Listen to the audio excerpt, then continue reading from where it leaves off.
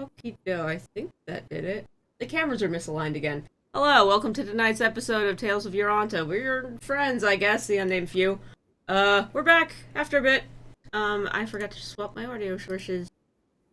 Were you actually live for that? We are, yeah. I fucked it. Yeah, for whatever reason, OBS has decided that my cameras don't need to be aligned. Oh, it's every time I alt-tab out of Discord, it goes back to streamer mode. Which I wish it would stop doing because it misaligns the cameras. Anyway, hi. We're back. It's been a minute. No announcements, I don't think. Anybody have any announcements? I don't have any announcements. We're here. Negative. No, I don't think so. Our announcement is that we're here. Hello! We're here. Yeah, we lived. I live, bitch. Yeah. It's We been are still a currently alive. extremely busy week in my work week. It will continue to be stupid busy for a while. The last week for me has been spent going in and out of the doctors and hospitals, so Yeah, it's been a bit of a week. It's been rough. But we're here. Hello. This is episode 89. Today is December the 12th, 2021. I'm saying this because when I go back in the VODs, I try to remember what the fuck day this was so I can keep the timeline straight. So I'm telling myself now, in the future, hello me, that it is in fact December 12th. Future Rune. Your hands on point. Nice. Keep the timeline, the IRL timeline straight? Yeah. What I've been doing is I have been tracking the game for ages. My notebook's over there, so I can't show you. But I have the real date, the in-game date next to each other, and that way I know when the episode was, but then when the in-game time was, so I can track the time stretch across multiple episodes. It's really nerdy. Okay, I didn't want to admit it, but... Well, I know you're tracking That's good, you're the record keeper. It's very. I know you're tracking the in-game date. Yes. But the real-world date, well, I guess, I don't know. I mean, it's already uploaded on... Also, on it the helps me episodes. keep track of what art is when, so that helps too. I see. Yeah, so, anyway, hi. Yeah. Episode For what it's 89. worth, when I ran a game, I have a fucking spreadsheet, so, That is probably the more logical way to do that, but I didn't think of I that. have I have a scattered notes that says session 1 in all capitals, and then they trail off into session, I don't know, session 4, I guess. December 12th. I do write the episode number down, but I forget to put it in the VOD. What did we call last episode, by the way? The Mountain Trial. Ah. Wait, the episode number is not in the VOD? I mean, it's on when I put it up on YouTube, it is. Oh, okay. But sometimes especially in the early episodes, the date that the episode was uploaded did not coincide with the date that it aired because I did not have the simultaneous Twitch to YouTube thing. I see. Yeah, so there was like a patch of like 5 episodes that I uploaded over the course of a week, but it wasn't in line from when they actually aired. I have the advantage that I record, the file name records the date, so I will never forget the date by accident. That is sensible. Anywho. Alright. So, where are we taking off from? Soren and Enzo were out in 8 Rings. So, Yeah, Soren 'cause used we had the void Soren- card to excavate a 9th gate, possibly. You did. You didn't, you took a metric fuck ton of damage. You took for a it. metric fuck ton of damage. I YOLO that card as if it has no downsides or... Which it doesn't. Don't worry about it. It's And fine. permanently exsanguinate yourself against the pavement multiple It's times. a bit of a headache. Right. Don't talk to me about headaches. Oh, yeah, okay. I will bear that in mind. Scrolling up, I literally took 86 damage out of my 95 HP, so I was 9 away from getting disintegrated, most likely. Soren blinked and saw a flicker of some kind of Doctor Strange spirit departing bullshit thing happen. It's under murky water. Who knows what's going on. It's fine. It's fine. Enzo once had his real body replaced with a glass copy. He is actually unafraid of pain and death by now. What is reality? Right. Good question. That is literally a question I asked many times from session 20 to 50 to probably now, really. Yeah, well, What is reality? What even is reality? So, what happens? We ended with Enzo, I believe, casting sort of the equivalent of Pillars of Stone, that kind of level of magic. Like you caused the earth rise I from think it was beneath. literally move Earth. If I remember correctly. It's a 5th level. You took an ass load of damage, I think. It was a Was it 6th? It was 6th. Sorry. Whoops. Whoopsie doodles. Oh, Yeah. I always think move earth is the 'Cause- Cantrip, yeah. No, that's Right. Shape Earth? Wait, Mold Earth? mold Yeah. which lets you dig Can a we see the 5-foot map trench now, and by the way? Is that okay, Lucy? Yeah, go ahead. Sorry.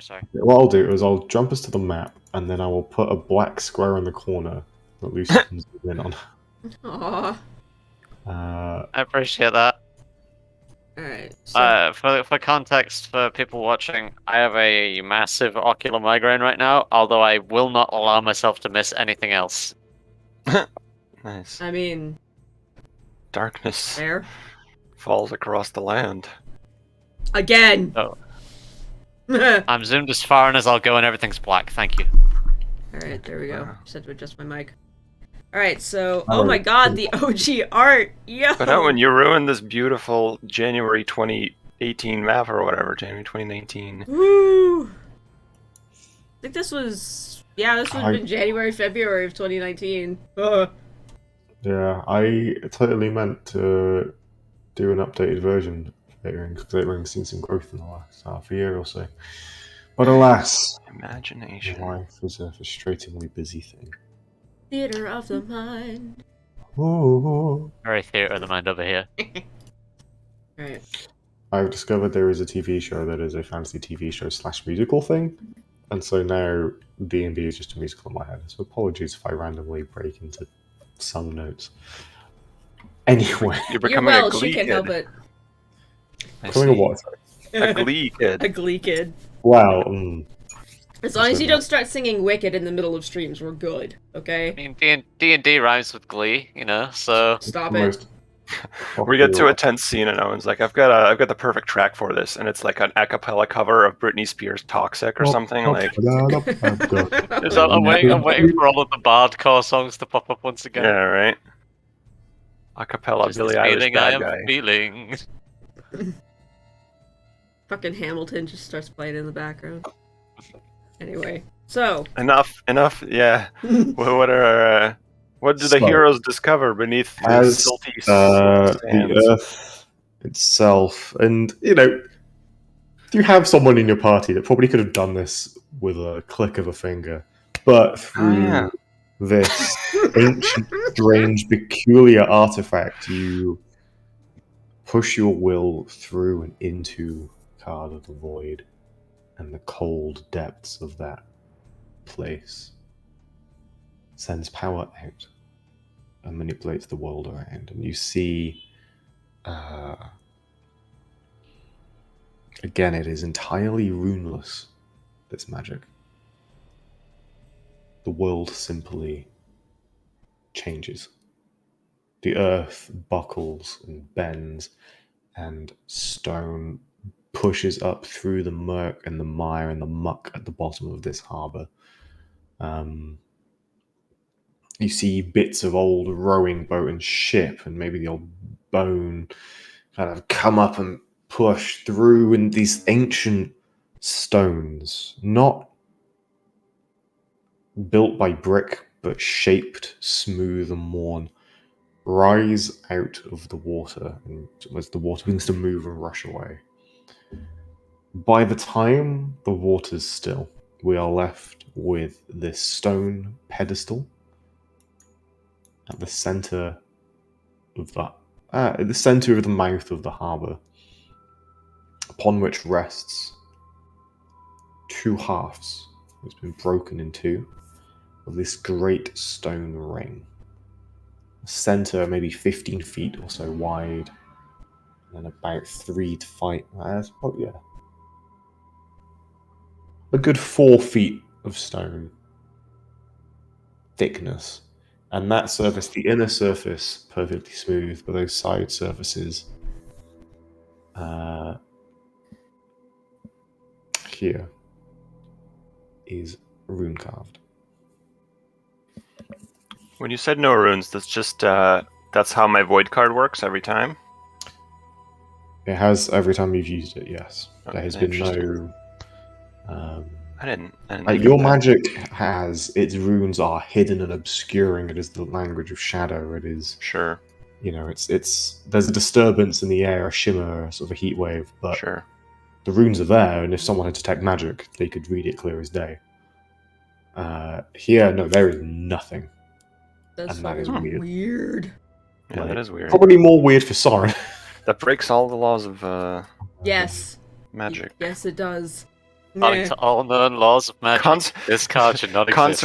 Right. Conservation of energy or whatever the fuck. It's for nerds. Cast void. Like, Okay, first things first. I am torn between my desire for scientific discovery and my desire to make sure that Enzo's okay. you already healed me. Did I? Yeah, I'm full HP because I think you like Oh, slapped there. immediately used that was heal or nice of something. me. Thanks, past me. Yeah, Soren immediately like goes over to the ring. Doesn't touch it. Yeah, he's hovering on his broom. He's sitting there hovering next to it and looks at the runes. What language are they in? What am I looking at here? So were you spellcasting? Is that what I was hearing? I'm sorry? Did you say you were casting spells? No. Okay. Looking. No, I'm just looking. I'm just looking down at it. a Arcana check, please. Yeah, sure. Can I actually... You said the inside is smooth. It's something you've experienced with this kind of ancient monument before. Oh, really? Like in Eight Rings and in Tankers, you remember the inside. Do you know what? I think I smooth- can do better than that. I'm gonna use a heroic moment to... Do you have advantage? No, I don't. I rolled a Oh, 21. that case you rolled above average. But... Yeah, but I'd like to see if I can do better. Okay. No, I can't. Okay, that's fine. Okay. A 21. Oh, yeah, that's right. You keep higher. I keep thinking of hero points. Interesting. Okay. Not great given I have a plus 10, but okay. So you succeed in identifying them. Mm-hmm. And I'm going to have to ask you for an insight check as a Insight follow-up. Because Sure. you rolled one. Because Enzo's about to stab you in the throat. I DM'd Owen all this before that. Okay, sure. What? The secrets of the gates cannot be uncovered. I guess a 12. Why? Aboleth language. That is bad. Enzo was on Aboleth for 89 sessions. It's Aboleth, I gotta tell you. I'm Oh my sorry. god, stop derailing. So, yeah, what's up? you learn two things. One, you do learn from your insight check. Really? Okay. Strangely, yeah. And the second, well, the first, you learn from your Arcana check. The second, from your insight. One, time magic. You know these runes. You are aware of these runes. You read them and you are like, yes, some of these are in my book. Okay. Many of them are not. And their purpose is difficult to decipher. Okay. But there are runes here that you recognize. The second is you have those runes in your book. What? Like,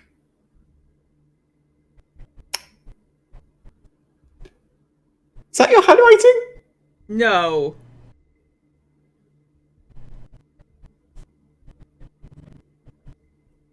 Enzo? Yeah. I'm trying to see if this smooth stone is weirder than anyway, but I guess not. Come here. And I flip my spellbook open. Could you, just look at my handwriting? And look at that handwriting? Oh, why is it always this? I don't know. I wish it wasn't. This kind of water and muck is seeping and kind of dripping from this great stone. Prestidigitation, that shit. I was gonna say, do we need to surface? Your spell looks probably anti-water by now. Oh, it totally is. I thought Imagine a 15th level wizard would have every possible... I have an enduring spellbook. We're fine. Oh, okay.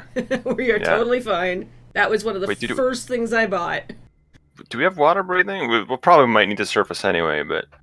Are we below the water or are we above the ring's actually out of the water now. Yeah, I could assume you're up and in the air and breathing. Yeah. Oh, I thought it was at the bottom of the... Your earth magic... Brought it to the surface, I guess. I figured I excavated, not that I... But I guess if I could lift it up, that would make sense. So we're both Razor water. That's lower. cool. Yeah, okay. Alright, thanks, Owen, for making my plan better than it actually was. I was going to excavate around it, but I can just lift it up to above the water. It's even better. Works.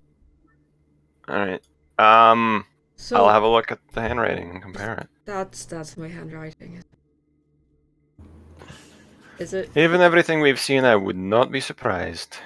Like, what isn't my fault? Fuck.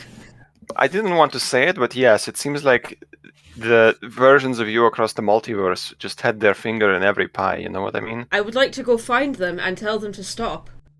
Maybe there's a spell. On both sides, there are small crowds gathering of onlookers. Hello. Nothing to see here. A few guards kind of like trying to keep the crowd from acting too tightly on the shore. You can see some sailors and sort of merchants on the ships looking over. Clearly has questions of what's going on. The whole town around you has kind of come to a stop and is gathering.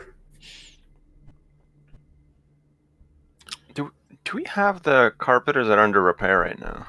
It's with Elsa under repair, I believe. Because it got acid at. It is, yeah. Okay. I will try to... treading... You know what? I'll hop up. I'll crawl out onto the stone ring and just sit on it. That's fair. Okay. It's broken in half, right? Yeah, it's in two halves. Okay. And I'll shake the water off me and just sort of yell to the crowd, "Nothing to see here. We're just making a interesting magical discovery, but I assure you this artifact is inactive." It's quite dead, yeah. It's not going to hurt anyone or do anything. Archaeology! Magical archaeology. That too. The mayor of Aetherings, whose name I believe is Olin. Owen? Olin. O-L-E-N. Sort of pushes his way to the front of the crowd and goes, hello? Soren and Enzo, I believe. Yep. I recognize you, right? That's us. What's going on? Do you want to explain this or should I? How attached are you to the town name 8 Rings? Ooh, he looks back and you can see on kind of what's one of the larger warehouses on the east side. Yeah, exactly. There's someone who, with a sort of a paintbrush, has just finished painting this massive mural on the side that says "Welcome to 8 Rings." There's a fucking gift shop and everything is 8 Ring themed. They have like shirts with 8 rings on it. Lunchboxes, they got the postcards, the dot on the exclamation mark. And it's sat there on his they've got the little crane with the rope, and he's sat in his little rope seat looking over. You've made an enemy. Holy shit! The council just ordered 100,000, branded cups to use for the next festival. Yeah, and it's got their sort of the new logo, which is this knockoff of the Olympics logo. Right, it's a knockoff of the Olympics logo, man. So it's the gold shield of Coon with these 8 rings kind of overlapping. Oh, welp. Do you know technically it's not really a 9th ring, it's broken in half, it's like a semicircle and another semicircle, so it doesn't have to be 8 rings, it could just be 9. Do they know that it's also not just 9 but also 10 with the other one? I don't want to tell them that. We found the 10th yet. Well, I guess no, we surmised from the map there is a 10th. This thing. There's You've no not real, yet- there's no real you've easy not way yet to paint over destroyed- 8 to make it look like 10. There's no real easy way to do that. You've not yet destroyed their bridge. Right. Alright, See what's so over there. 1, 2. It would be 10. And then there's this. What the fuck? Why would there be time magic on this one? Somebody get a bloody rowboat. Ah, Do you want to come out here? I can just Hurry bring up. you over on my broom if you like. no, it's fine. The guard kind of rushes up with a little rowboat dragging it and gets it and I mean, holds it. okay. And the mayor starts getting in and rocks the boat a little bit and sits down. Didn't we speak to a wizard when we were first here who introduced us? Or no, maybe not. I mean, there was a librarian and then there was the painter, the elven illusionist, and that's it.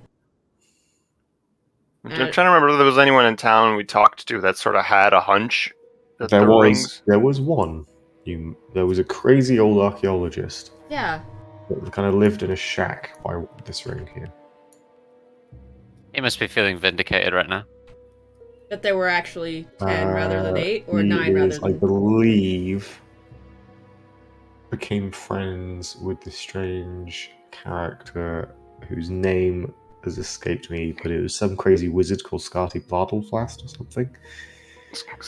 Magnificus the Magnificent. It's the Magnificent, there we are. That's Yeah. what it was. I That's what vaguely you should- remember that. Scarty Bladlefast is a fantastic name. That though. is an amazing name. I think that was in Hitchhiker's Guide. I was going to say, I'm pretty sure I'm ripping that from Hitchhikers. Yeah. Slarty Bartfast. So, yeah, there's this now. 1, 2, 3, The guard 4, starts. 5, 6, 7, 8, 9. Don't worry, this is all for the purposes of arcane discovery and archaeological curiosity. If you wish to hide this when we're done with it, we can simply sink it back down in the harbor. No. Hello, long time no see. Wonderful to see you. Thank you again for everything you've done for freedom and independence here in Oh, hello. town of 8 rings. That could still be 8. Well, this is fascinating. What would be the significance of this? I'm aware that some of the rings hold magical properties, of course. The ring in the tavern and the whole secret hidey hole there. What's this? Is this bad? No. I just say on the earpiece, how much do we want to tell them about the 9th and 10th schools of magic? I really don't think we should yet. I mean, not even my school knows about that. It's not going to set anything on fire, is it? No. No, it's broken in half. It can't do anything. May have to watch out for something called the Flood, though. It is... We have... It's benign, right? You tell me. You're the experts here. We have some theories, having worked with the Myriad Obelisk and other arcane institutions across the globe, as far as Larak. We have some theories that the ancient peoples that built this experimented with other forms of magic. But we don't think it is really relevant today in any sense except a historical one. Don't worry about it. That, exactly. Okay.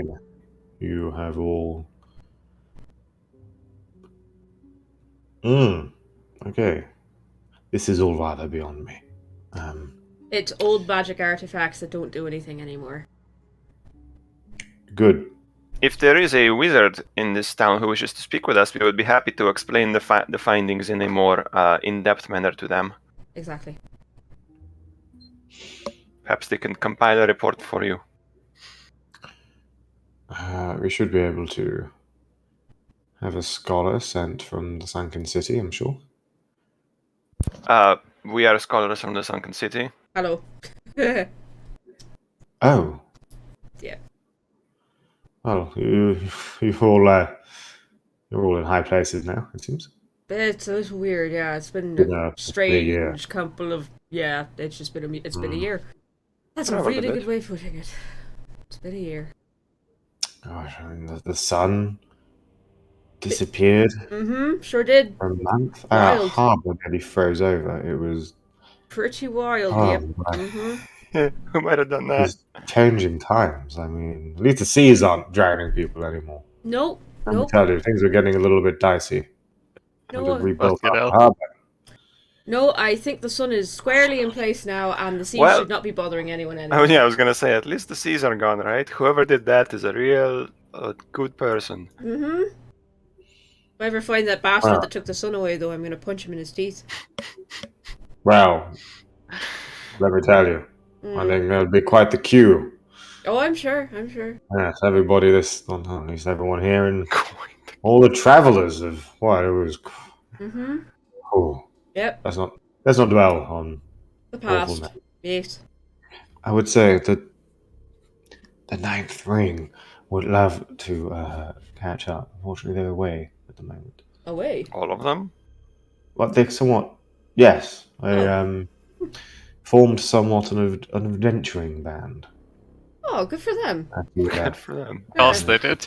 Who's starting their own spin-off Okay. series? Yes, the ratings are doing quite well, actually. I feel like a TV movie. It's on BBC 4. And, No wonder nobody's watching it. Oof. It has a niche fan base, okay? they've been helping keep the local area safe. We're establishing quite the Oh, good. outpost of civilization here. Glad to hear The that. local carrion lords are becoming more and more. Scarce, I hope. Well, less prone to preying on eight rings. Well, with the protection of the sunken city, you should be a lot safer out here now. Oh, and yes, for sure. It's only with the Election Guard we have the ability to roam out and protect the lands around. It's good. Good times. If you don't mind, I'd like to get back to this. But you and Enzo can chat. Oh, But of I need course. to copy some of this down and get it back to my superiors. I have the interest of my people in the town at heart, and Yes. given you are scholars, how would people pay to see this? Only a really small subsection of wizards, I'm afraid. It doesn't really have any impact on the average person. Well, There's been some planning concerns. We're wanting to do some new construction, you see.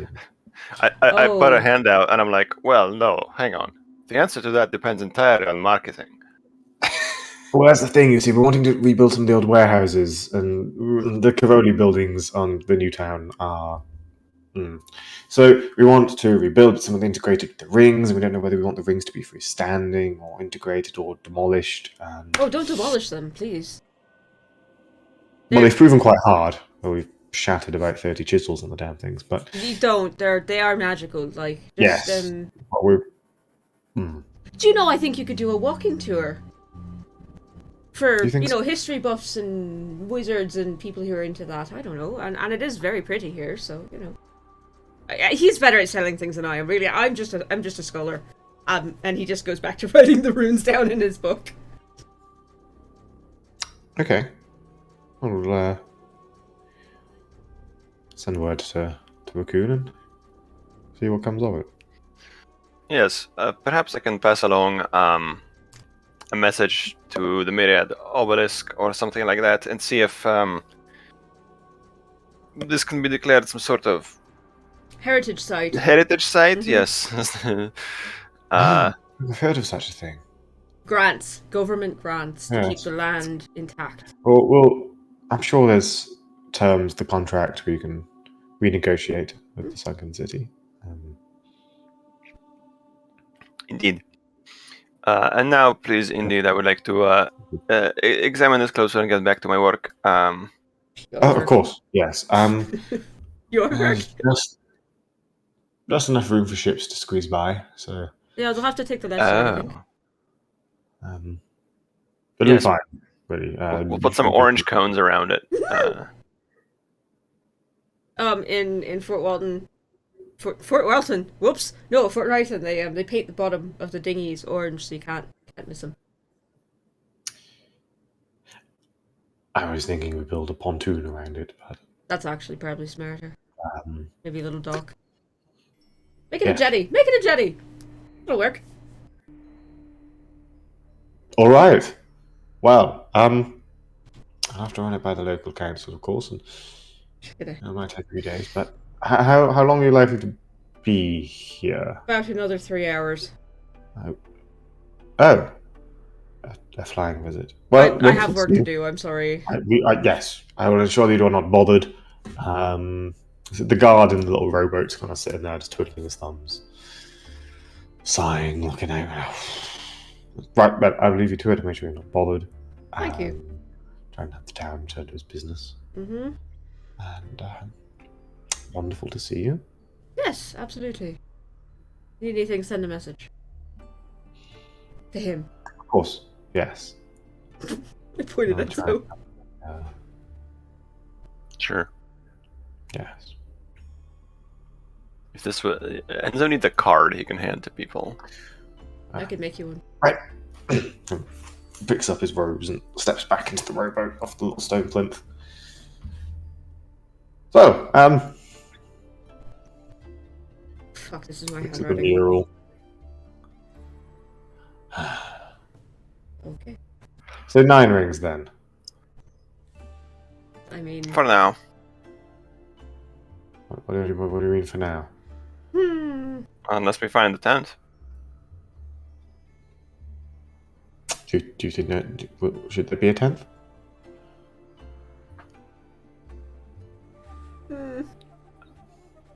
Perhaps hold off a little while on making the merchandise with the 9 rings for now. Well, yes. Keep your plans flexible. But Sunken City has been rather pushy on the branding, but we'll yeah, so we'll put a hold on things for now. Thank you.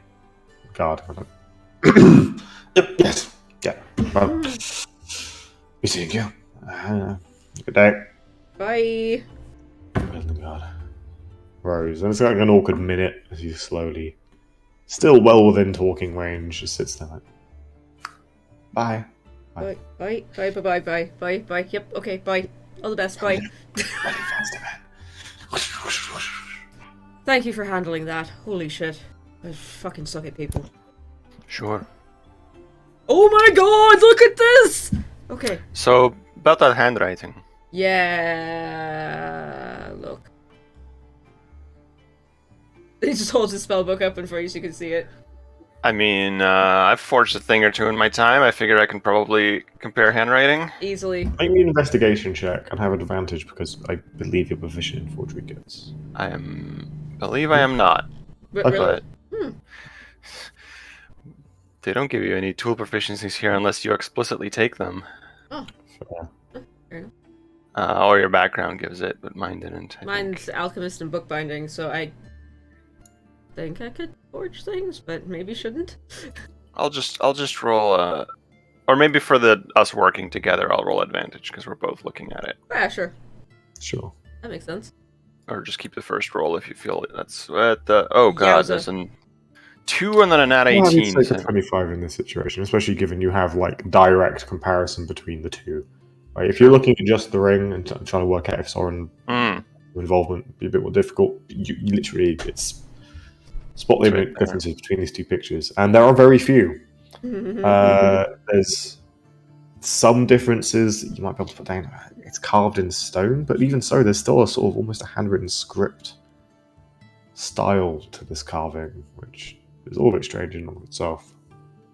And yeah, these runes and runes of magic they're fixed things, but different wizards and spellcasters inscribe them in different ways. And every time there's a strange little peculiar flick at the end of a line. It's there in both. A strange way that markings, either sort of the pips above, below, within a letter, a rune, the same way. Yeah, this one right here, the one that looks kind of like a C. Yeah. You always draw it in this kind of like slightly square way that not many other people would, I think. Yeah. So this is pretty unique feature right here. Yeah, I messed up my wrist and I learned to draw that one that way. Oh boy. That's my handwriting. Or another me's handwriting. Fuck.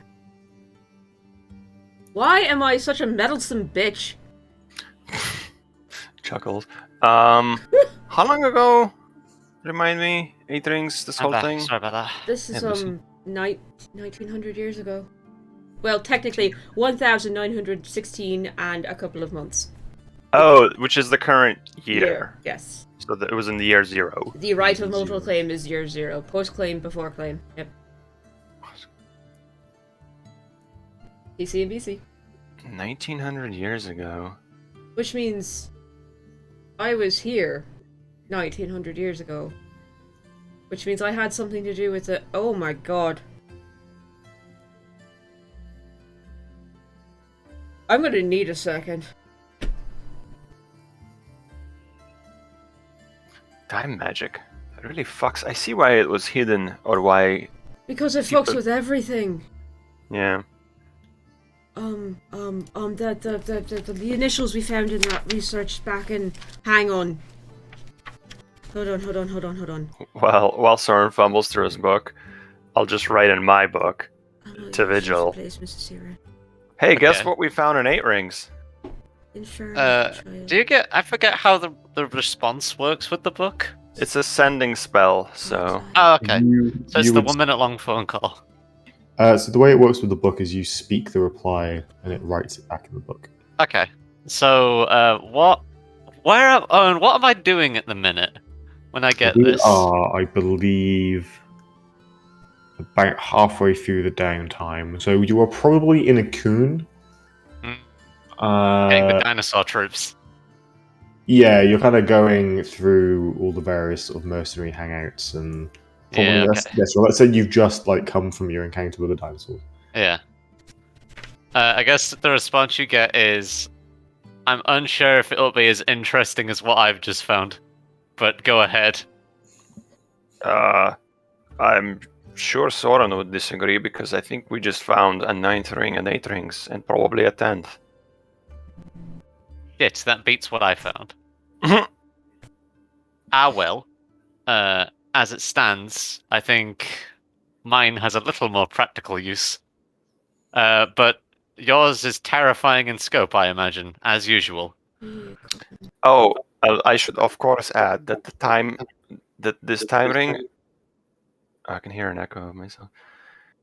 This time ring has Soren's handwriting on it, and it should be 2,000 years old. He who knows Of course it does. Did you just get back a very point blank, it's like Times New Roman response, into your fucking book of just, of course it does. You just sent me the emoji with the flat eyes. Or maybe Vigil probably doesn't use emojis. What's an emoji? My phone doesn't have a screen. Vigil has a Nokia 3210. It's the most indestructible phone known to mankind. It is most useful in that regard. Owen? Yeah. Well, You were echo echoing. again. How exact is this handwriting to mine? Does it have variations, or is this this is my handwriting? There are.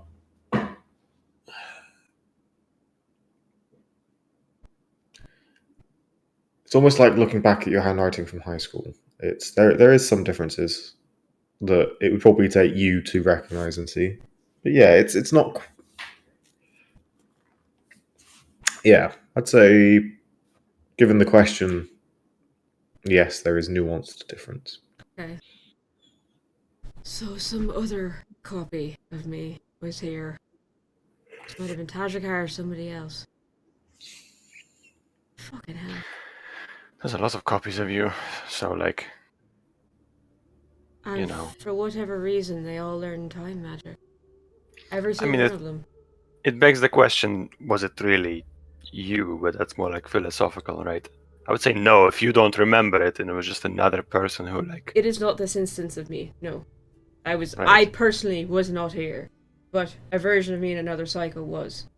Right. So you don't need to blame yourself for all these events across time because it wasn't really you.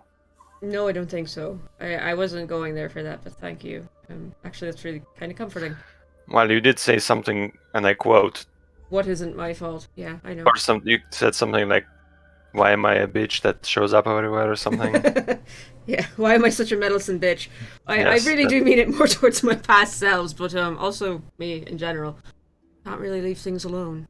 Why are all these Sorens such meddlesome bitches? Why are they though? That's the thing. What are they trying to fix? God, I wish I was there because Virgil would have had some choice words there. But God. That's a real good question, because you couldn't go. Hang on. You couldn't go back in time to change the ritual unless time magic already existed. yeah, So, no, that so, would. so, so I don't think it was you. I think it was someone who's alive at the time. Well, okay, so I looked back at the runes at The Ten person Rings, who right? created time magic had to have been I think- living in their own timeline, by definition. Right. Yes. But Tajikar is displaced out of his own size. Here's the thing though, it's not really a line, it's more like rings and cycles that kind of stack on top of each other, right? So like it's not it's linear but it isn't. It's like dinner plates. Up and up and up and up and up. And each dinner plate has a slightly different pattern on it, but they're all like the same manufacturer. Right? That is the weirdest way I've ever described time before. Okay. So each Soren has his own plate. His own dinner plate of origin. Right? Sure, All of us each slice of time is slightly different. Right, yeah. Here's the thing though, because I looked back at the 10 rings, right? And the notes on it said that Fan insisted that there should be 10 of us. Who's Fan? Fan was one of the people at the ritual in 10 Gates that failed. Wait, 10 Gates? You mean... Was it called 10 Gates? Mm-hmm. Didn't it? The town in Larak? No, it had a different name, didn't it? Wasn't it 10 Gates? There's the city of Ten Gates. Oh, Jesus Christ. Yeah, so there's somebody who wrote a B in Sylvan, and I was trying to track them down to the origins of magic from...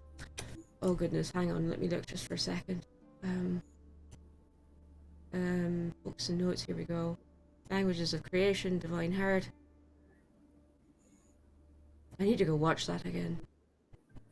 I know it sounds weird, but Okay. It's the wrong one. It's the Arcane Mind. Here we go. So the legend goes that each school of magic had an originator, had a person that started it all. Yeah. Right? And so we sort of discovered that back at 10 Gates about each originator of magic, right? Mm-hmm.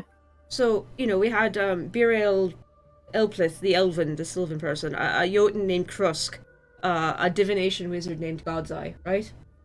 Really? I don't remember this. Maybe I'll trust Soren. That maybe we I found didn't it, of course. explain it, but the language of illusion was supposedly made by a wizard named Cloak, right? Oh. And Was this given to you? This at got the completely out of beginning character. of the campaign, yes. Oh. Yeah! This is one of Jesus. the books I started with. It is stories detailed in one of the textbooks. Anton, why don't you understand the plot sometimes? Well, These books were shared with you on your voyage to Eight Rings. Fantastic. but not like... When Soren was teaching you magic. I believe the handouts were shared with everyone. Yeah. We talked about that. Which handout? Or maybe not. So Fan was there, conjuration, right? And then The Languages of Creation enchantment was... is a series of books. Arcane Mind is the book. Oh, those ones. Yeah, He Who None Remember is the enchantment. And then transmutation was Birka Jans. No, not Birka Jans, that's not her name. So these tomes that I... So what actually happened, I guess, is back in that like session 14 or whatever, Soren lent Enzo these tomes, and Enzo was like, "Yeah, I totally read them," and then he handed them back to me. 100%. It's the like. So I was like, "Oh, there'll be a test when we get to Akun," but then things happened. It never happened, and it's like, "Whew." Good thing I didn't have to hand in my homework. He Who None Remember was transmutation, and then... But this tome would not have listed the creator of time magic. It would have only listed the 8. What? Right? So, this has come up previously, but curiously, So these 3 books, there are 3 books, although the third handout I never quite finished, and that's 2 years overdue. Voli Besson Maliarty, a wizard of the Mirrored Obelisk from centuries ago, back in sort of the early days of it as an academy for magic. He wrote 3 tomes detailing his views and interpretations on the nature of magic, as they should be taught to future students. He famously had quite a famous disagreement and rivalry with a fellow wizard. Coldest. Called I'm trying to. Why the hell? Which book did I put it in? It's Arcane Mind as well.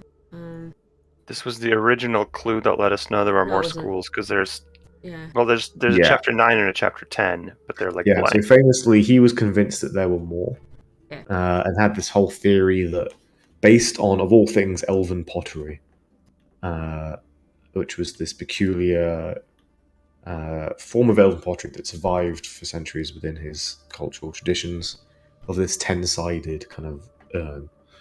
And he was convinced there were more, to the fact that when he wrote his book, he left one entire chapter blank, and then the end of the book is chapter 10 and just one blank page.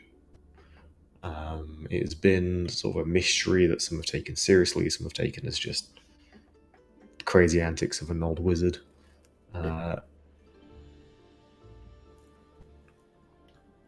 Once on this particular copy, a previous owner used the empty 40 pages of chapter 9 as a scratch pad for various notes. It might have been me.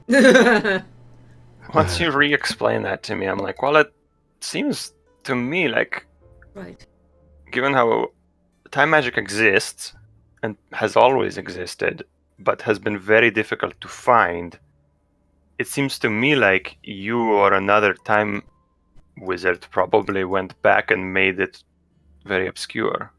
Had to have, because once you start messing with things, it starts in, like, time magic is, you can nudge little things, right? As far as I know, at least, you can nudge little things, and the inevitables, the things that hunted us down when we were talking to Tajikar, the thing that hunted us down, they don't mess with you. Like, I don't know, you nudge things. Like, I've had people, I don't really like admitting this, but make different decisions in the moment. I can just nudge. Or when that Hydra... Well, actually, maybe does Enzo have a memory of this? We never know. The rest of you aren't aware, no. No. Okay. The whole thing with the Hydra, it, I think it... Did it kill Enzo or Vigil? And I think didn't you use it on your like spell attack roll or something? Or something to do with it. The fight with the Hydra, I influenced it in the same way. That's how I survived, I think. I just had it make a different decision in that moment. So I can nudge and affect small things, little things. But if I start talking about the larger concepts, or I imagine start messing with actual events, like really huge events, fixed things, they show up and start wreaking havoc. Or trying to kill you. So it makes sense that a magic that could do that would be hidden carefully. Well, I don't understand all of the rules or implications of time magic, but I understand very well the idea of keeping a secret. Right, yeah. And it seems like I'm going to say somebody, but at this point we know it's probably you, decided that time magic needs to be kept a secret because of, well, the ramifications of its overuse, I guess. Yeah. Furthermore, unlike the others, I believe it has no lexicon that we know of. It maybe... It should? I think... Sorry, the research I was doing with Arianril, we had a plan for... Oh my god, my head's so full of information, sometimes I forget things. And remind me, did we... That's okay. Huh? It's okay. Yeah, I'm here to answer questions. Oh, the final form of the lexicon that she was working on with all the different sides and stuff. Right? It had like 10 sides. The final lexicon, she was working on that diagram back in the Ordered House that she showed me. It looked essentially like a D10. Right, yeah. So, I show Enzo the diagram of that. Maybe this is it? I don't know. It has to have one, though. Wait, the major lexicons we know of, there isn't a D10, right? It's 4, 6, 8, 12, and 20. Right? 12 is the... We were looking at the lexicon of mortal tongues, like the actual physical lexicon of magic in Yoranta. Well, if time magic had a lexicon, it'd be a card, because all the other schools are cards. Oh, that actually makes a lot of sense. It wouldn't be a polyhedron. Because it is a minor skill, right? Technically, it's a minor lexicon. Anyway, no, that makes a lot of sense. So there should be a time card somewhere. There should be a time card, unless... Well, okay. Pure guesswork here, but if I were you... I would remove it. And you were trying to hide time magic, you would not just remove it, you would remove it from, like, existence in a different time pocket or something. Like, it's not even in the world, it's out of the world. Which is why there's no time magic, because when you remove a lexicon, shit happens, right? Like, when we removed the fire lexicon, there was no more fire. So if you move the time lexicon, there's no more time magic. Or it's very hard to do. Oh my god. I think I might know where it is. I have to go. I thank you so much for doing this. Really, genuinely, thank you so much. I really cannot. Do you know what? Fuck it. You know how you owe me money for the castle? Don't even worry about it. Just fuck it. Don't worry about it. You can have it. I'll make my own fucking terror. I need to sit here and copy this for a minute, but I have to get back to the obelisk. I have an idea, and I need all of my equipment. Sorry for not responding to your sendings. I don't know if you've been sent any. I've been really busy. Yes? You can have a heroic moment back. Thank you. For what? Something there that is cool and I like it. I did what? Huh? Oh, okay. If you've not realised it, fuck it. You've given me a cool idea. Oh. We're gonna keep going, so... I think Is Soren responsible for burning his own research? Oh my god. Well, that seems to be the obvious. On a purely metagame basis, it seems to be the obvious conclusion to me. Is Soren discovers time magic, then discovers time magic is powerful, and goes back in time to stop himself from discovering time magic. Or whatever. That's why the fire at the library. He didn't die, he moved. He took his research with him. Which fire? Tajikar. The whole legend of Tajikar was the whole thing about he saw something he wasn't supposed to see. He discovered things. He disappeared after a massive fire in the library. The whole complex was destroyed. I don't know if that works. I think Ashmays are famously averse to fire. What? You're fucking with me. Yeah.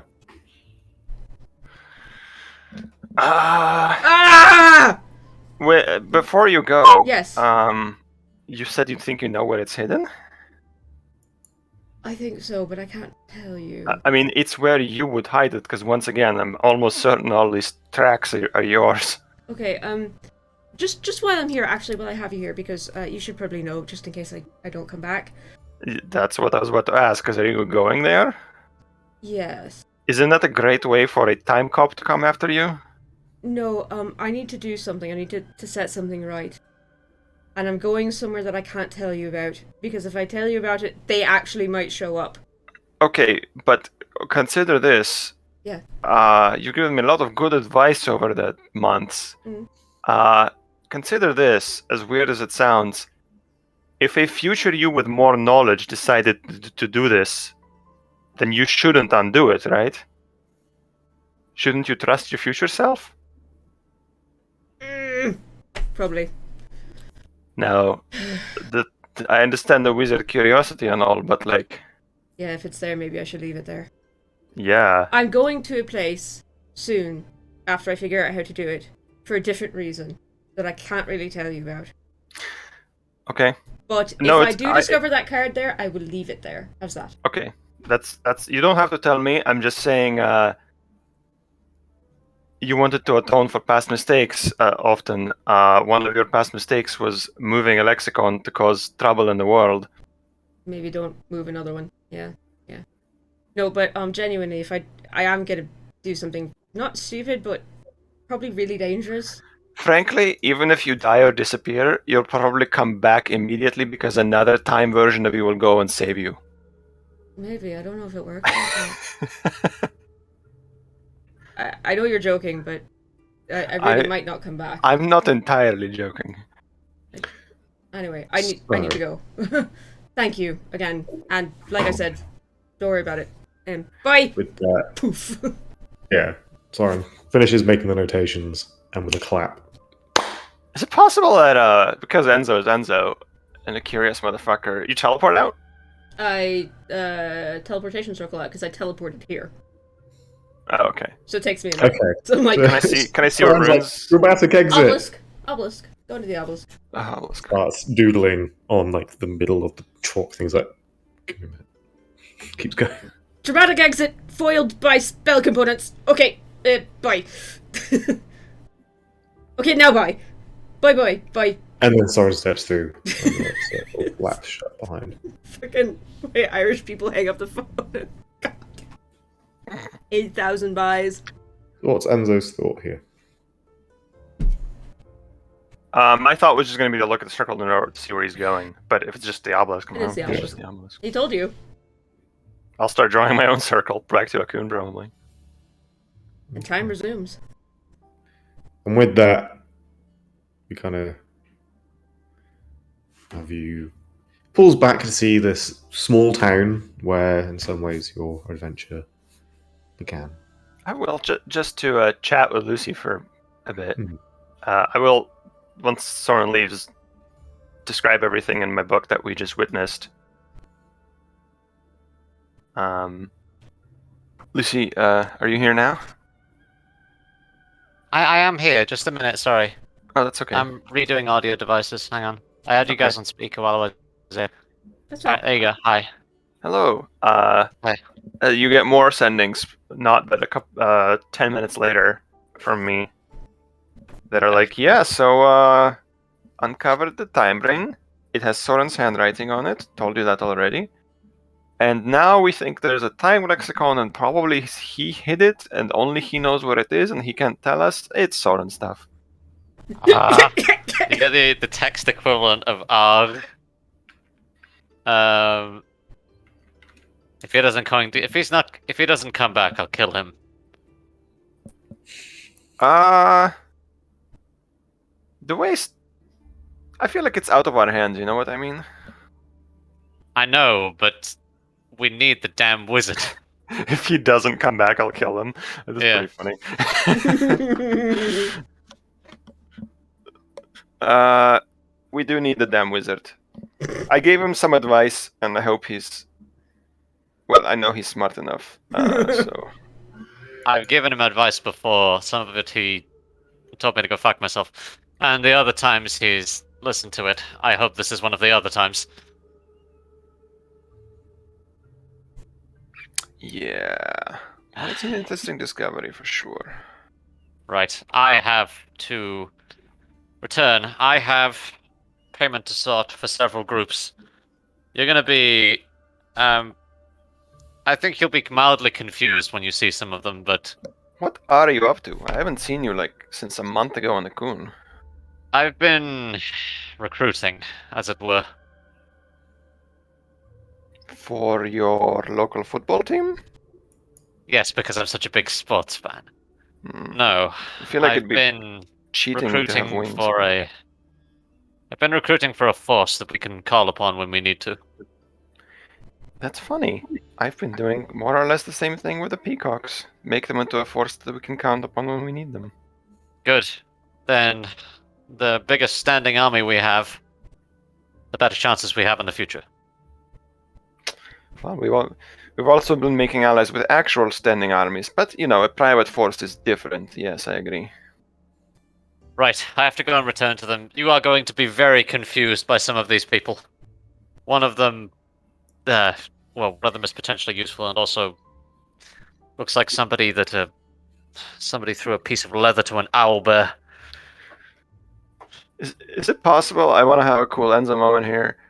Is it possible to roll a I'm aware of rumors check that, like, I don't know, a tiefling was sighted somewhere, so I can just be like, yeah, actually, I know where you are? What would be the... I'm trying to roll a Paul Mir check where I just, like, know something. Roll me a d20, not proficiency. Add proficiency, so I'll just do, like this, for example. Same roll. That's a 14. Vigil's not a subtle man as well. Okay, I'd say you don't know where Vigil is right now, but you've heard reports of a tiefling matching Vigil's description having appeared up and down the coast. The coast. Stadia and Lovesport specifically. Interesting.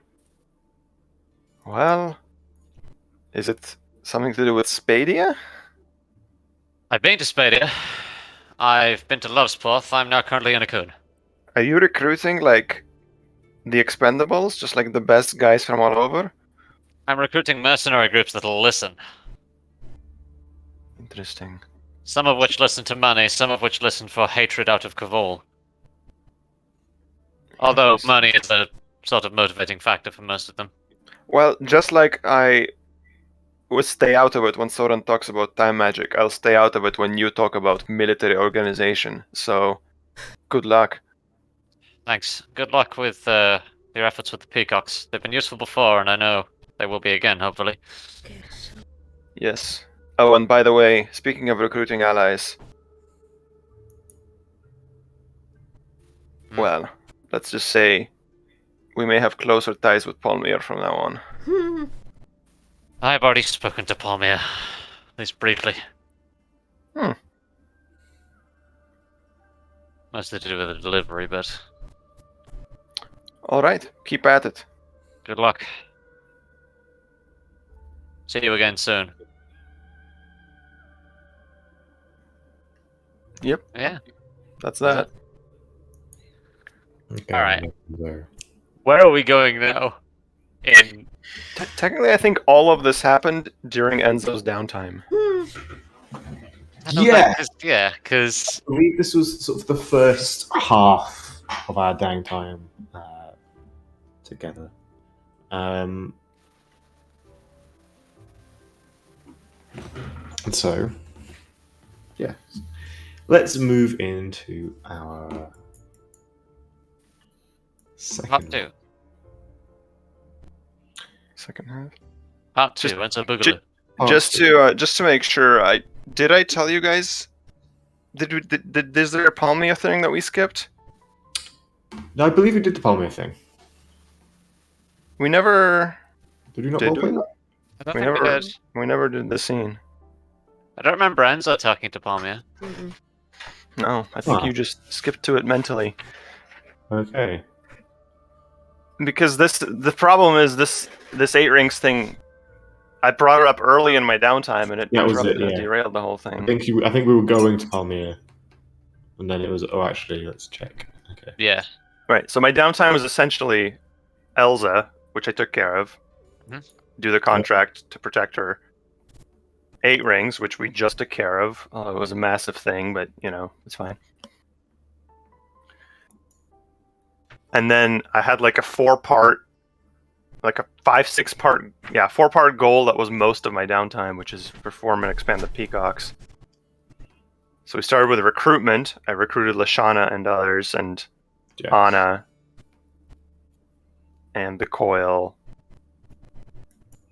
And then step 2 was Palmyr. Yeah. Okay. You find Palmyr at the Golden Baths. He is, as usual, tending to his stock. He has his servants cleaning. Gross, you run into him tending to a stock?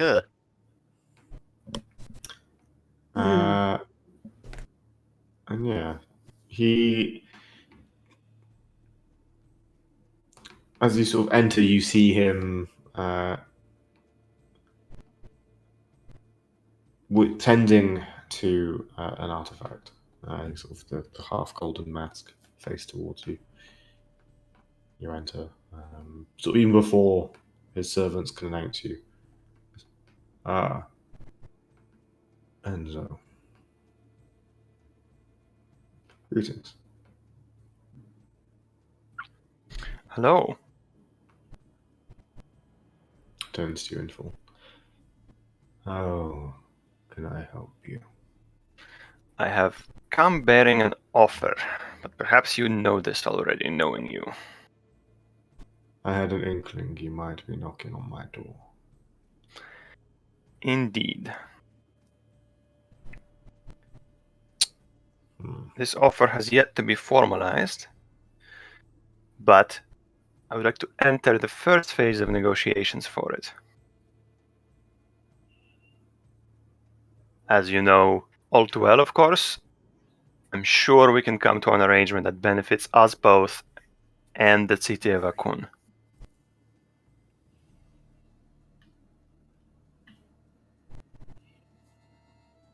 Well,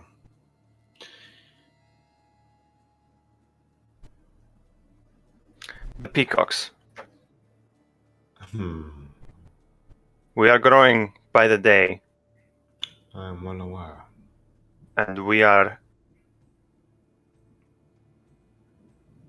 not going away. No. I think you would be difficult to dig out. Were we to continue on our current paths, it would not be too long before we were the two biggest fish in this pond. And then naught would remain except for us to fight or eat each There other. would be unfortunate impacts on business. Indeed. So, assuming you are a man who can see the trajectory, I find it curious that you see me as such a shark. I am but a humble merchant. I see myself as a shark, and I see an equal before me. Well, I would not refuse the compliment. But for the purposes of our negotiations, yes. There would be conflict between our interests. But there doesn't have to be. I'm here to head this conflict off at the pass. What is it you are offering? A contract. For we are in the city of contracts, after all.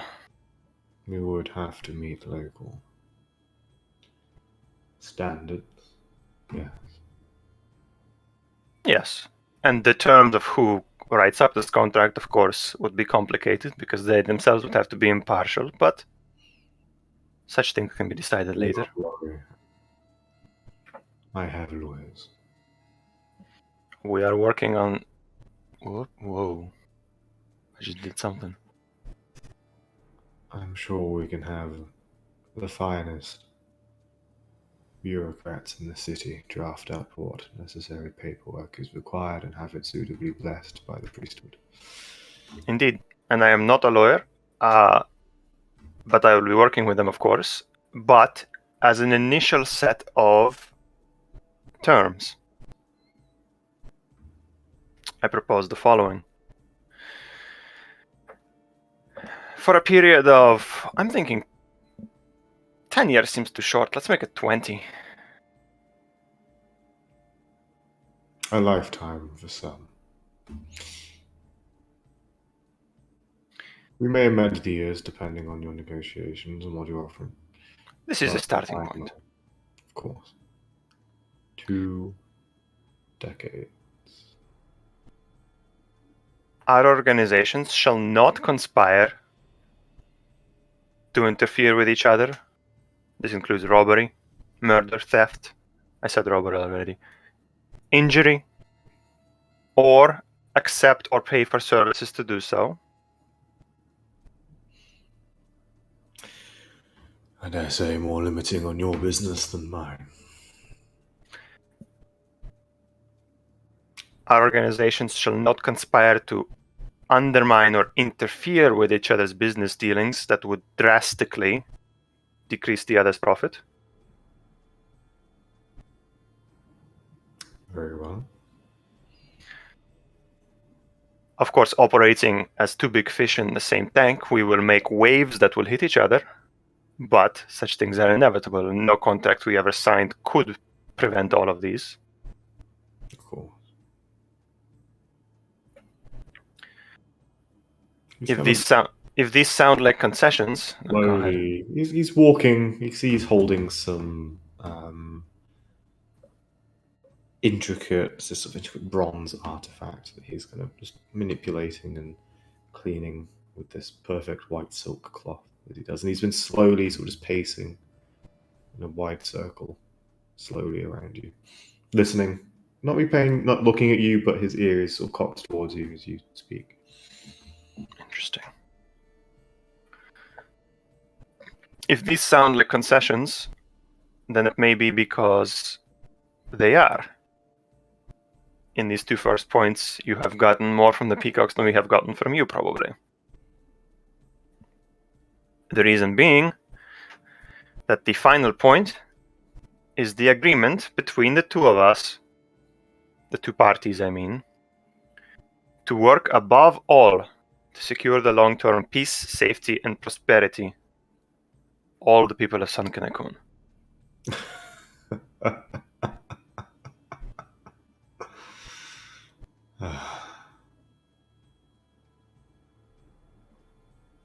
What do I care for the long-term peace, safety, and prosperity of the people of this city?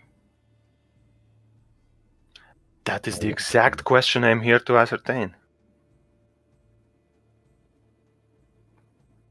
Because I do care about the long-term safety and prosperity. And if I determine there is a big fish in my tank that does not, then we will have trouble.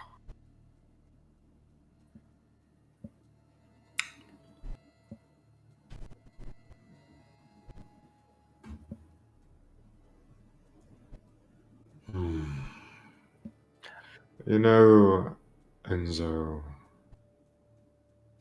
you're not the one I thought would come to me seeking such an arrangement. When you said you wished to negotiate, I expected a pure transaction of business and commerce, not a binding moral. Interesting. Well, I knew a lot about business and commerce already, and I've learned a little bit about morals recently. So, that's that.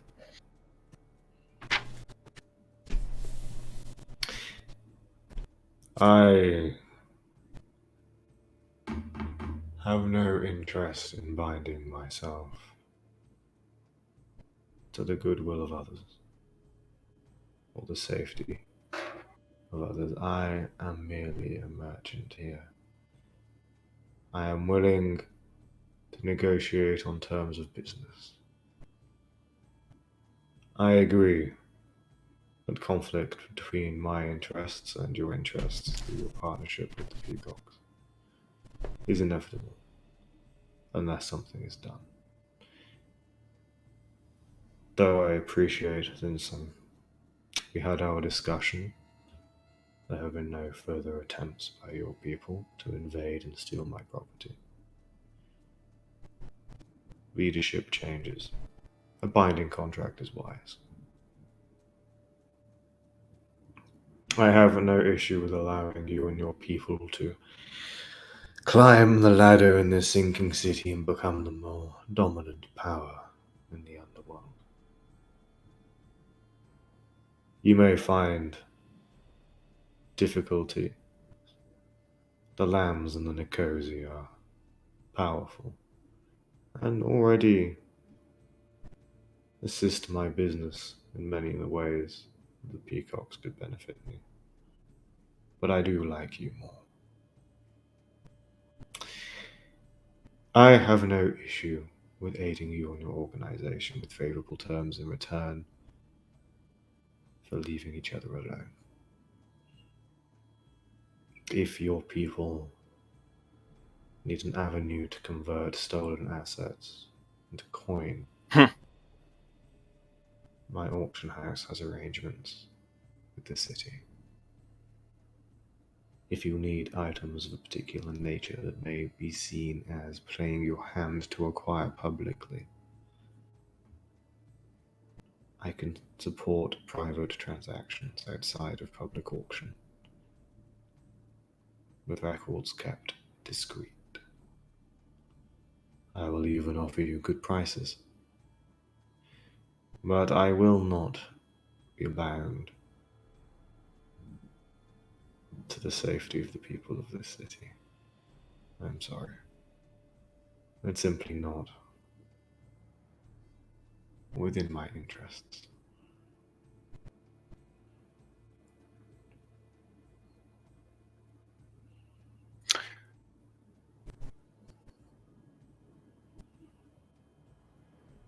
Enzo ruminates on that for a moment.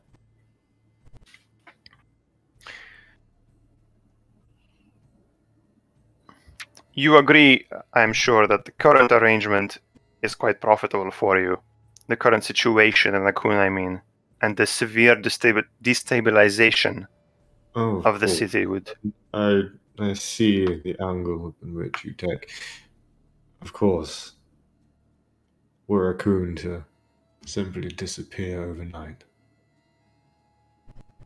my profits would be impacted. And I'm sure I don't have to explain to you that were a coon to get invaded by a neighboring military force, or conquered by a neighboring military force, there is no certainty at all in that future for you. I think there would be even less so if I bound myself to the goodwill of the current regime. I understand your reluctance, yes. As I said, these are starting terms.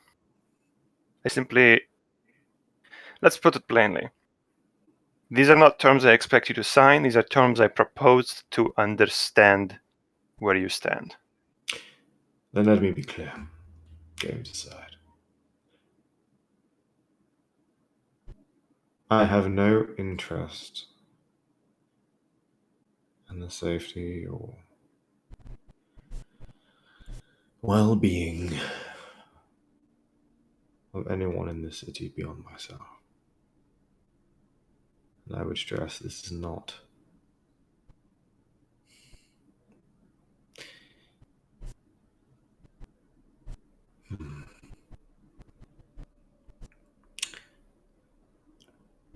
in truth, Enzo. I can't. It is simply not on the table.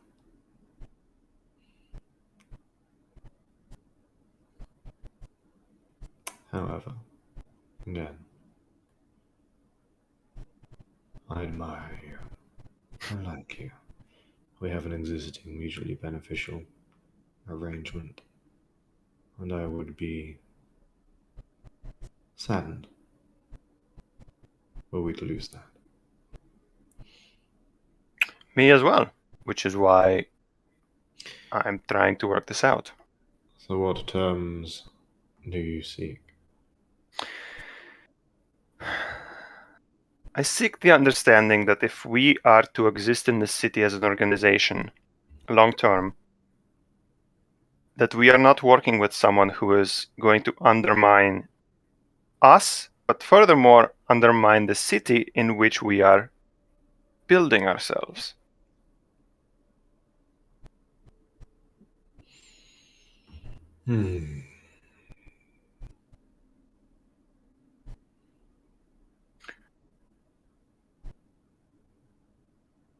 Steal what you want, sell what you want. 20 years.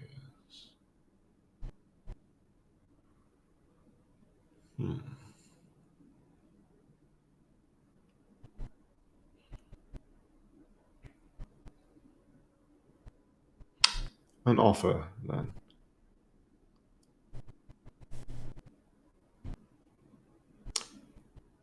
For the next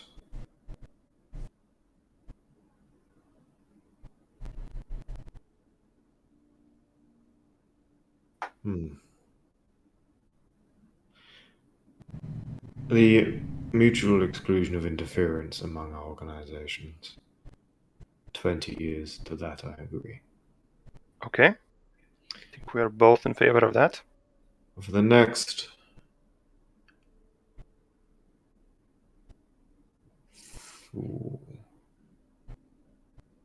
5 years, I will not, with knowledge, deal and make business with those declared enemy of the greater contract of Raccoon.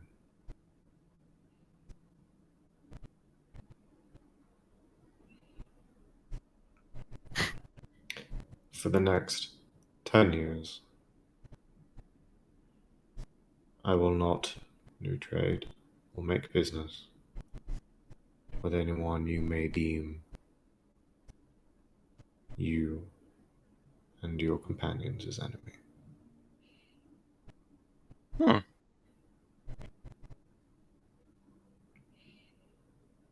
I'm impressed with your negotiating skills. Once again, you continue to surprise me. Of course, you will need to tell me who are those that oppose and interfere with you. If I smirk. unknowingly make trade with one that would seek to do you harm, I cannot be held accountable for such. Of course. Such a binding contract would be rather pointless if we did not tell you the stipulations that you are to avoid. Good. And then to sweeten the pot, I have an offer and one more request. The offer is the removal of any need for biological matter from you and your companions. I will have it destroyed. I think we are beyond such petty requirements. Good. I appreciate this. Second, should anyone in your organization come into the situation where there is a person who alive must be removed from the picture,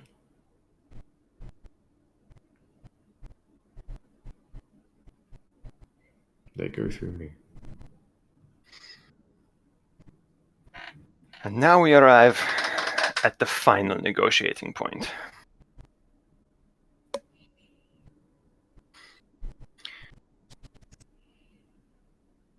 Part of the reason, I'm sure you understand, that I made the first point, the first stipulation,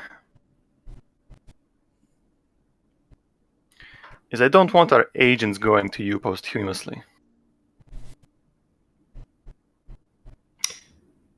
I have no interest in the dead. You have before? Has something changed?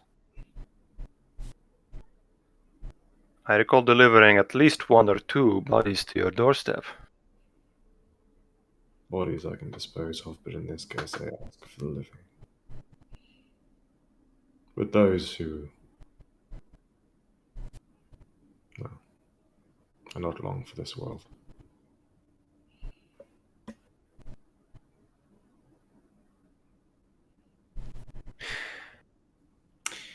Let us be blunt. We understand what it is we speak of. If you need someone killed that you have detained by your people, and you need them dead and your hands clean, then I would be interested in offering my services to you and your organization. You want a living body, not a dead body. I have ways of disposing of dead bodies, man. I'm sure you will have your own cheaper alternatives.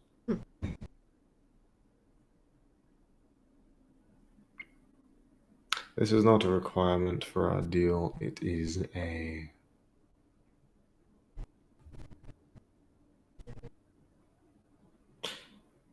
I have an interest in such things. As you can imagine, it is bad for business for me. And I have no interest in murder.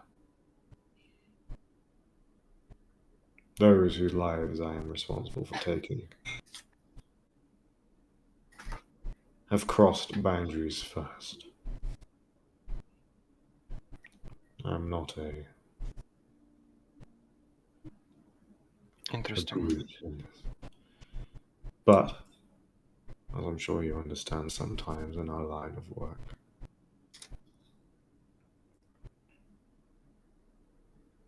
people need to be disappeared. Bad people. Interesting. I would make a request of you then, and this is my last request. And if you feel this unbalances the scales, then I will, of course, be happy to honor a request of yours or offer something else from our side. But if I'm to agree to this, I need to know, are there any of his servants in the room with us? 3. 3? I need to know what the fuck these are. How do they work? A final amendment, then. That we both agree to all of the above. But on this final detail,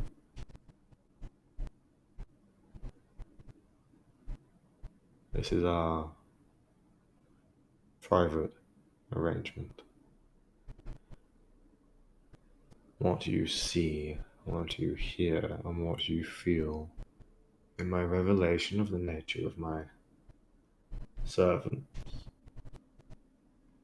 does not leave this chamber. It remains between you and I, not your peacocks, your feathered friends, nor your companions.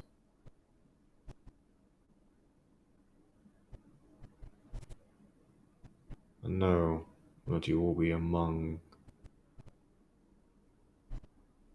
the 3 still living creatures in this world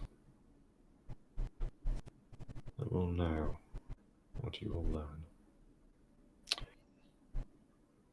My goal is not to spread your private information to the masses or even to my best friends. My goal is simply to ensure that this information poses us no harm. And if I determine it does not, then I swear on the contract of Akun, I will never tell anyone.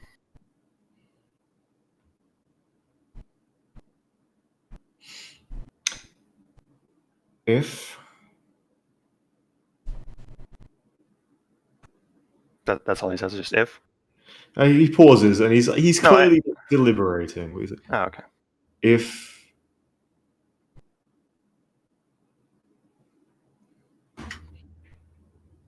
this is something dear to me, that I've spent a great deal of time and effort on, and of course, the other clauses of our arrangement, if they are broken, suitable legal repercussions will occur. Of course. And perhaps, I'm sure you will not wish to reveal this information to me until the contract is signed. I myself would like time to prepare. If I am to show you, I show you here and now. This is a private arrangement. See, the fact that you are determined to show me here and now makes me hesitant. Because it would benefit you more to show me later.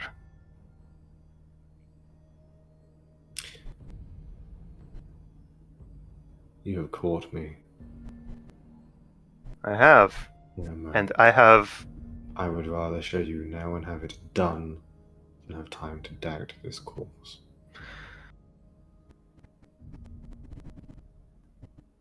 I would rather see it later, so that I'm certain my memory is not getting modified.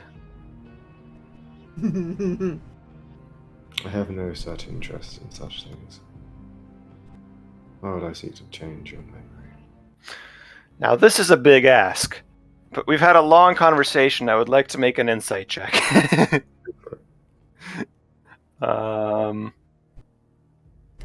Okay.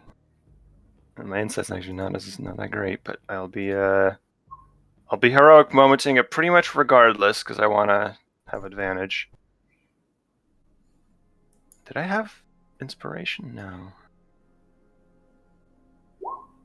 Yeah. Oh, that's heroic. Oh 24. shit! I mean, Palmier's got to have a plus 17 deception or something. It's still good. Strangely. Yeah, no, he's genuinely he is genuine in what he's saying. He seems keen to have the negotiations done. Interesting. Accepting, of course, all the legalese is handled, but in terms of spirit, at least in the acceptance that he will have access to those that the peacocks might need to, unfortunately, have taken elsewhere. Yeah, my main intent was really... This is some Enzo paranoia, but because I have modified memory and because Palmier's like, no, you must see it now, my main worry was like, yeah, that there's some sort of trick at play here, that he's going to attempt to use some magic or... A question that I have for you. Mm-hmm.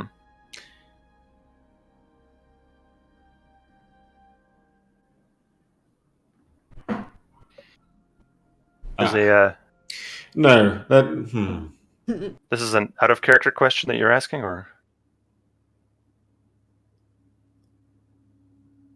I will tell you what they are now, so you may make your choice as to whether you will accord my small, humble request.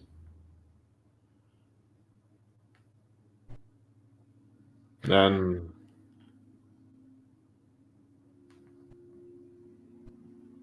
the how can be a discussion at a later time.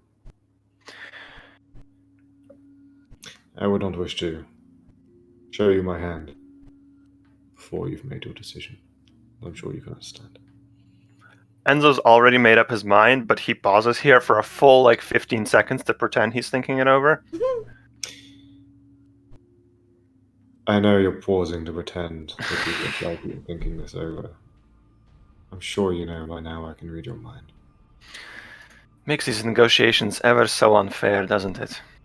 It does, but to be polite, I've not been delving too deep. Fine. But you have stood there for 10 seconds thinking very loudly.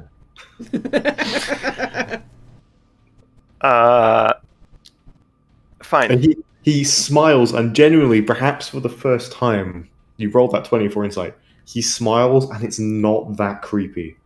It might be a genuine smile. I was gonna say actually earlier that the desire to let's just sign this, let's get this out of the way is a very human emotion in a way, which is fuck it, maybe even this isn't the best deal I could have gotten, but I'm done negotiating. Let's just do it. Human after all. Perhaps. He's an aboleth. Perhaps. Anyway, the final thing Enzo says then is, fine. I agree to this arrangement, and I will, as you earlier honored us, and as a sign of respect are getting rid of those vials of blood and pounds of flesh, I will likewise honor you and not assume that there is foul magic at play here. As I think the theme of this whole negotiation is, I think we are equally sized fish now.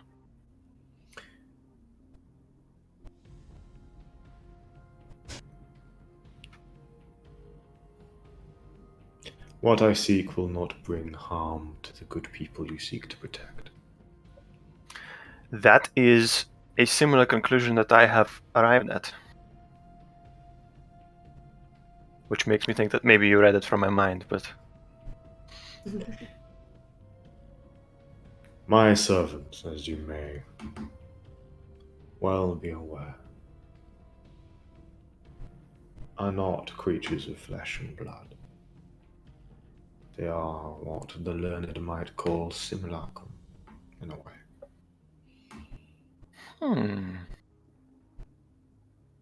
Enzo's...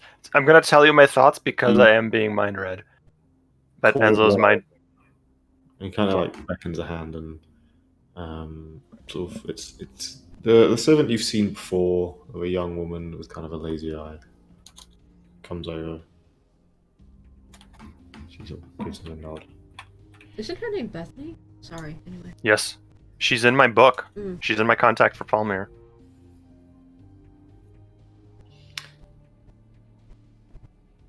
What was your thought there? Oh, my thought, when he mentioned Simulacrum, my mind flashes to Winifred. Right. The baby necromancer.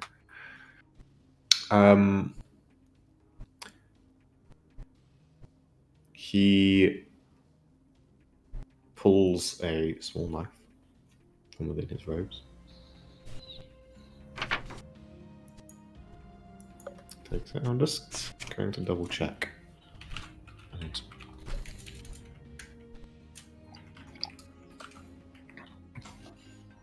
I think I've definitely used Ghostly Gaze in this room before, and we saw strings connecting to the puppets. Yeah, you did. Which, from what I remember of the Simulacrum spell, that's not how that works, but no, let's find out. Simulacrum's usually made of ice and snow. But obviously he could have a different flavor to his.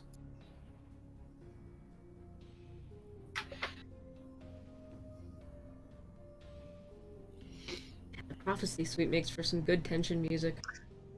Okay, he takes the knife when he sort of like shows you it, pushes against it. Real knife. This is a magic trick now? nothing on my sleeves.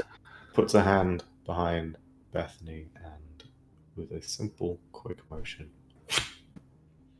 buries the dagger up to the handle.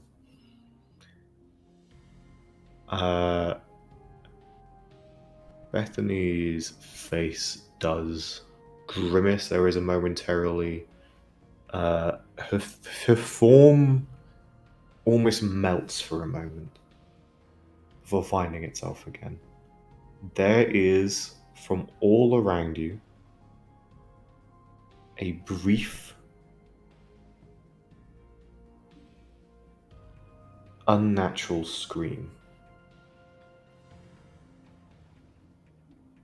that immediately cuts itself off. Bethany kind of pulls the knife out, and where you'd expect blood, this clear, transparent, almost like slime, just sort of oozes, and then kind of gets pulled into the clothes, and the wound closes. Interesting. They Hey. No, go ahead.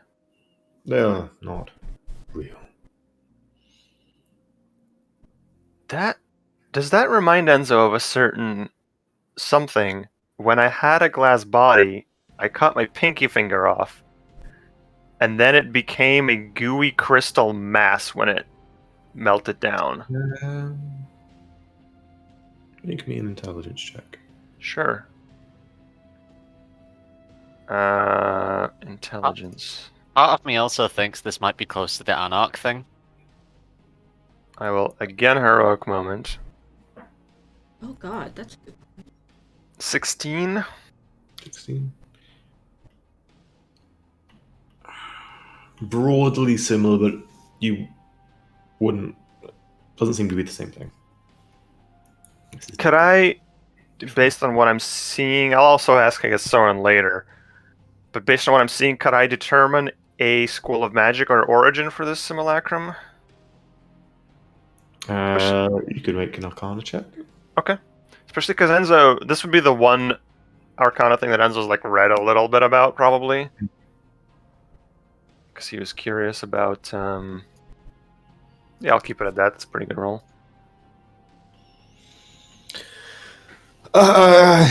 It does not call any magic known to you to mind. Would Enzo know with an 18 that simulacrum are normally ice and snow? Can I use that OOC knowledge or no? Just to sort of like the I way would that say no. I feel like sort of high level magic is kind of higher than an 18. It's kind of legendary things, right? It would be like this one instance in a legend where someone Okay. had a simulacrum, and that one was ice and snow. Then, like, you could then extrapolate that. Oh, okay, well maybe all of them are. But then maybe you can make one out of clay, or Makes sense. Fascinating. These, seeing that, unless Palmier has any other demonstrations. He stands there. Phew. I'll give you this.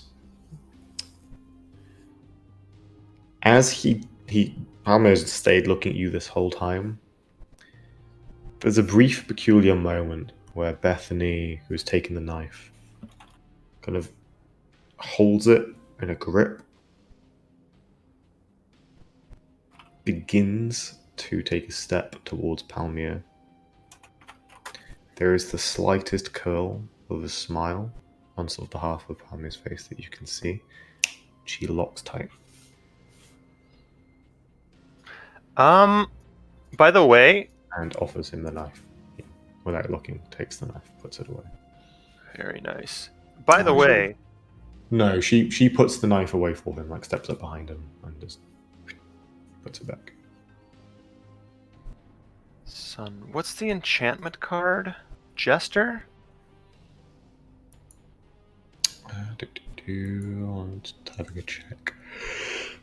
No. This is a very can I do this retroactively thing? But the Jester card says immune to being charmed. Because can I say I had tuned to that before I got here? It is a fake card. Hold on, enchantment.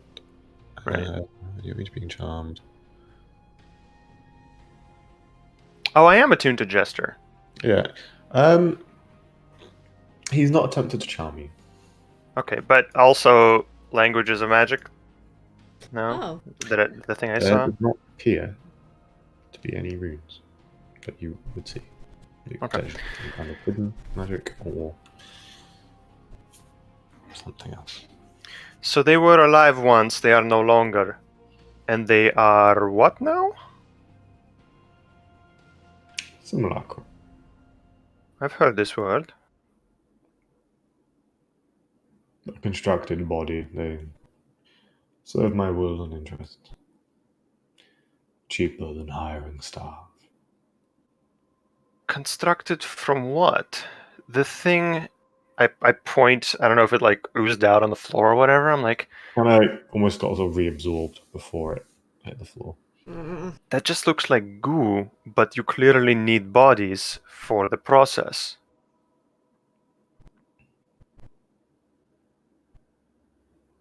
Indeed. As I said, the what I have shown you, Ah, the how, is a future discussion. they are constructed bodies, no souls, no mind of the previous owner. No. I'm going to be honest. With their god now. I'm going to be honest with you. This is why I came alone. I don't give a shit. Cool. Good.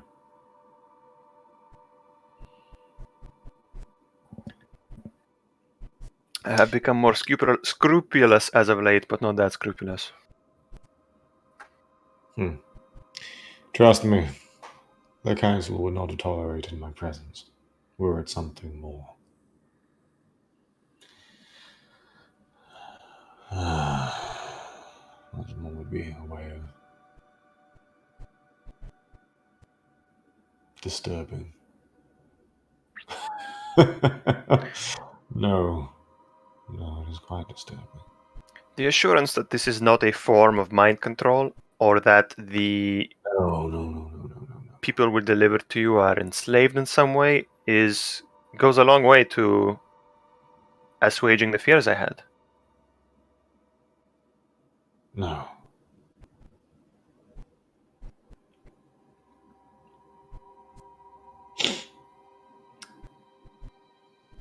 He kind of raises his hands and gives a... If you need final proof, claps. Bethany melt. Where she was standing, there is this almost tendril-like mass of this colorless, oozing slime that hits the floor, radiates out, and then, in a rush, rushes towards the wall and disappears. I did also have one question. He walks out of a doorway on the far side of the hall. So, interesting. It's not even simulacrum. It's more like he's like a ooze master. Like he just has... I'm imagining like mycelium, almost. Yeah, kind of mushrooms. Yeah, there's... I forget what it's called. Jesus Christ. There's a horrific worm creature that, like, I think it, like, vomits its stomach out and then does... And there's a particular, like, gif of this creature where it, like, vomits out... Is it a D&D creature? No, it's a real, it's like, a real thing. It vomits out this, like, snot, but then it kind of goes and spreads into these, like, tendrils, and it's disturbing. Mm-hmm. It's a parasite, I think. If you find that, please don't post it in Discord. I do not wish to see that. It's that kind of visual, and it isn't pleasant. Thanks, but, I hate it. Disappears, Bethany reappears. Palmyr is enjoying this. Enzo's... He's like... You get the sense he's kind of having... Not an ego trip, but Avatar, the last jizz bender. Palmyr has a simulacrum fetish. We get it. He's taking some delight in revealing this to you. Enzo's not enjoying it, but he is fascinated. He's... Oh, I shall have my people draft up a contract. I shall have my people contact your people so that we may draft the contract together. Cool. Speaking of which, the terms we have arrived at so far are satisfactory. Indeed. I would shake hands on it, but let's... In which case... A very thin silk glove. Right. No, I like wave it off. Like, we don't need to. Very well. Enzo, actually, Enzo starts to say something, but that means Palmyr gets a read on what I started to say, which is I almost ask him, wait, are you one too? Then think against it.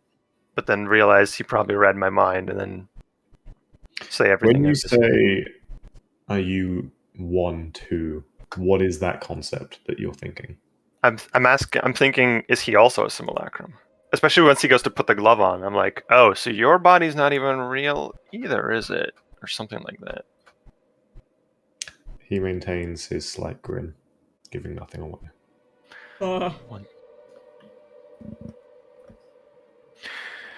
Well, such things, again, do not bother me one bit.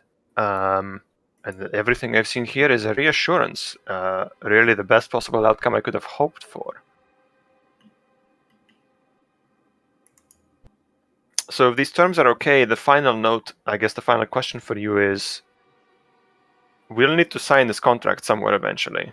At the ideally neutral location? But I've never seen you leave this building.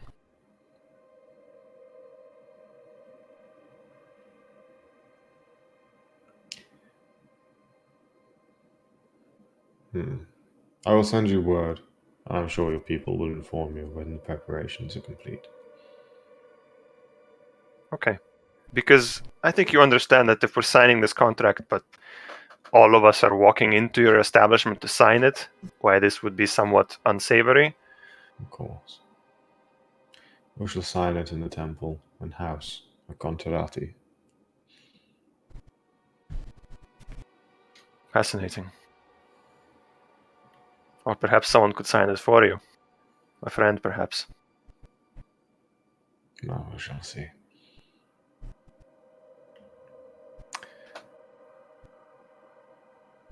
I do a slight bow, not like I'm your servant, but just sort of like a bow, like a nod of respect, almost like, to imply that I think we're done here.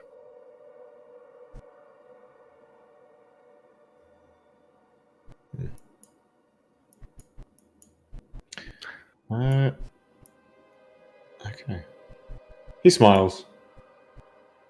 He'll give you a little goodbye wave.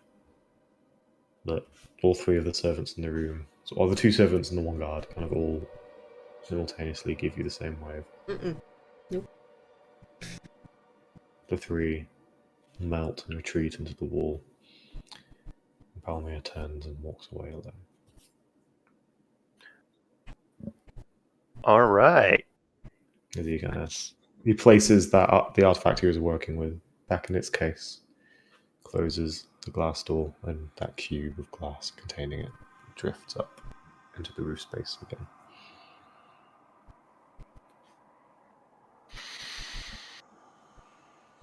Enzo walks out of there pretty satisfied, I think.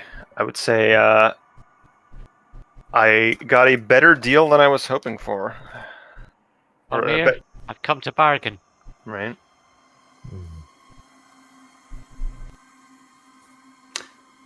So, that eldritch horror out of the way. The second half of Soren's downtime, we covered in a discussion between myself and Rune. Yep. Doing sessions. Lots of research. Yeah. So much. 5 weeks of taking the research time activity, the results of which will be covered later. There's all sorts of the finales of all of our downtimes. But, Lucy, you've been patiently with us. We've had a lot of Soren and Enzo. Now our focus shifts to Vigil. Okay. About the time you told us how Vigil was traveling the Jagged Coast, recruiting elite fighting forces That's to him. decide to station within the castle. Mm-hmm. High Lord Enzo. Oh, High Lord Vigil. Sky Lord Enzo, that was it. Then, having done so, and picked the best of the crop from along the coast, Vigil is distant when it appears. Yeah. No. Vigil takes a more solitary path, I believe. Share with the class. What does Vigil get up to? What stage are we at? Autumn Are we at relax, or are we at meditate, or are we at research time? Break shit. I believe it was in that order, correct? Vigil wanted the relax to. Yeah, no, that made sense. Yeah, because he wanted to relax before he fucked off to go do the thing. Yeah. So let's start there. That's a fascinating question on its own that I want to hear the answer to. How does Vigil relax? Vigil relax? What is relaxation to Vigil? Well, shit. That's a really good question. I did have stuff written down, which is good, because otherwise I couldn't think of it right now. Vigil relaxes by basically having recruited the people. He goes, right, I am going to take a week, just a week. Doesn't need anything else. He refuses to let himself have anything more, especially in this situation. But what Vigil does is Vigil finally falls into the tourist trap thing, and looks around and goes and looks for places that are supposedly fascinating. He looks around Dakun for like a week. Spends that time like finding decent places to eat. Getting like he probably goes back to that Dragonheart place. You know, the bakery. Hmm. Goes back there at some point. You know, you what? Sorry. Orders one of everything. Not one of everything. The man's got a regimen. He orders the things that are most appealing. I don't know what those are, but a couple of things. Probably not that giant dragon heart thing, because that sounded, if I'm honest, a little bit sickly. Like Lucy found that idea kind of sickly, so no. He probably fucks off back towards the lady who gave us all of the medicine, you know, for the trip. She's not there. Is she not? No, she moved on, didn't she? She moved up the coast because she was afraid for her life. Sorry. Yeah. Super Folk Assassins? Vigil forgets that and then goes and looks for another seller who sells decent chilies. Probably gets like a decent variety. Spends a little time playing tourist, and then goes back to the barracks, where he tries to find the two guards that he invariably kicked the shit out of when he finally lost his fucking mind. Actually apologizes and offers to spar in much more fair conditions, and actually offers to sort of aid in training in some way. And after that's done, I believe we already told the results of that, where it was a good time, and then Vigil went drinking with them. And rolled a 22 on a con save, and they both rolled 5s. Who are you drinking with? The two guards who I kicked the shit out of that one time when I finally got barbarian levels. I remember that. Oh. Yeah, Vigil finally lost his shit and went to go spar with people. And Oh, it's like a fighting ring? yeah, and it's when I fought you. Absolutely demolished. Oh, yeah, you people. did fight me. And Yeah. Soren showed up and was like, "What the actual fuck are you doing?" Who Yeah. won again? That was a while ago. I think I survived and walked away. Yeah, there's that basically. Vigil used all of his rage on you. It was just like my goal. I was just being the anime character. My goal was just not to get hit. Yeah, Piss you off. exactly.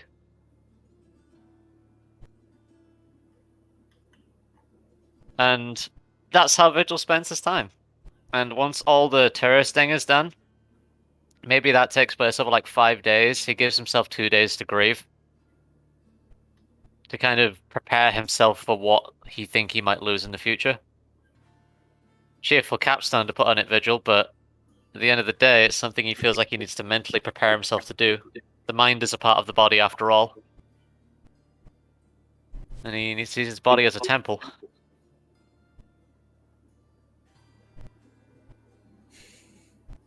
Yeah. Okay. That's Vigil's vibe week.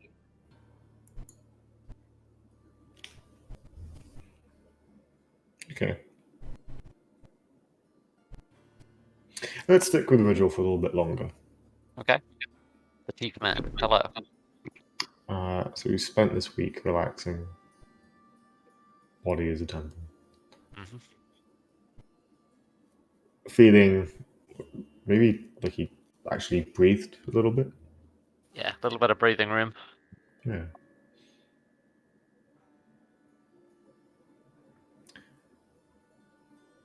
Where did he go next? You mentioned meditation. Yeah, so after the week is over, it's like the morning after he's like had this week off. He's like, right, gets up in the morning and goes, looks at the Terracon just sort of strewn across the armor in his chest, and thinks, I need more control. I need more precision. Because if I try to use this in a large scale thing, it's going to kill me. And even though this thing is like a slow, like, it's like a slow, like, build-up of, like, power, and, like, takes time to master, Vigil thinks, right, I have got a couple of weeks. I've got a couple of weeks, and Vigil thinks the one place that he will feel most in control and feel most in tune with what this thing is comprised of, which is Earth. He thinks back home, back at Cavall, and not within sight of the collapsed mountain at another peak. Not the exact peak, because he knows that one's collapsed.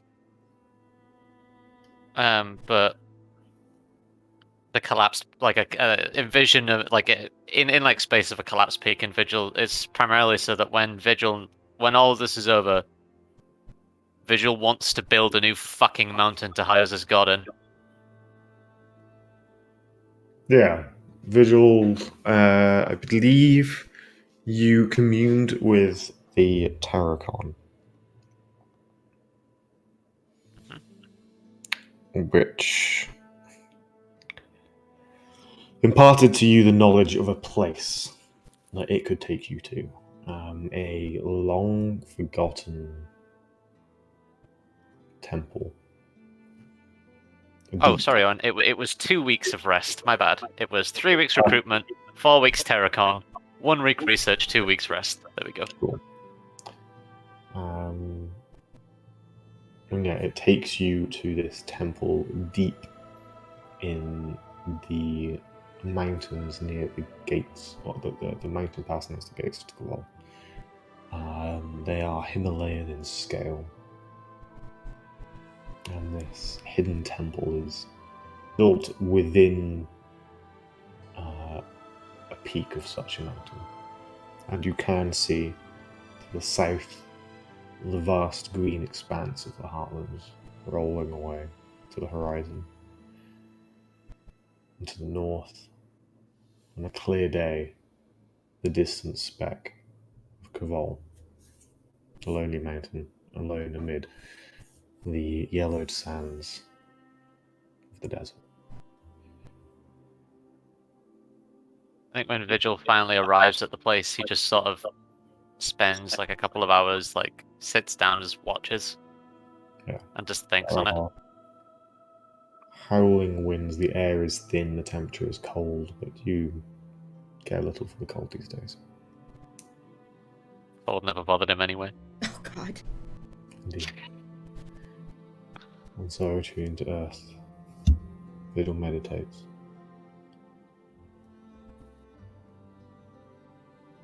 And I'm not going to make any further Frozen references.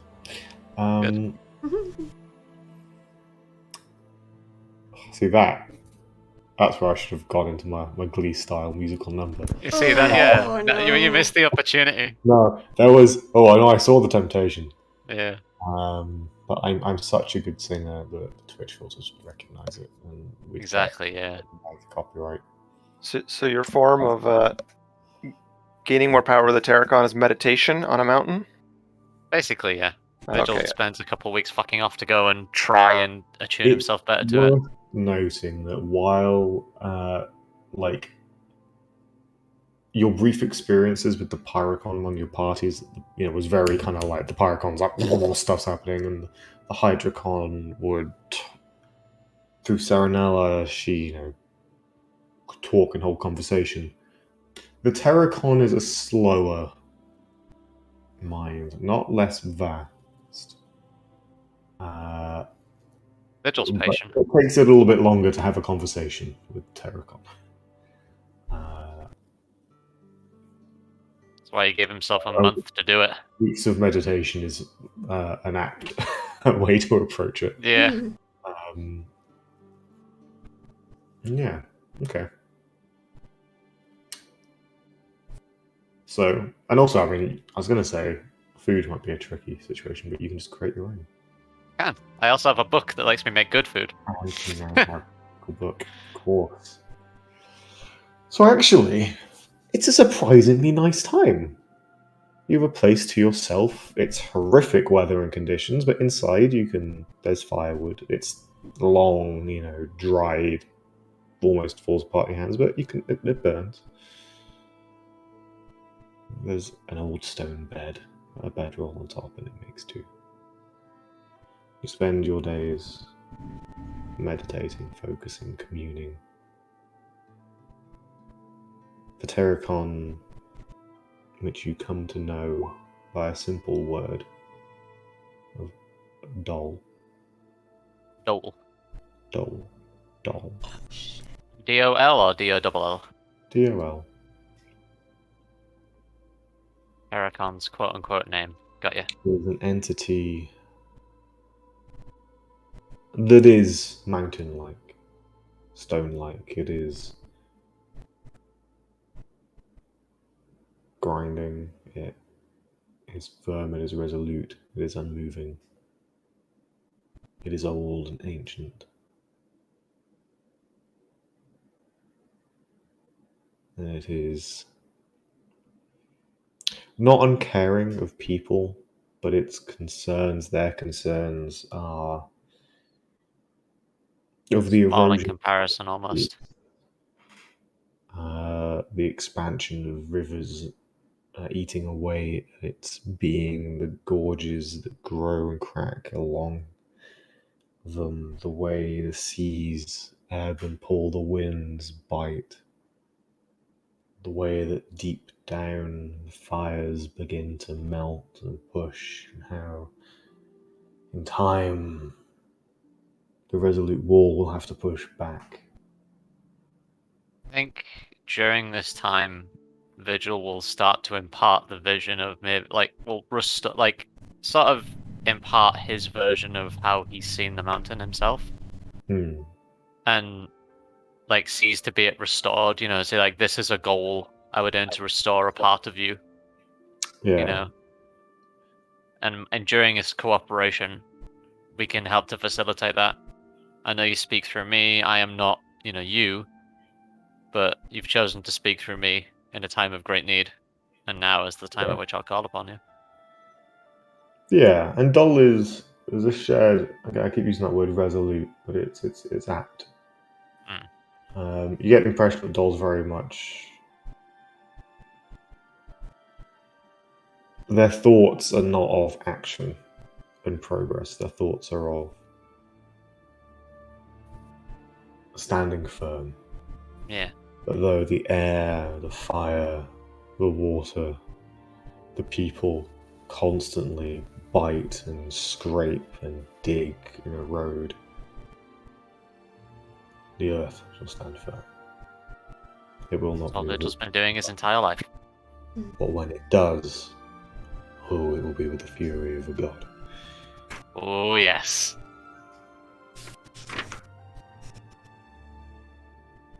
Okay. And then, given Anton let's step away for a moment. Then the 4 weeks end. 4 weeks end.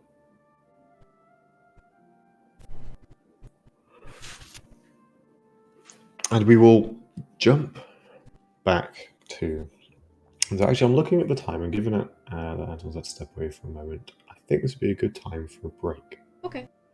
We will come back to the finale of the downtime. Nice. We will then move forward back into the current, as we'll learn where our characters and others are as winter begins to reach its peak in the lead up to Coldest Night, the longest night in the year, where many of the festivals among the cultures of the Jagged Coast take place. And then Coldest Night itself. Okay. Alright. We'll be back with y'all in about 20, 30 minutes. Go, go, go, go, go, go, go, go, go, go, go. Go get something to drink, something to eat, stand up, stretch your legs, do shit. I don't know. Whatever you do on break. We'll be back. Yeah. See you in a minute. Back soon, y'all.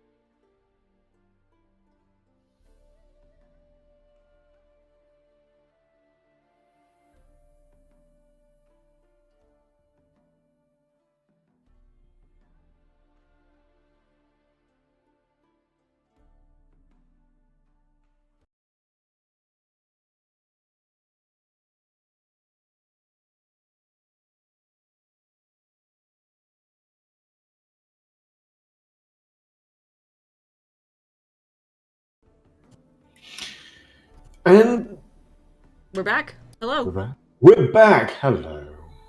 We're Hey. right back into things. We're wrapping up the downtime. Here is our 10 weeks of downtime, and we're now focusing on Enzo's final 5 weeks, having just negotiated a canny contract with the magic merchant Palmier. And it went well. He's a bit gribbly, or rather, his servants seem a bit gribbly. Peculiar. So, Enzo, you have quite the checklist. Move your mic a bit closer, Owen. You sound... I hear as much echo as I do you. Sorry, is that better? That's better, yeah, or just speak more into it, maybe. Cool. There we are. So, you have a few things left on your checklist Right. of what I'm going to get up to. So let's run through that. So essentially, Enzo's overarching goal is to expand and reform the Peacocks, and so far he's taken 2 steps towards that, which is recruitment. Recruited a bunch of promising spies that I've met in my travels. Negotiating this contract with Palmier, which we can just say we sign, and we can even leave it till later if you want. Yeah. We'll get lawyers, we'll get a neutral meeting place and all that. The Peacocks will enter into this arrangement for 5, 10, and 20 years with all the terms we discussed, which I'm quite satisfied with, because the war with Cabal will be over in 5 years, one way or the other. And with all of that said, hopefully Soraya and even the bigger Peacocks, other directors, or like the Grand Director, Taliesin, I believe. So, the Taliesin Moran is the director of the Lovesporth. Mm-hmm. You would know that technically also a director, but really sort of the lady in charge is a woman by the name of Sophia Valerina, who is the director of the Spadian Troop. She has a title above director? No, her title is still director, but she is the most senior. She's the director first class. Yeah. Okay. Well,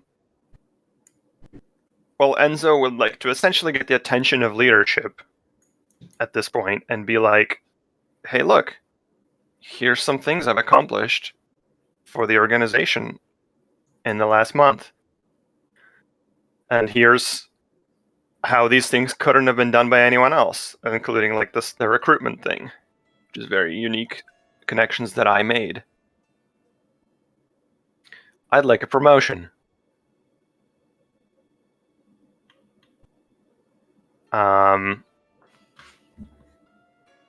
He will also drop the fact that, hey, by the way, I don't know if you've heard of this castle that's flying in from the Southern Ocean, the Southern Seas, heading towards Spadia. We have control of that. It's currently under construction, but I'm not against the idea of turning it into a Peacocks chapter. Okay.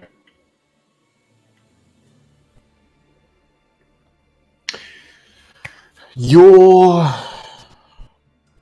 push for a promotion does run through the weeks you dedicate to these activities. It is a constant back and forth. You get the impression that those higher up the chain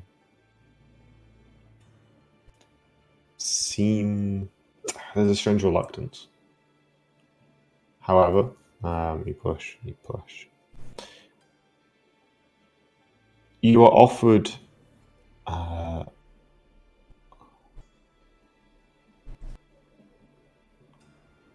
a position of executive talent scout.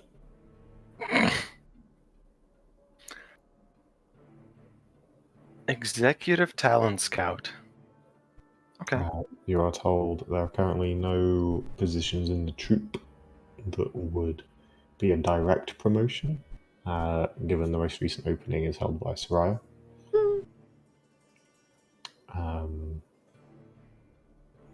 But of course, the directors still have their eye on you. They're still watching your progress, and should a new opening open up, you're top of the list.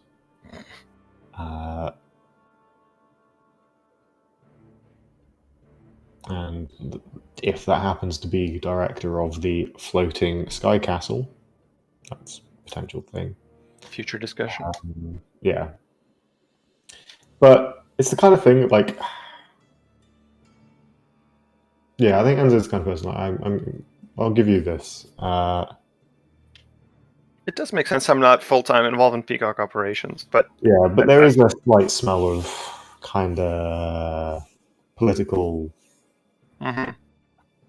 bullshittery going on here. It's a bit... You're really having to fight for it, and they offer what feels maybe a bit like a side promotion rather than what you sort of should be compensated with. Owen's pulling from real-life experiences here, I'm guessing? No. More... Well, no. Things you've heard from others. Yes. But yeah, so they will, at sort of towards the end of those 10 weeks, come back with an offer of executive talent scout, where they will offer essentially a finder's fee for people you bring into the Peacocks. Interesting. That once they've sort of proven their worth.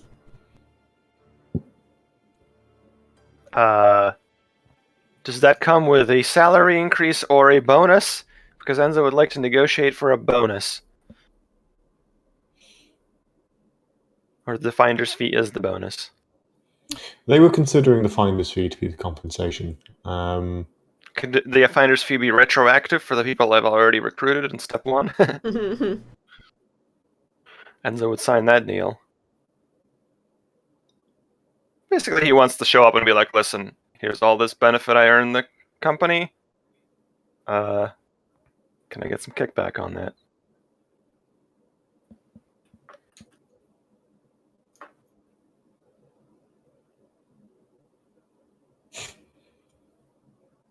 What would they offer?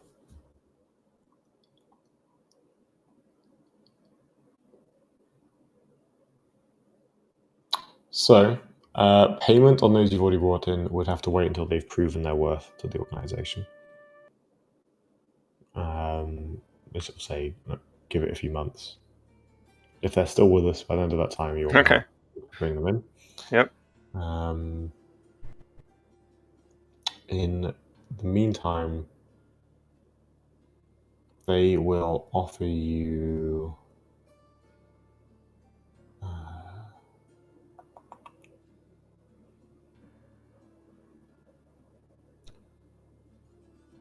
$50 gold pieces a week.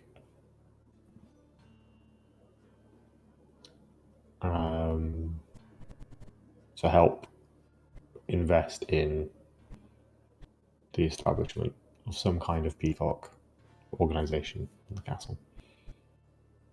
Interesting. Okay. Sure. It's not exactly what Enzo wanted, but especially seeing the pushback, he will not fight for anything too hard right now. There is a twist in the tale, which is Soraya will try and get your attention during this time. Towards the end of the period. And actually, what was, because there was the other thing you were looking for, right, in terms of kind of the Peacock's code. The next stage? Yeah, which I think needs to kind of be a simultaneous push, right? Well, I guess I'll describe it for for Rune, Lucy, and Stream. The goal, kind of all of this, the final step of the Peacock's plan, was I provide services to them. That lets me move up in the hierarchy. My increased status lets me exert some more influence, which I can use to sort of, not reform maybe is too strong of a word, but, influence the organization to slightly change how they operate.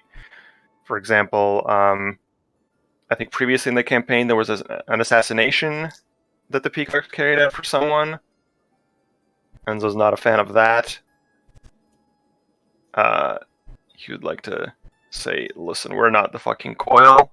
Let's stop taking contracts like that. Or we ourselves will find us at the end of, assassination contracts before long. And furthermore, yes, we are kind of here to get rich, but we're not here to become a second government. Or we'd just be replacing, the bad people with ourselves and therefore become bad people.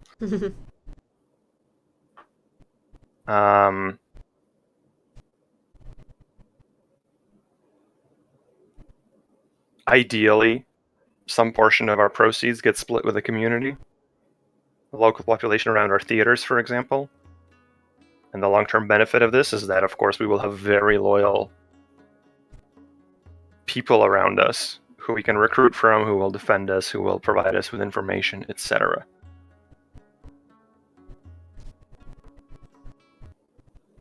Yeah. I believe there's also a push to prioritise kind of the safety of members rather than embarking on perhaps foolish, high-risk drops. Yeah.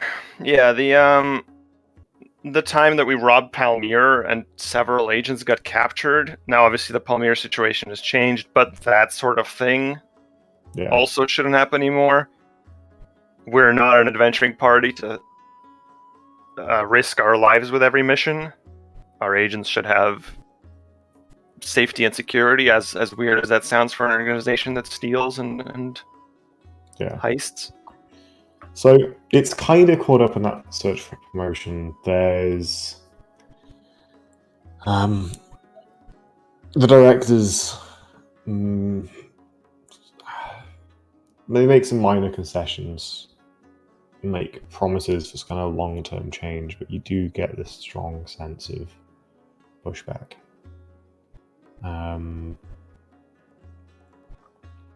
Seemingly more about that last point, maybe?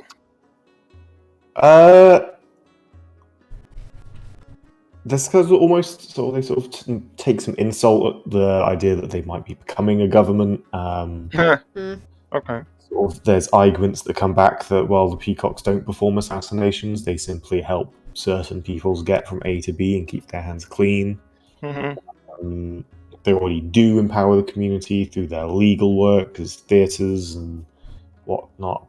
Close, and it's not. It's a very Peacock's answer. No, but they say, "Oh, well, we're already doing this," and kind of. I should also say that my first point of contact for all of these discussions would be Soraya, which is where she comes into it. Because interestingly, after Talzin and Sophia and their kind of representatives and the other higher ups in the organization, it's hard to tell where in the chain this block, and it's clear by the end of your time that your agenda and someone else's agenda is not overlapping here. It's unclear where that is, but Soraya does come to you, asks you to come speak with her, and it's as you are, I presume, going to speak with her. I don't want to assume you're actually. Of course. You are walking down, and if you've not heard from either of your companions for a while, you sort of enter the theatre, you're brought down below. You're no longer it's been a long time since you were last blindfolded and brought in. They just walk like you're in place. Exiting the office, I say office, sort of Soraya's headquarters, is Soren. For a brief moment. Oh, Bye. And Starin teleports away. Really? Mm-hmm. Yep. Mm-hmm. Hey, what's up?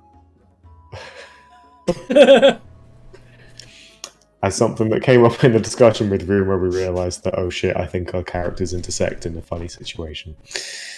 I'll just DM you on the book. Nice seeing you, I guess. You get a thumbs up reply. No comment. Thumbs up emoji. Yep. Yeah. Starin was, for that brief moment you see him, there are huge bags under his eyes. His hair is frizzy and a mess. Robes are kind of a bit shambly, and there's like probably reams of scrolls and papers shoved in a satchel and bag. Mm-hmm. He looked very manic. That was you, right? And not you from another timeline? He's got that I've been awake for 30, not even 30. I've been awake for Days? 50 hours and I'm starting to see shit look to him. It's just Soren's default look. No, he's usually pretty well groomed. And yeah, Starin was quick as you see him, he's gone. Oof. I will unironically, I'll message Soren just to be like, hey, was that you? And I'm just making sure it wasn't you from another timeline visiting me. And I saw something I was not supposed to.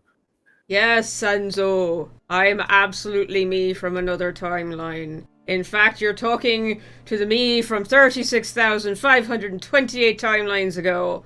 Woo!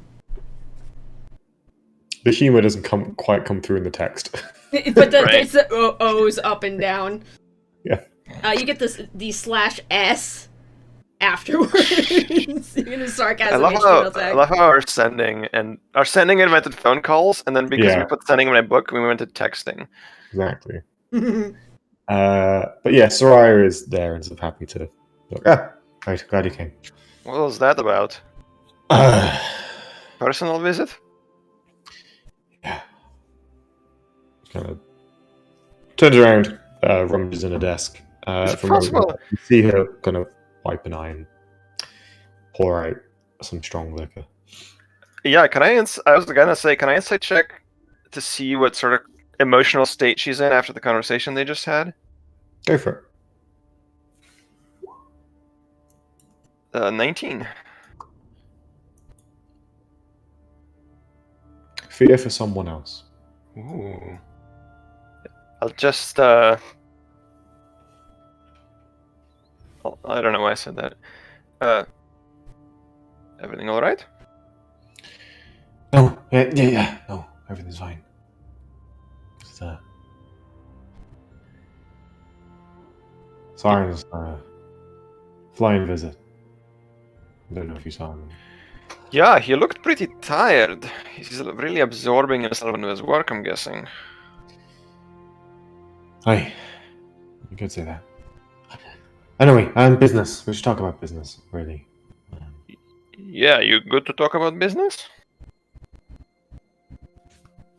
Turns the shop and hi. She basically agrees with what you've been trying to do. Okay. And she makes an offer to you that she's happy to make those changes in the Aconite theatre. Yeah. As a look, if they're not going to listen, let's show them that it works. And is happy to give you a cut of earnings from the city. And basically support you herself if the other directors aren't going to. And my goals are pretty much met because I did not really expect to have any influence over, let's say, the Spadian Theater. I've never been there. They barely know me. But I'll start here and hopefully they will also spread to other places. So we'll have to see how business is for the Peacock Cinecoon in sort of future months and things. But you'll be getting some cut of the profits. Of both legal and illegal activity. So if you want to start shilling for theatre tickets, there's the time. There are 3 more things that I have in my notes, at least from what we discussed in text in the document you sent me. I took the last one off because I've done too much already. It's fine. Unless you were really excited for it. I have a bullet point list of tidbits Okay. of information you might learn, and I think we can resolve that fairly quick. Okay, let's do it. So let's go with the first one, which is you spent a week researching what it is to be an anarch. Yep. Heard the term for the first time not long ago. Maybe there's something written in a book somewhere. From what you learn in that time, Mm-hmm.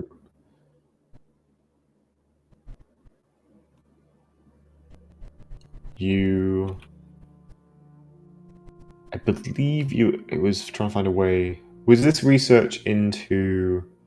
Actually, no. To be honest, the term would come up as sort of a generic term for someone that likes causing chaos and all sorts. But interestingly, what law you uncover about anarchs comes ultimately from the Ordered House. Old tomes of people that have travelled to Lorac and encountered them before in ages past. And they teach that an anarch are those born with the power to shape chaos, with a capital C. Is chaos. Chaos is I guess a noun rather than a. I don't know. It's the thing chaos, and that they have a solemn duty to use this power to keep chaos from consuming the world. In one account, that was kind of a interview with I guess the right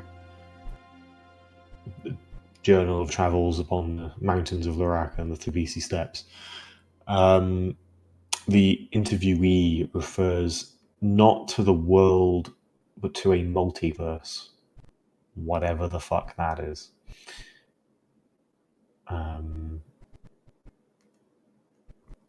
It kind of speaks of this strange higher cosmic battle that the interviewer clearly has no real point of relation to.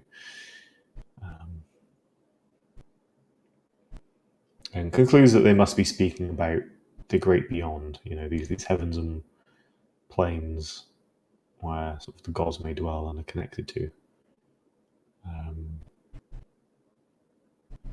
And yeah, this managing that inner balance between sort of keeping the balance between sort of chaotic good and chaotic evil, which is they're not necessarily anti-chaos, but Interesting. the destructive nature of chaos. Yeah. Keep chaos at a reasonable level. Yeah. Okay. But beyond that, a week's research without Yeah. sort of spending a long time at the Ordered House, kind of learning their ways. So an anarch is seen as someone with this higher calling to use the chaos within themselves to kind of control the chaos around them. Okay. In a weird way, almost kind of reminiscent of what Enzo's been trying to do with the Peacocks and the idea of taking that sort of chaotic, selfish group of thieves and villains that will break the laws of the peoples and civilizations of this land, but try and shift that into a way that can help people and protect people. Did you ever see my diagram, which was every character's trajectory ever, which is everyone tends towards chaotic good? Yes. I don't think I've seen the diagram, but I can believe that. Every villain that's redeemed goes towards chaotic good. Every stuck-up lawful good hero goes towards chaotic good. Every chaotic neutral barbarian that's just there for themselves goes towards chaotic good. It's the destination for everyone. Unless you're Sylvanas. Let's not talk about. So, talking of. No, I'm not. No, that's not even. So, you also wanted to check in on Winifred. Yes. This is my last point of quote-unquote research. Well, yeah. Yeah, which isn't. It's sort of one of those things. It's not really a week of activity, but we kind of slip it. We'll slip it in. You set him up with a bunch of money. Give him $1,000. I believe it was It was in like the sunken city itself. Like I think it was a place in the ruins beneath the city where he could just do his thing and not. Give him a little mini lab. Yeah, you set him up good. Gave him my gooey pinky finger, I think. You did. And said, "Hey, just mess around." You find your way to his lab. Bypass what security measures are there. Because you probably helped set them up. So you find what is essentially a mad scientist's laboratory. There are glass vials all over the place, various experiments being maintained by the dozens of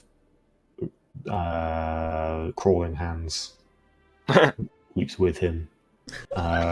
It's almost like Beauty and the Beast level or a Snow White with all of the accoutrement kind of imagining themselves with various body parts of cadavers, both humanoid and animal, managing, but not in it's not like a gothic horror way, like they're kind of kept nice and bandaged and clean and doing the work. There's no rotting flesh anywhere. Many hands make light work. Yeah. But all of that, all of the sort of the alchemical ingredients racking one wall, probably a little bit below safety standards, all the experiments, the bubbling and the hissing and the strange odors, and Winifred himself, who hasn't had a haircut or shaved. Although being elven, the kind of what has come through is a little bit. Elven? He's human. I think he's human. I had him that he was half elven in my head for some reason. Okay, so he's kind of got this patchy beard, he's got a pale hair. Kind of gotten a bit long and unkempt. Robes a little bit dirty. Or there's a kind of that staleness, that sort of clinical cleanness that prestidigitation gives. Everything. He's not had a bath. Besides the crawling hands, he seems to be working alone. Yes. But that's all. That's going around the point. Because the main thing that would catch your attention immediately upon walking into the room is the large glass cylindrical vat in the center of the room. Mm-hmm. The glass shimmers and shifts with all sorts of enchantments and runes of necromancy within. And as you enter, they sort of shift and part to reveal what is inside. Which is a body of a ash-skinned tiefling, sort of curled, floating in a fetal position. It is yourself, kind of not really fully developed. Not like it's not like a baby, but it's like hands have like fingers haven't fully split. Still kind of curled up. It's like a low poly 3D model. Sure, someone used the soften tool on Enzo. Mesh. Eyes are closed. Oh shit. And yeah, he hasn't even noticed that you're there. I'm gonna do. So, if you have a side stealth. Right. So body isn't responsive to outside sources. Is being sustained through fluid or osmosis. The cadaver delivery is late. Since I'm a high-level badass, and I have an insane stealth score, might as well use it. I'll walk up to the vat and just look at it with my hands behind my back, and then if it still doesn't notice me for like 10 seconds, I'll just be like, that's a pretty good resemblance. Leaps 10 feet into the air, turns around with kind of dark necromantic runes around his hands, like, it's what?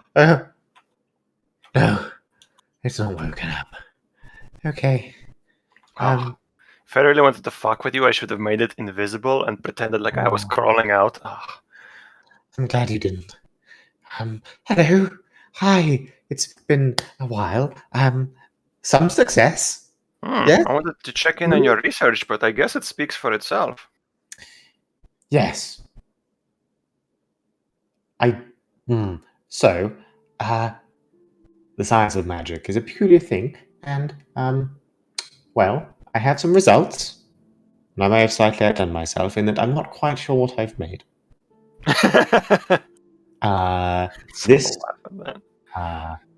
creature here was taken and by ritualistic necromancy over many days, and it was quite the expense. I used existing matter and your finger, yes, as the focal point of this magic. And I was attempting some form of alternate path to resurrection. Or like a body. I wanted a sleeve, you could say, like a new glove for you, given your whole situation that you described. It sort of worked. Ta-da! Well, I say sort of worked. This is experiment number 13. Where are the other 12? They're gone. You sure they're gone? I don't want any more me's walking around. 11 of them are gone. 12, I am 92% sure is gone. Mathematically, they should be dead. The first 3 simply didn't really form. The next few all seem to fall apart during early formation processes. 9 and 10 seemed to decay through a lack of nourishment, which was educational. 11 was peculiar. It was the only one that made noise. The others have all been silent and sleeping. 11 was the first to wake up. 12 also woke up, didn't make noise, but did escape. However, I did, manage to curse it. I cursed it. It should be dead, but it scurried off into the tunnels and sewers below. Sorry. But I mean, I don't really have a lot of magic to hurt people. It's not really my thing. But it never opened its mouth, so maybe it's died of starvation. I'm sorry. I thought they need to eat. They have biological processes. Well, 2 of them died from malnourishment. Ever since, I have made an unguent, which they are currently. This one is suspended in, which can keep them nourished while they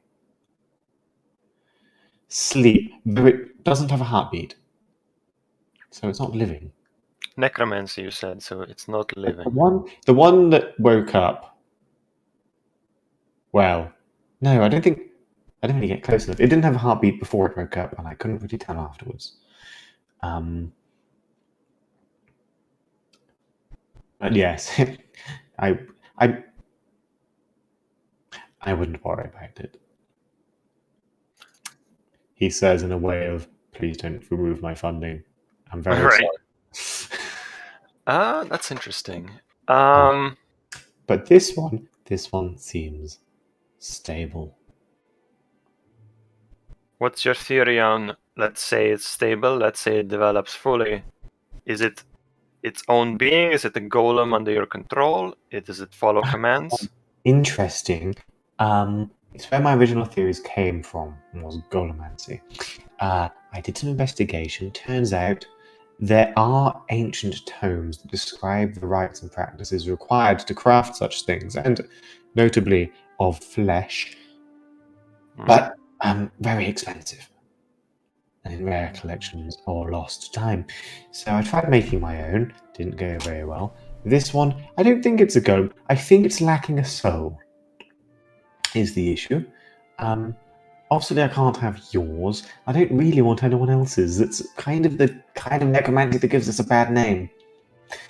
The bodies I've been using are all legally obtained. I have written consent from either the person who died or their next of kin to make use for arcane research. It's all above board. But yes, the whole soul thing gets a little bit icky given its divine and cosmic significance. So I've just kind of been keeping this one in the tank until something happens or it finishes growing, because it's been forming slowly day by day for weeks now. You said that you started with the idea of resurrection. Well, you mentioned you had your whole body situation. Yes. And there are certain rites of resurrection the priest would perform that recreate the body. And so I was wondering if I could do that, but without the whole ripping the soul back from the heavens and launching it back in. So I tried messing. See, that gives me an interesting idea. Let's say you need a soul for your experiment.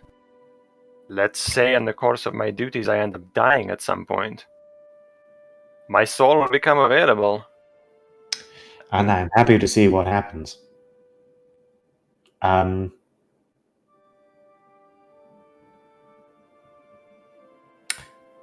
can try and think of a spell to capture it if you like.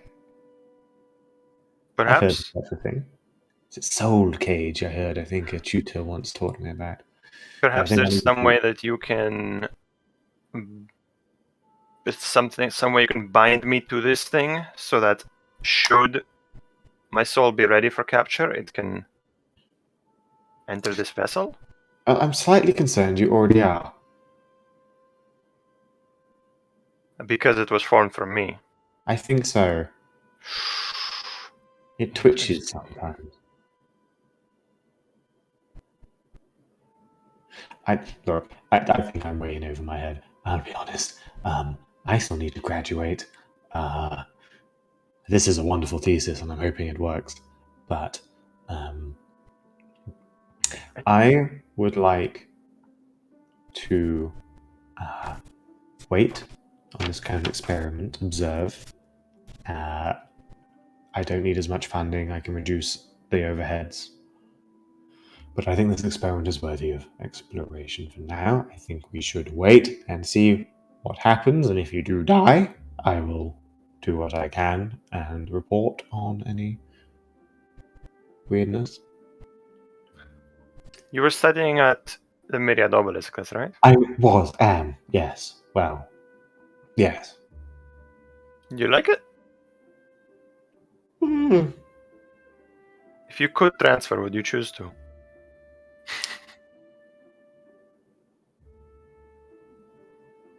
I love the place, and I love about 3 of the people. I don't like the rest of them, because I don't think they like me. So if there's somewhere else, I suppose the net deficit of people I like would... Yes. I think back to Acreus. At that magic academy, which I cannot remember the name of. I think we just called the Academy of Christ. Did they have any rules against necromancy? Were they okay with it? They seemed a bit more philosophically open. Right. Probably to a fault, given it's all they seem to spend their days doing. See, and I believe you would like... Is this the direction you'd like to go? You'd like to try and I think given what I've seen here, yeah, we can end the roleplay. And if Winifred wants to, I will move him to Acreus. Now, I don't think I'm quite going to show the university, like, hey, here's a clone of my body that he made. Yeah. But maybe he can write up, a paper and that I can grant him entrance. Okay, so you can get the ball rolling now. He'll be in Akun probably until the new year, but in the long run, yeah. I'll ask him if he needs any more money to finish this, And if not, then I'm guessing the university will cover any future research. Owen Googles the clone spell. Hmm. Wah, wah, wah.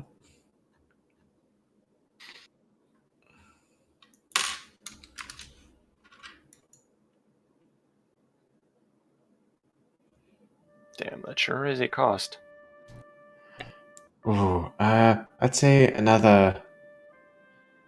I'm running a bit low. Another 1,000 should cover remaining material requirements. This is a promising experiment, and you will have your money. Wonderful. Good. Alright, I'll give him another grand. I have just enough money for that. That is now 2,000 gold sunk into Winifred, but I maybe have found myself a clone. That's pretty fucking cool. And yeah, I think you said I can teleport between the rift now, at least with some difficulty, but I can. And so I'll teleportation circle him. We'll figure out the details of whether to move this experiment or leave it here. He wants to leave it. He wants to stay here for a little bit longer. Yeah. It'll take a while to kind of set everything up in Aquarius, so we can assume that's kind of a ball that started rolling. Okay. That's Winifred done. Yeah, and so a lot of these things are kind of spending a week here and there talking to people. The final note here was you wanted to investigate, keep tabs on Kavol itself. Yeah, I feel bad for how much time I've taken, but Well, this is a fairly plot relevant. It's plot relevant. Also, we can resolve this somewhat quickly. I think through some dice checks and information. Can you make me? I would like you to make me a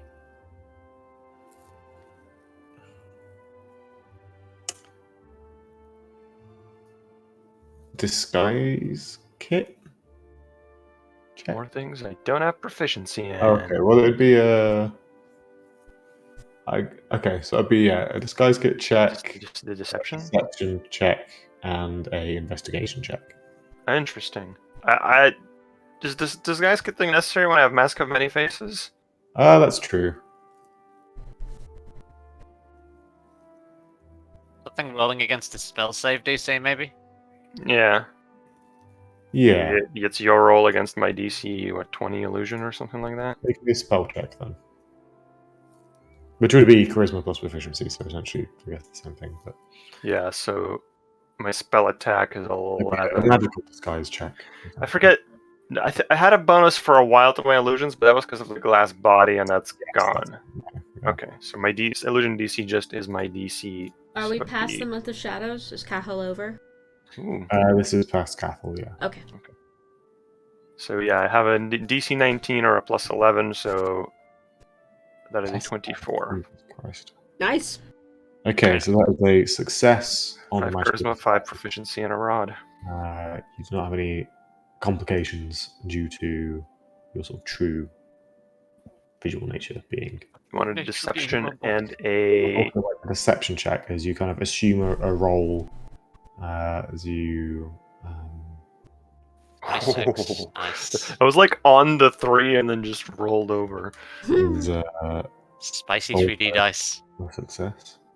With multiple degrees of success, it should be noted. Mm. And finally, an investigation check. Interesting. Investigation. I keep thinking every time I check his roll, I'm like, I have advantage, right? And I'm like, no, I guess not. Wow. God roll. damn.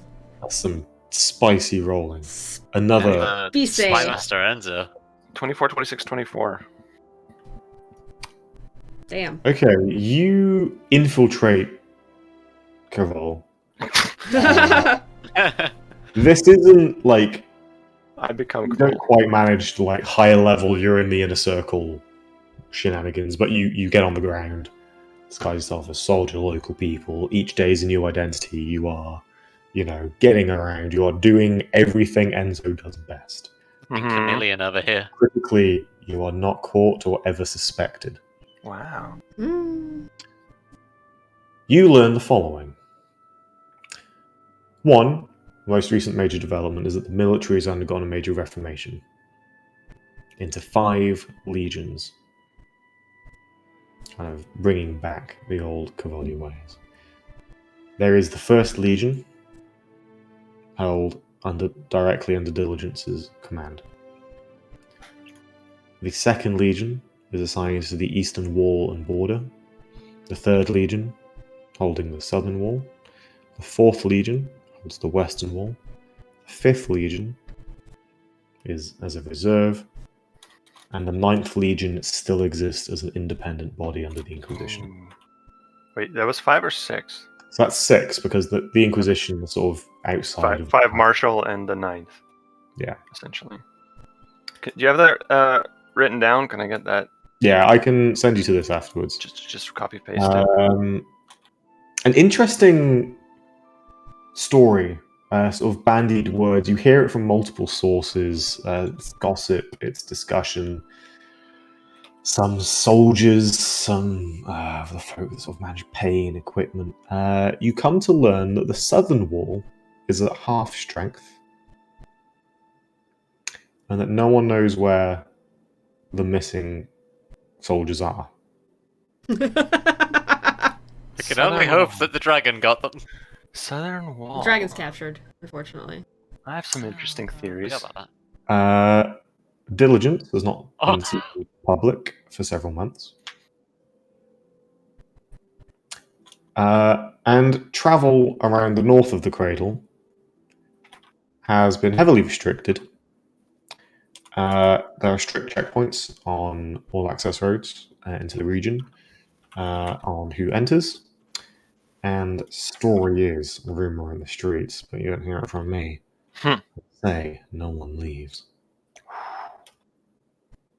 I don't know what that means, but I don't need to. I'm just the information gatherer. Maybe Vigil will know. That's cool.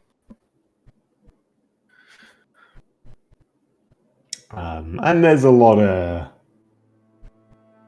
anti kind of Aconite and everyone else propaganda. Bit of a, did a merchant from out of town come by and asking lots of nosy questions? You should let your local military officer know. Right. A coon. Oof. They have like propaganda posters that's like, make sure your neighbor could be an Aconite spy. Yeah, it's very much that kind of wartime paranoia. Yeah. The new cabal needs you. Keep an eye out for these traitors. Right, exactly. One that posts a Vigil and Enzo around. There's like Soviet posters that are like. Do find there would 100% be a wanted poster of Vigil. Can I tear one off? Can I find the biggest one and tear it off to give to Vigil? Yeah, hell yeah. And yeah, that's what you learn from your infiltration. Fuck yeah. And you make it out sort of. I'd say through your time there, kind of, they get more watchful. They seem to be getting a bit more careful. More attention is being played. Can I ask one more question about that? What's the general feeling of their wartime? Essentially, are they sort of keeping at the same level? Is it like maybe they're mobilizing, or what's the general feeling of their level of mobilization? I would say a discreet climb in mobilization. I would happily say spending some time there is a sense of they're building up to something. But is it necessarily like, amassing troops on our eastern border, or something more subtle than that? I'd say that given your roles, I'm happy to kind of freeform some extra information on here. The 2nd Legion is by far the biggest, being on the Eastern Wall. Okay.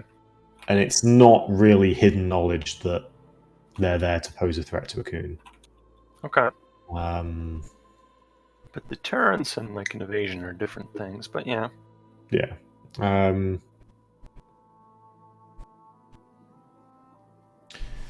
There is a lot of talk of, when it happens, going to be good days for us. When we restore Cavol and we get back on our feet properly, when we're not hiding in the mountains and in our cradle. We leave the cradle. Cavol will be born again proper. Okay, I have some theories. The exact when and how isn't particularly public. There's no one's walking the streets preaching. They have to summon Zerael first or whatever. Whatever their plan is. Okay, I love it. Thank you. That's exactly what I wanted to learn. Would you really have captured me if I had rolled low? That would have been amazing. I put in my notes, I would possibly even allow Enza to be captured if you think there's a fun way to do that with the plot. It was a potential permutation. You're so good at doing that kind of thing. I'm like, it's so unlikely that you'll roll badly enough that you're going to get caught. But I had some thoughts in case you did. All right. That is actually all of my downtime done. There are actually, in a way, there were perhaps things you might have learnt if you'd rolled worse. But because you rolled so well, fucking no one knows you were there. Oh, interesting. Okay. Well, I would report and talk with the party about my Cavoli findings, but we can do that now or we can do that later.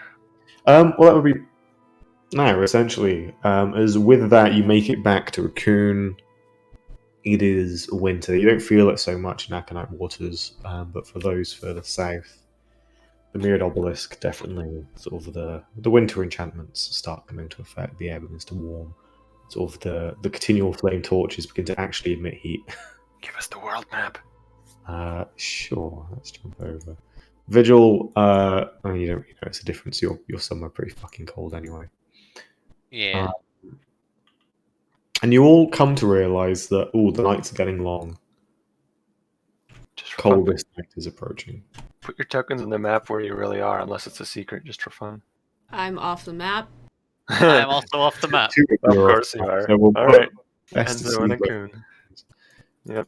Enzo and a Coon. Soren is out at sea at the Myriad Obelisk. Soren is another dimension. Isn't the Um, Myriad Obelisk over? Or no, I think I have our castle. I'm somewhere up here. Yeah, Where is our castle, by the way? Our token's here, but it's not actually. Is the obelisk off of Spadia, I thought? I thought the obelisk was here, yeah. Yeah, it's like somewhere over there. It was way off in the middle of the ocean, and has been slowly heading its way back to land. Okay, yeah.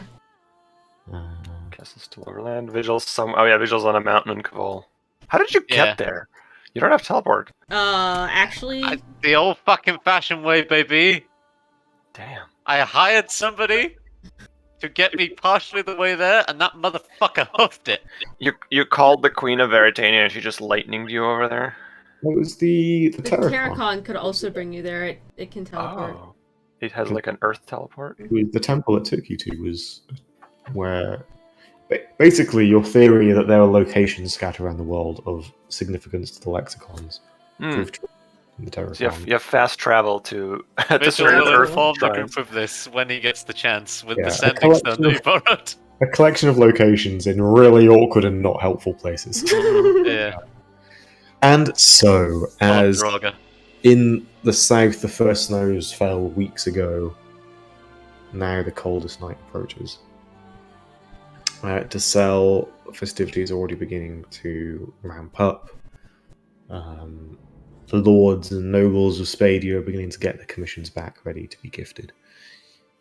In Akun, the streets begin to become flooded with folk, still in fairly, I was going to say, dressed up in coats for winter, but no, it's Akun. It's still 25, 30 degrees in winter.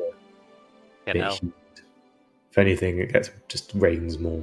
Aussie winter. Oh yes, rains more in summer. Floridian Natural. winter. Yeah. Yeah.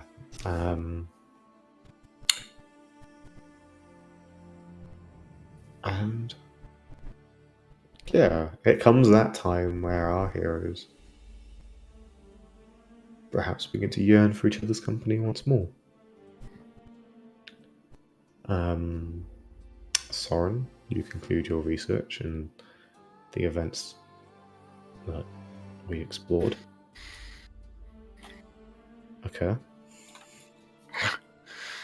So cryptic. Ominous. So nothing to do with that new art, I'm sure. And so, I came to this with the assumption that you would all find your way back to the castle. However, if you'd like to,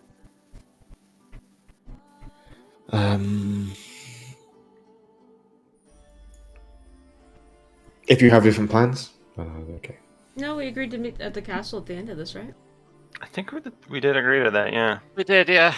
Vigil has some trouble getting back, but Enzo messages like, "Hey Vigil, where are you at? Akun? I can come pick you up." no, I am. You're not going to believe this. I'm at a temple, in the mountains of the Heartlands, quite a little bit opposite Kavol. I spent the last month meditating with the Terracon, and as such, I am a little distance away, to say the least. I have some fun news for you about Kavol. Can't wait to meet up. Does Soren need to pick you up? I was hoping so. I'm going to try and contact him. Can you contact him? Did you walk? The Terracon got me here. Can the Terracon get you back? I haven't tried yet. No. It says no. Replies 5 minutes later. Yeah. By the way, like a little bit of talk, and then Vigil says the Terracon says no. The Terracon is the king of just as the Terracon is typing ... Yeah. It's very much of Entish. I am no tree.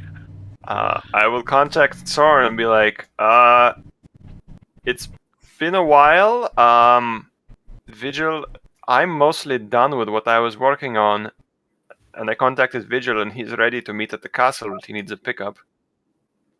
You're Still? sorry. The caller you... Yeah, still.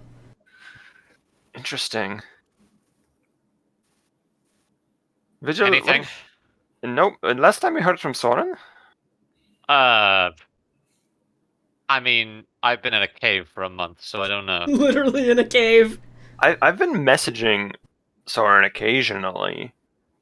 Vigil doesn't have a method to do it, so for him, you're the only person he can actually contact, because you're his point of contact. Yeah, after a while, he switchboard. stops replying. So I didn't hear a reply from you in a while. Nope, the last time you saw him and got a reply from him was when you came face to face with him in Soraya's office, and he went, bye! Four or 5 weeks ago? Yep, he's been out of contact since then. Can I ask Soraya? Have you heard from Soren since then? She has not. No. Is this a thing I should be worried about? No one has heard from him in over a month. Is there something you can tell me? Or is he going to show up just fine? I don't know. Look, I know he's your brother, but he's also kind of our party wizard, and... He's doing what he does, and he's trying to fix something. Does it involve I'm sure time? he'll be coming back. I don't know. I'm worried about him, but he promised me he'll come back. But he's not one for making promises. What's the problem? Wow. Problem is, no response from him since I fucking saw him here. Hasn't contacted me or Vigil or you, apparently. This isn't the first time. He has done it before. He's prone to shutting himself off for weeks at a time. Okay. Well, You'll be the first to know if I hear anything. Okay.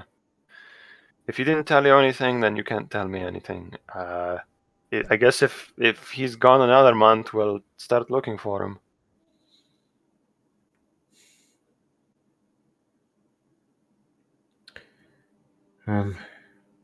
I'll be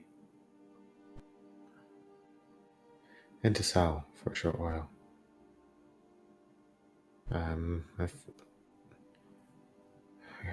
If he doesn't come by at all in the run up to the rebirth and Coldest Night, Ashen Lady rituals. Ask your mom if she has a spell to look for him, maybe? I will do. It'll be the first time he's not been home for Coldest Night, so... Oh, really? Then he'll show up for sure. Ma'am doesn't take, I'm busy hanging with friends for an answer, though. I don't know. We're grown up now. I see. Vigil's going to start making his way back towards the castle by any means necessary. If he can teleport and take at least part of the distance that way, he will. Even if it means getting a couple exhaustion levels in the process. Oh, by the way, do I get my carpet back eventually?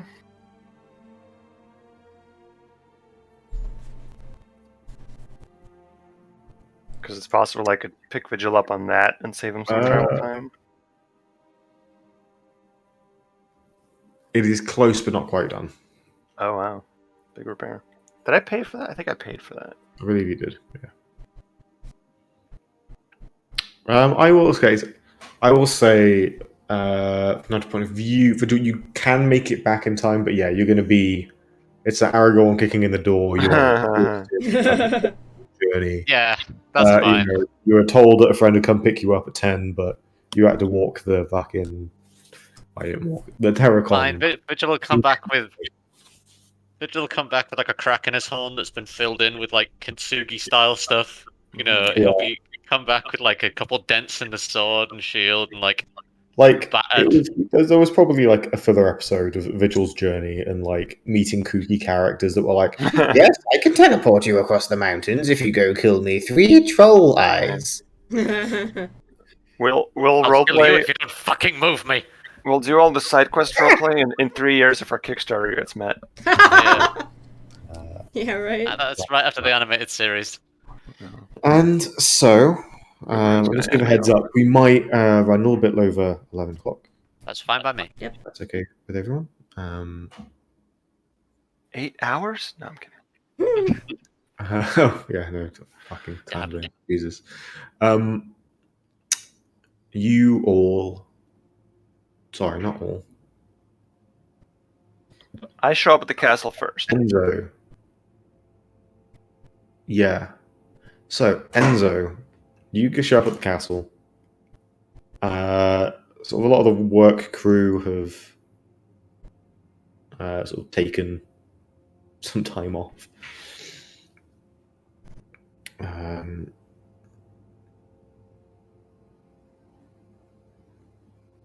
Reg and his family and a few others are sort of in the Lower Bailey, and they've kind of formed a strange little community with sort of the tribes folk that were here with Torgir and the Ice Giants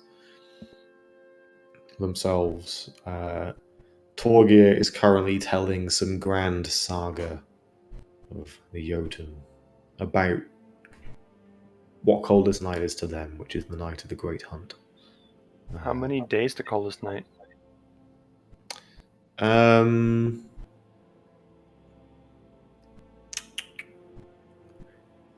Honestly, for the kind of, I don't know. I feel like if it were an episode or a show, it would be today's the day, right? It's you've all come back for the day. By all means, if you have anything you'd like to do before that, but let's assume you're all getting in evening of coldest night.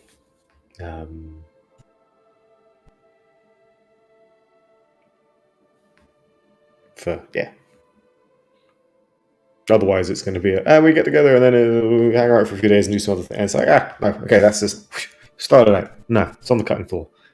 Okay. Let's say we arrive.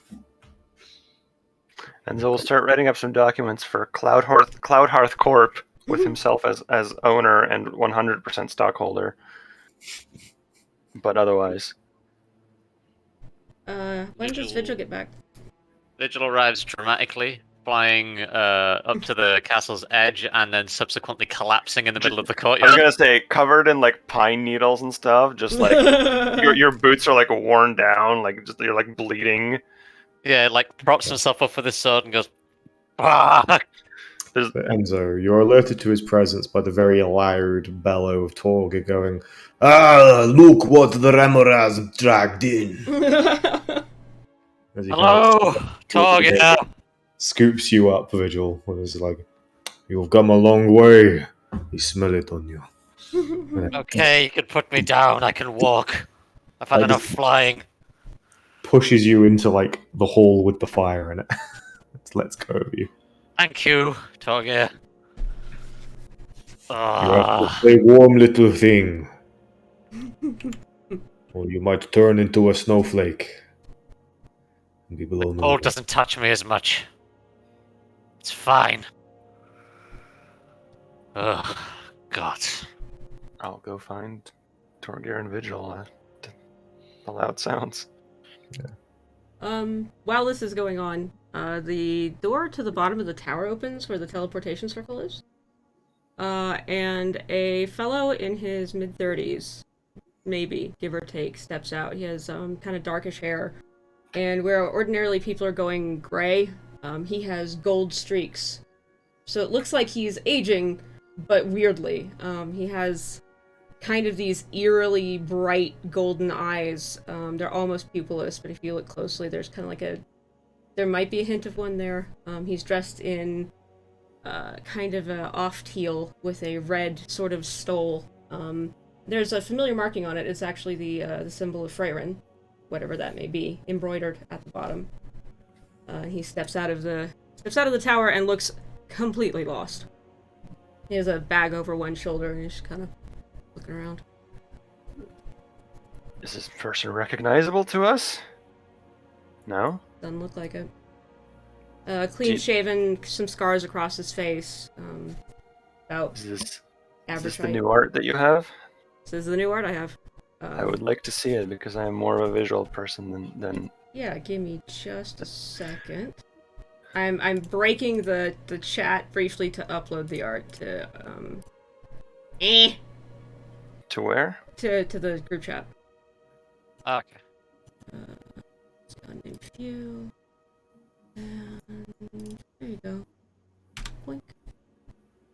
Put us on the... Oh, okay, yeah, that's pretty different. Put us on the castle map, Owen. Sure.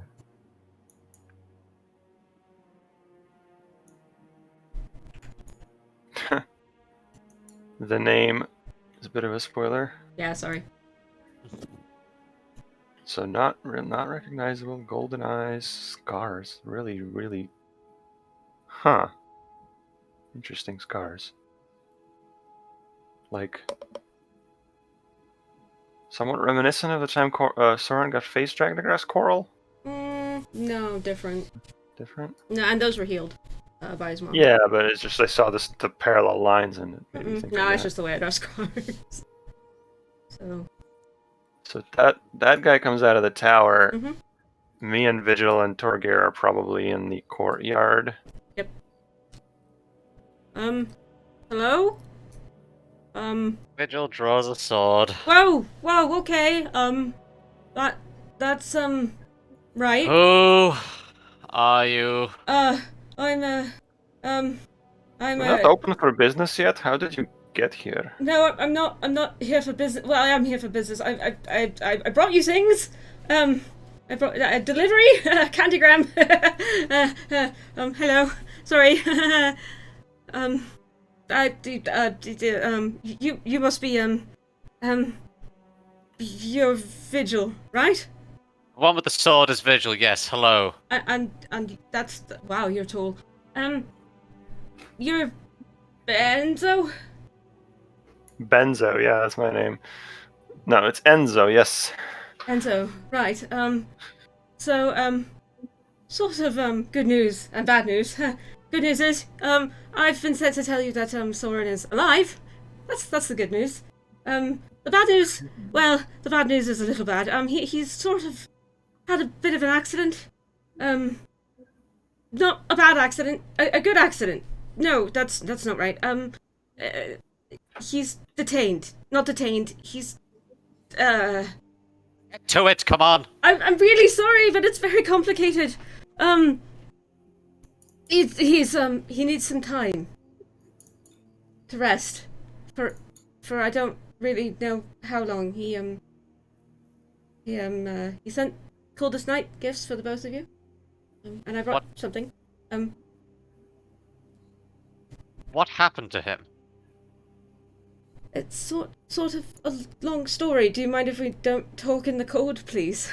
I grab Vigil and Dimension Doris up to this person. Okay, hello. Oh, hi. Hi. Vigil puts the sword away. Slowly.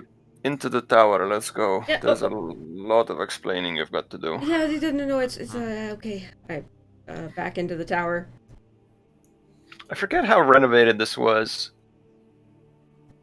But I guess enough. At this point, much is like structurally, pretty much all the work's been done. Like, it is a functional place now. Mm-hmm. All the furnishings and things that make it feel like a home are still yet to be done. Right. The interior is far from a fancy wizard's tower still. Yeah. It's just the exterior. Wow, I wonder what that's like. The exterior is done, but the interior is still a mess.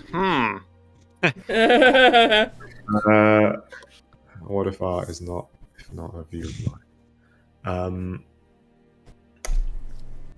Okay.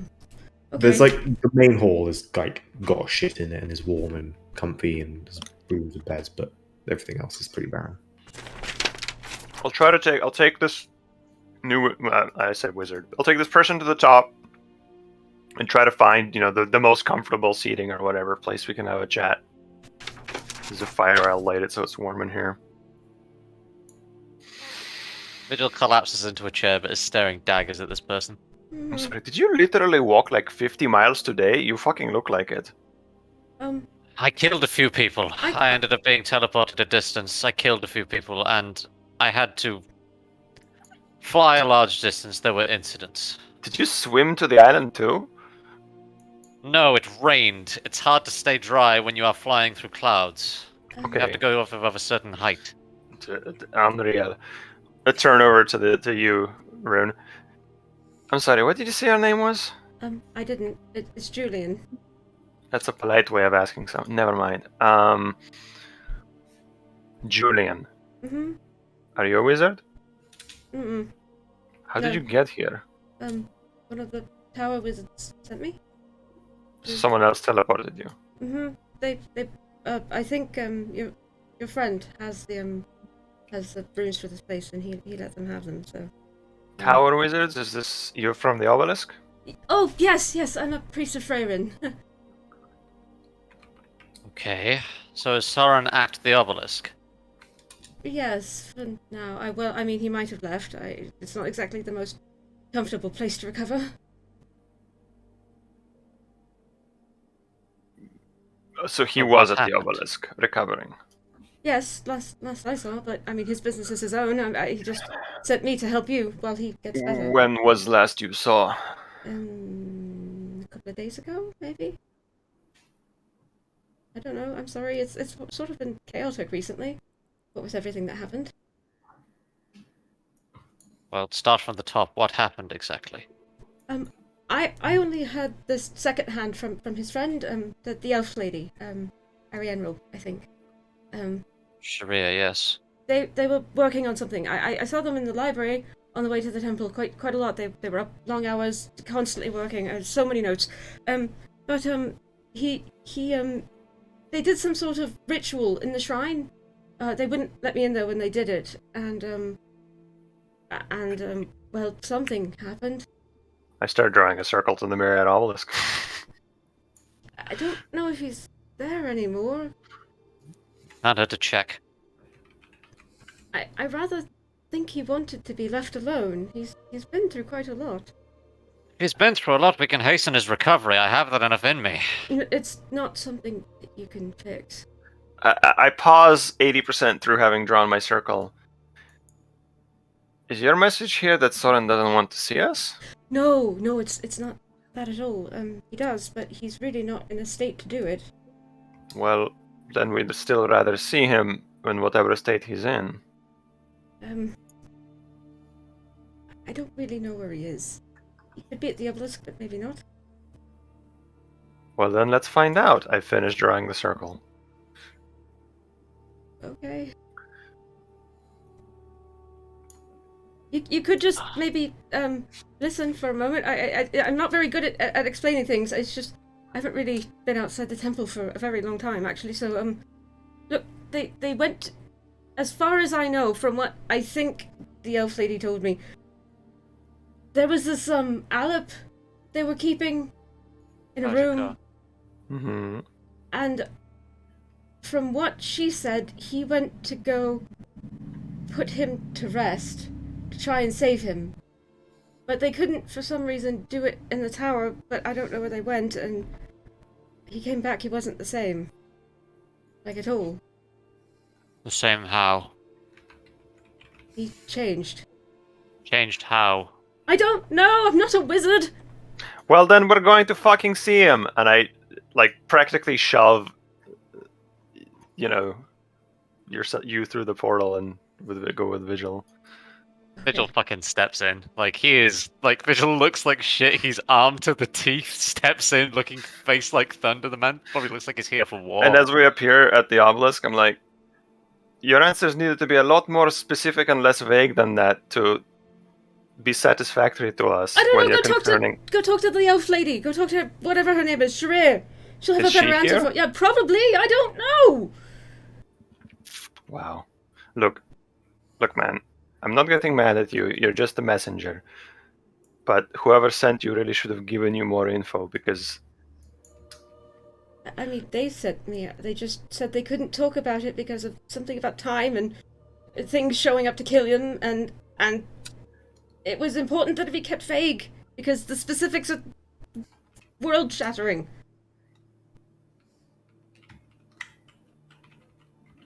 As long as he's alive. Do you see these wings on my friend's back? Yes, I do. He regrew those. Quite lovely. Oh, your friend? Mm-hmm. Yes. Soren did this for me. Yes, he's quite powerful. Bit of a reputation, really. Bit madcap, bit strange, but by all accounts, a good person, I think. Nobody speaks too badly of him, just that he's eccentric.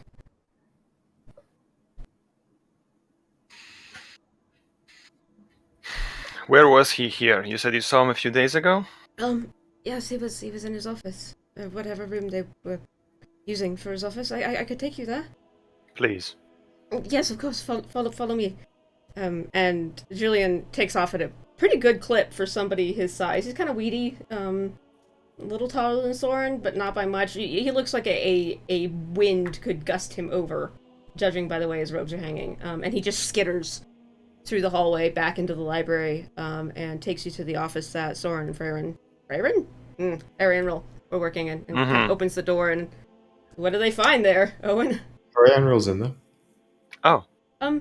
Miss Sharir, Mr. Ashmere's, Julian, right?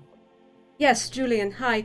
Mr. Ashmere's companions were wondering if maybe you could explain what happened to him, because I'm really doing a bad job of it, and they have swords, please. Did they threaten you? Not exactly. They're understandably upset and confused because they were expecting their friend and they got me instead. I just want more information. Could you please explain, because I'm not a wizard and you are, and you were there, so please. We've not heard from Soren in 4 to 5 weeks, and he promised he'd return, and his sister even said he's never missed the coldest night before, And instead of him showing up on Coldest Night, this is what we get. So...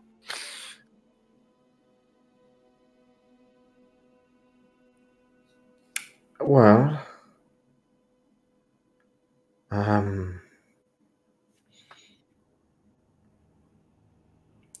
what has Julius?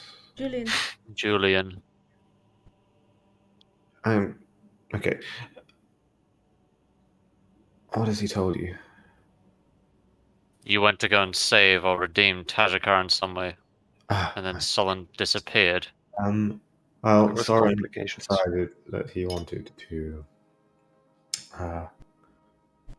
resolve that situation, and it would have brought it. Well, it brought me some answers. It brought Soren some answers. It was very intense and exhausting. How did you try to do this? Magic, of course. Time magic?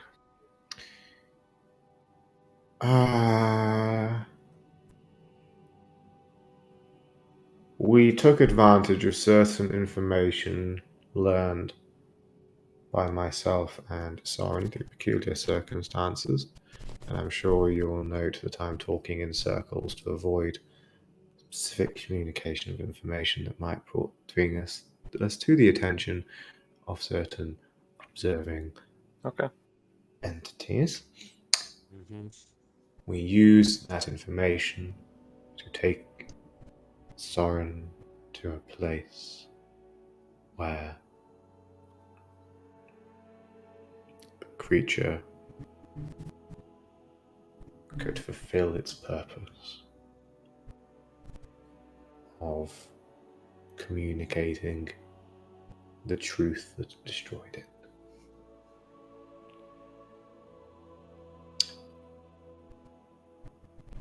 Now, I will say the ritual was pretty successful. With regards to what happened to Tajikar? Well, he's not here. So I think yes. Soren did come back, but the experience left a mark.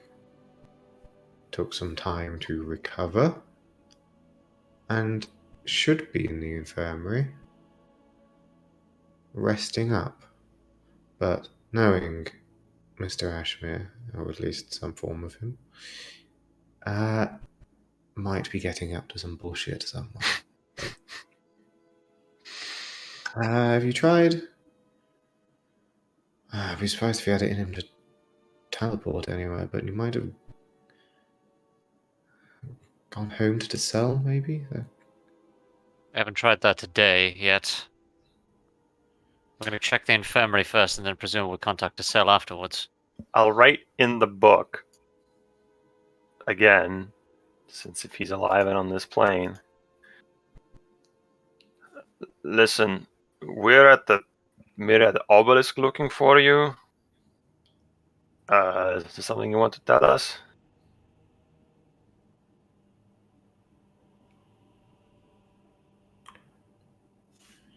Let me just double check something. If you just want to have a chill night to yourself, that's fine. But we just got to know if we need to rescue you or not, you know? Let's ask him if he's alive and cognizant. You can see what I'm writing. Oh, okay, cool, yeah. I ask you to put that in there. Because I'm imagining you're the only one who can use the book. Okay. The spell kind of proverbially connects, but there is no response. Interesting. I've used this book a bunch. Can I determine what that means based on the type of error? Like, alive but off plane, or like on plane but unconscious? Doesn't fail. The spell successfully casts. So alive on plane but no response. Is it a type of no response as in it's blocked by magic, or I don't know. Okay. Not responding. Ah. Right. Is it I mean- particularly important that he comes back? I mean, yes, Cavol is making moves. We need to make sure that the man's all right. We need to catch up. There's information that needs to be relayed. It's Things have particularly happened in the important 10 weeks. It's particularly important that he's not dead. And no, if one of us were missing, he would go to rescue us. I told you he wasn't dead, and Well, I guess. Yes.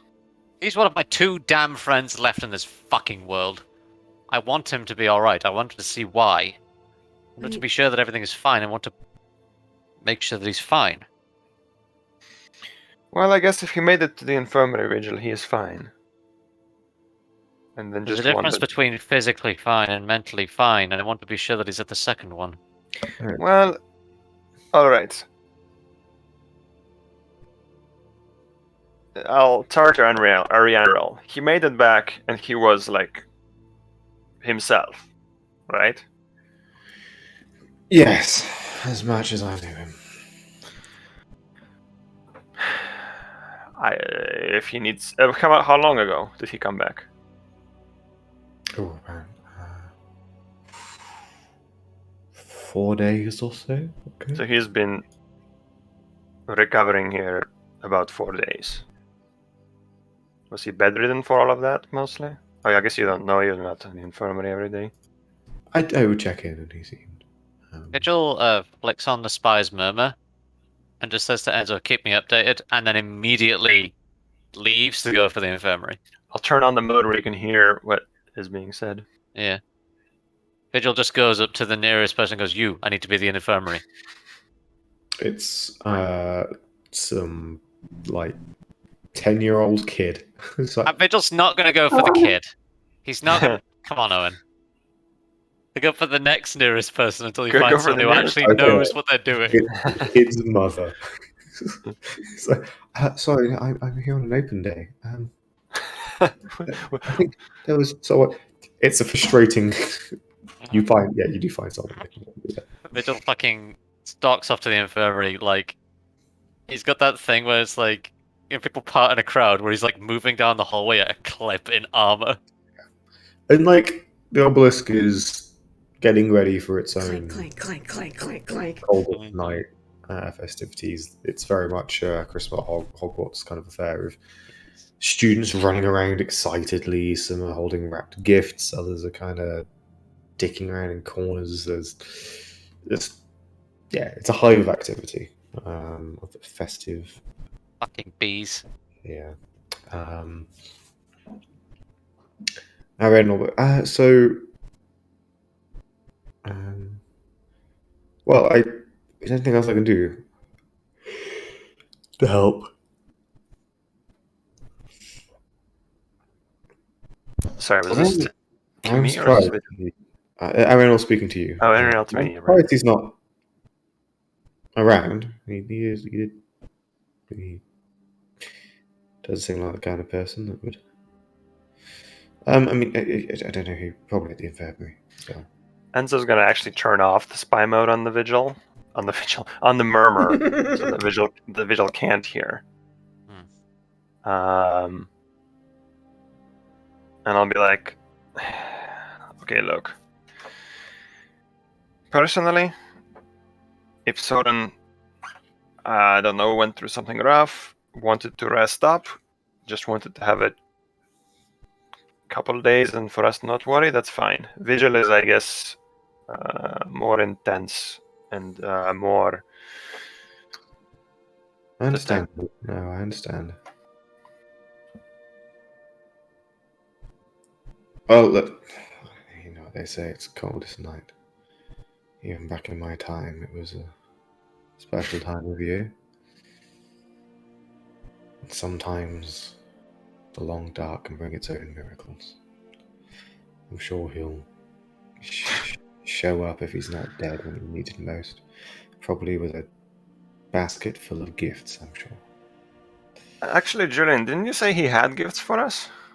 Yes, they're in my bag. He wanted to make sure they got to you. Of course.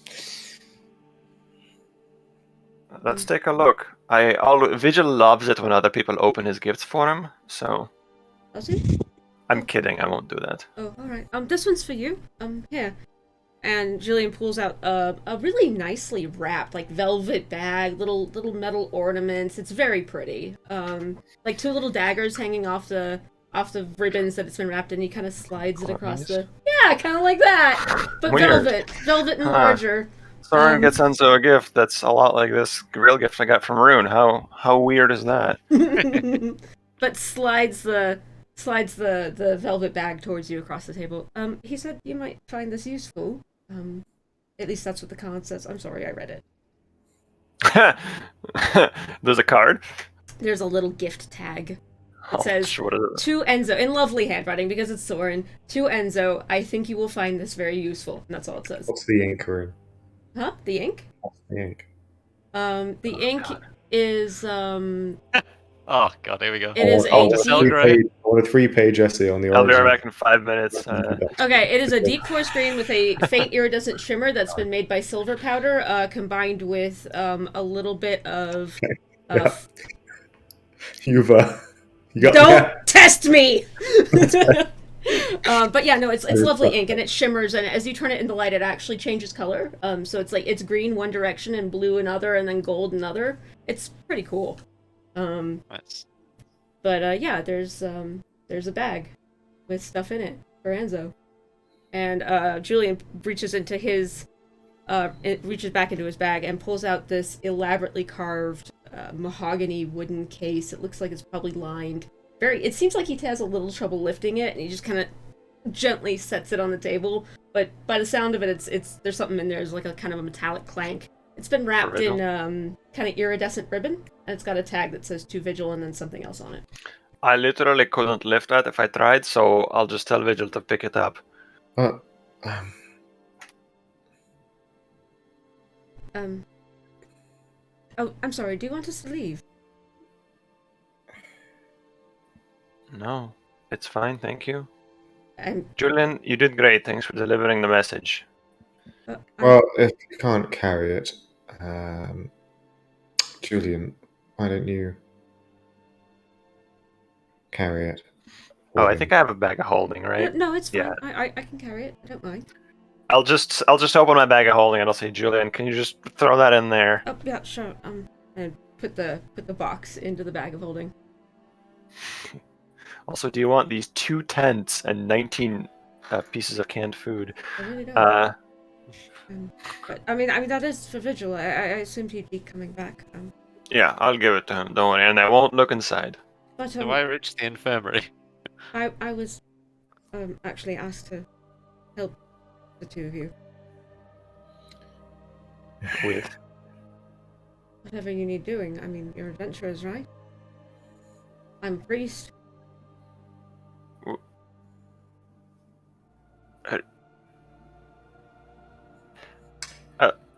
He said, go here, offer your services, take these with you. That's what he told me. like, you're our servant now? No. What? No. I'm pretty sure that's exactly what he said. No! What? Servant? Isn't that right? Because the other interpretation I'm hearing is that Soren gave us a replacement surrogate Soren. No, I'm pretty sure Julian here is to act as your servant and butler. Service. I offer my services to you. And what is a servant is not someone who offers service. Is that not right, Julian? Julian, you are, I take it, a priest of Freyren? Yes. Yes, I am. Do you cast spells? Yes, I do. Show me your best spell. What is the highest circle that you know? That's kind of a personal question, isn't it? It's 8th, all right? Really? My, Julian. Careful, priests can often suffer from performance anxiety. I am shy. And kind of terrified of people, but I am a capable healer. Okay. Perhaps I have underestimated you, Julian. Most people do. Is there a rank that I should be referring to you as? No, it's just Julian. I mean, sometimes people call me Priest Julian. My last name's Call in Ambrose. the help. Sorry, what? You could call in the help. Did you say Ambrose? Ambrose. Yeah, it's Haven't we heard that before? Am I tripping? No. No? Okay. I mean, Vigil. Oh, sorry. okay. Vigil, you stomp your way into the infirmary. Yep. Soren is not there.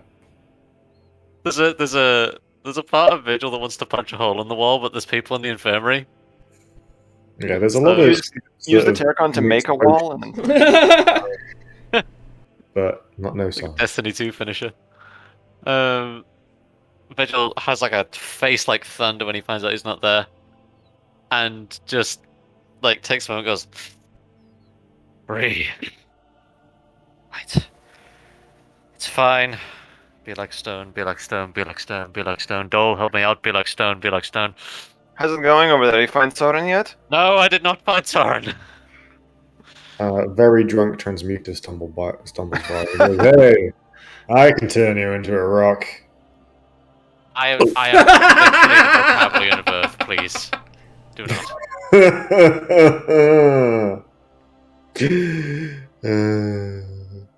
Seriously though, I could like totally turn you into a I say to him in very, very complex Terran, you cannot possibly imagine the power I wield. And then immediately start walking back the other way.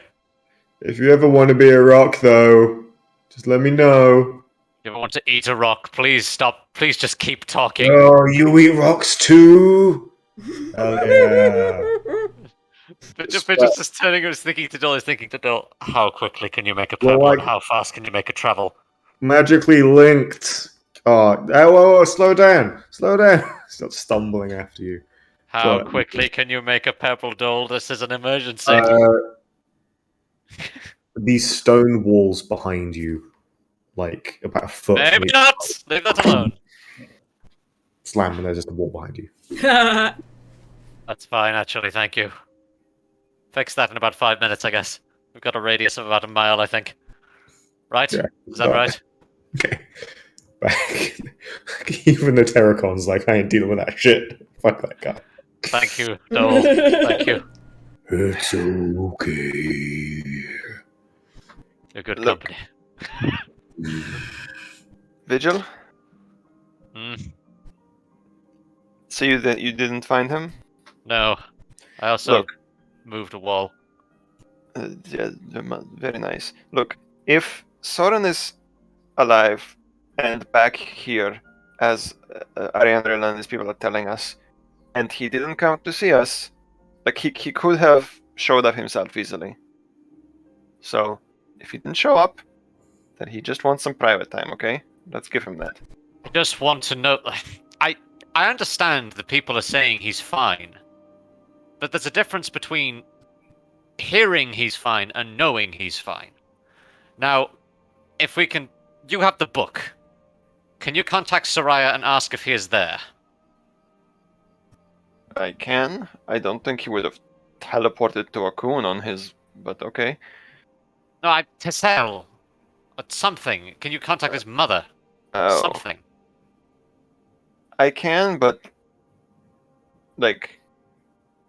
we should also trust him, right? I do trust him, but... he went off and went to go and do something with the time stream and said nothing. Yes, and he came back from the dangerous part. Oh, by the way, did I tell you I went to Kavol? I also did something stupidly dangerous.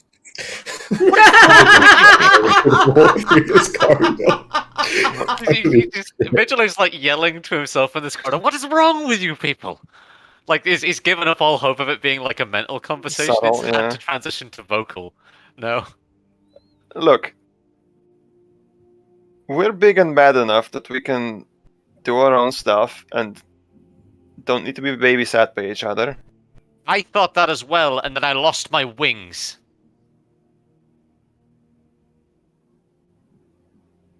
Is everything alright?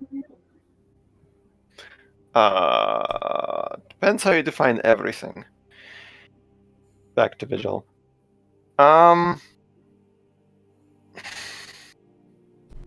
Look, I'll ask Soraya, but like the reality is... we have to wait.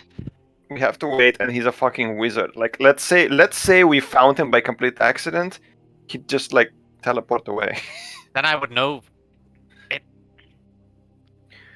Hey, don't you have the scrying orb? Do you want to try scrying on him? Maybe that can tell you that he's I have safe? the eye. I can try. I'll return to you first. Okay, come find me. Oh, there's a gift for you, by the way. Sorry, what? Pardon, sorry? Where does Vigil keep the eye? It was pretty large. Because it's like a foot in diameter. It's a foot orb. But do you have a bag of holding? Oh my god, y'all are gonna ponder an orb. Fuck off. Sorry. Oh, pondering wizard meme, get out of here. I forget, Lucy, do you have a bag of holding too? I think I do, yeah. Okay, because I think we have two. I have one and you have the other. Yeah. I have, like, It what's her name? barely fits through the opening. Yeah. I have Elusive's original bag, I think. Yeah. Get in the bag. She's so pissed by that, monogrammed and everything. You know what, she should get into the bag so we can kill her again and take the second one. Vigil stomps back to you, given enough time and enough people move out of his way. Hello, Vigil. Oh, hello again. Arendelle, we don't have lodgings here. Is it okay if we use this office for like an hour? It's fine. It's not like I was using it for anything. It's coldest night. Take the night off. Ariane, will you want to go, literally do anything while they do this? Wait, what? What? Do I need your help? No, Is that... I just thought maybe we could go look at the lights or something while they go try to find their friend. Oh my god. I'm here appointing that. No, I think you should stay here, and Not 20 minutes. I think you should help these poor people. What? I mean, I could try. I mean, I mean, what are you trying to find out, man? Is Julian totally like hitting on our annual? Oh, a little. Not in like a gross way, but in like a hey, I'd like to spend more time with you way. What do you mean a gross way? Like he's But not like trying to get into her Good pants. girl. Why is that gross? Well, okay, it's not gross. He's not trying to get into her pants, but he is like just trying to be around her more. Sure. Seems to like Just her. the way he said that. Want to go look at the lights with me? Well, he was trying to give you guys privacy. It seems like, just to clear out of the room and let things happen. I mean, I really don't know what help I could be, but Hey, look. You insist. Addressing all people in the room with me. It's coldest night. Do you have anywhere to be, Julian or Andriel? No, not really. No. I'll get the four of us some drinks. Let's have an enjoyable evening. Doesn't have to be the whole night. Like I said, we'll be here for like an hour. I got you two something as well, actually. I figured it would be nice to bring a gift since I'm sort of interning for your wizard, you know? Okay, let's see it. Oh, these are for you, and Julian pulls yet another bag. Again, tastefully wrapped, but not in velvet. Looks like cloth. Kind of cheesecloth. And hands it over to Vigil, and it is like a pound of chilies. I was told you liked these, so yeah. Right. So, he like pauses to himself and like sighs briefly and just goes, "Thank you." Enzo has a thing for you from Vigil, I got you something, and I open my Soren. bag and show you Soren's gift. It's in Soren's handwriting, like. Yeah, it's obviously Soren made. Vigil plunks out. Now, I know this looks like a Soren present, but remember, I'm very good at forgery.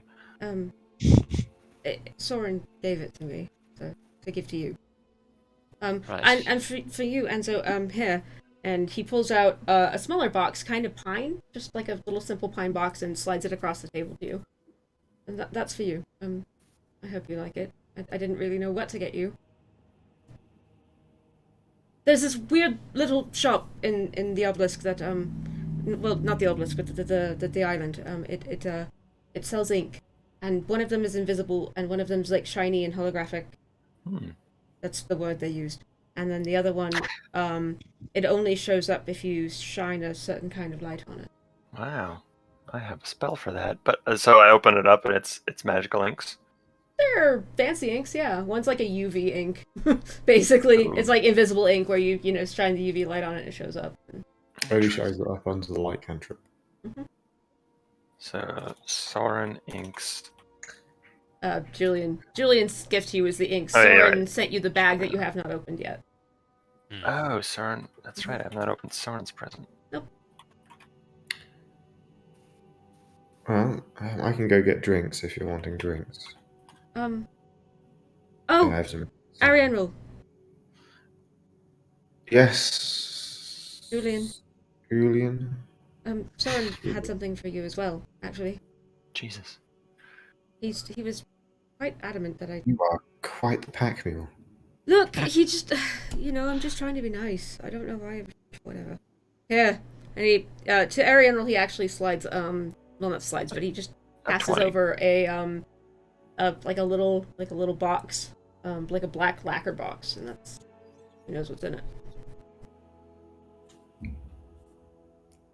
That's for you. I'm sorry, I didn't get you anything. I don't really know you that well. Necessary not to open them until the strike of midnight. I don't know what the current social etiquette would be. Oh, I don't think it matters now. I don't know. Normally just spend my time... Shrugs. Cracks it open. With a fuck edition anyway. There is... Oddly, it is not exactly the same amethyst, but it is a amethyst on a leather cord that has been really beautifully engraved. I don't know that it's magical, it could be. But somebody put a lot of care into it. Okay. She takes it.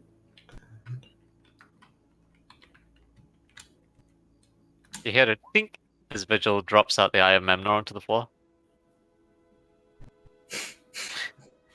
Wait, why'd you drop it? Oh, not literally drop it, but like, gets it out of the bag. Like sit down? Yeah. I remember kind of takes it, holds it, and just looking at it.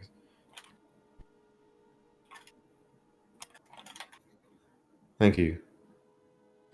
It's from Soren. So. Well, thank you, Julian, for giving it to me on Soren's behalf.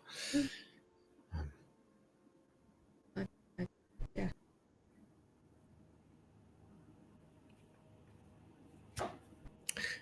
I have a gift for Soren also, but he's a no-show, so...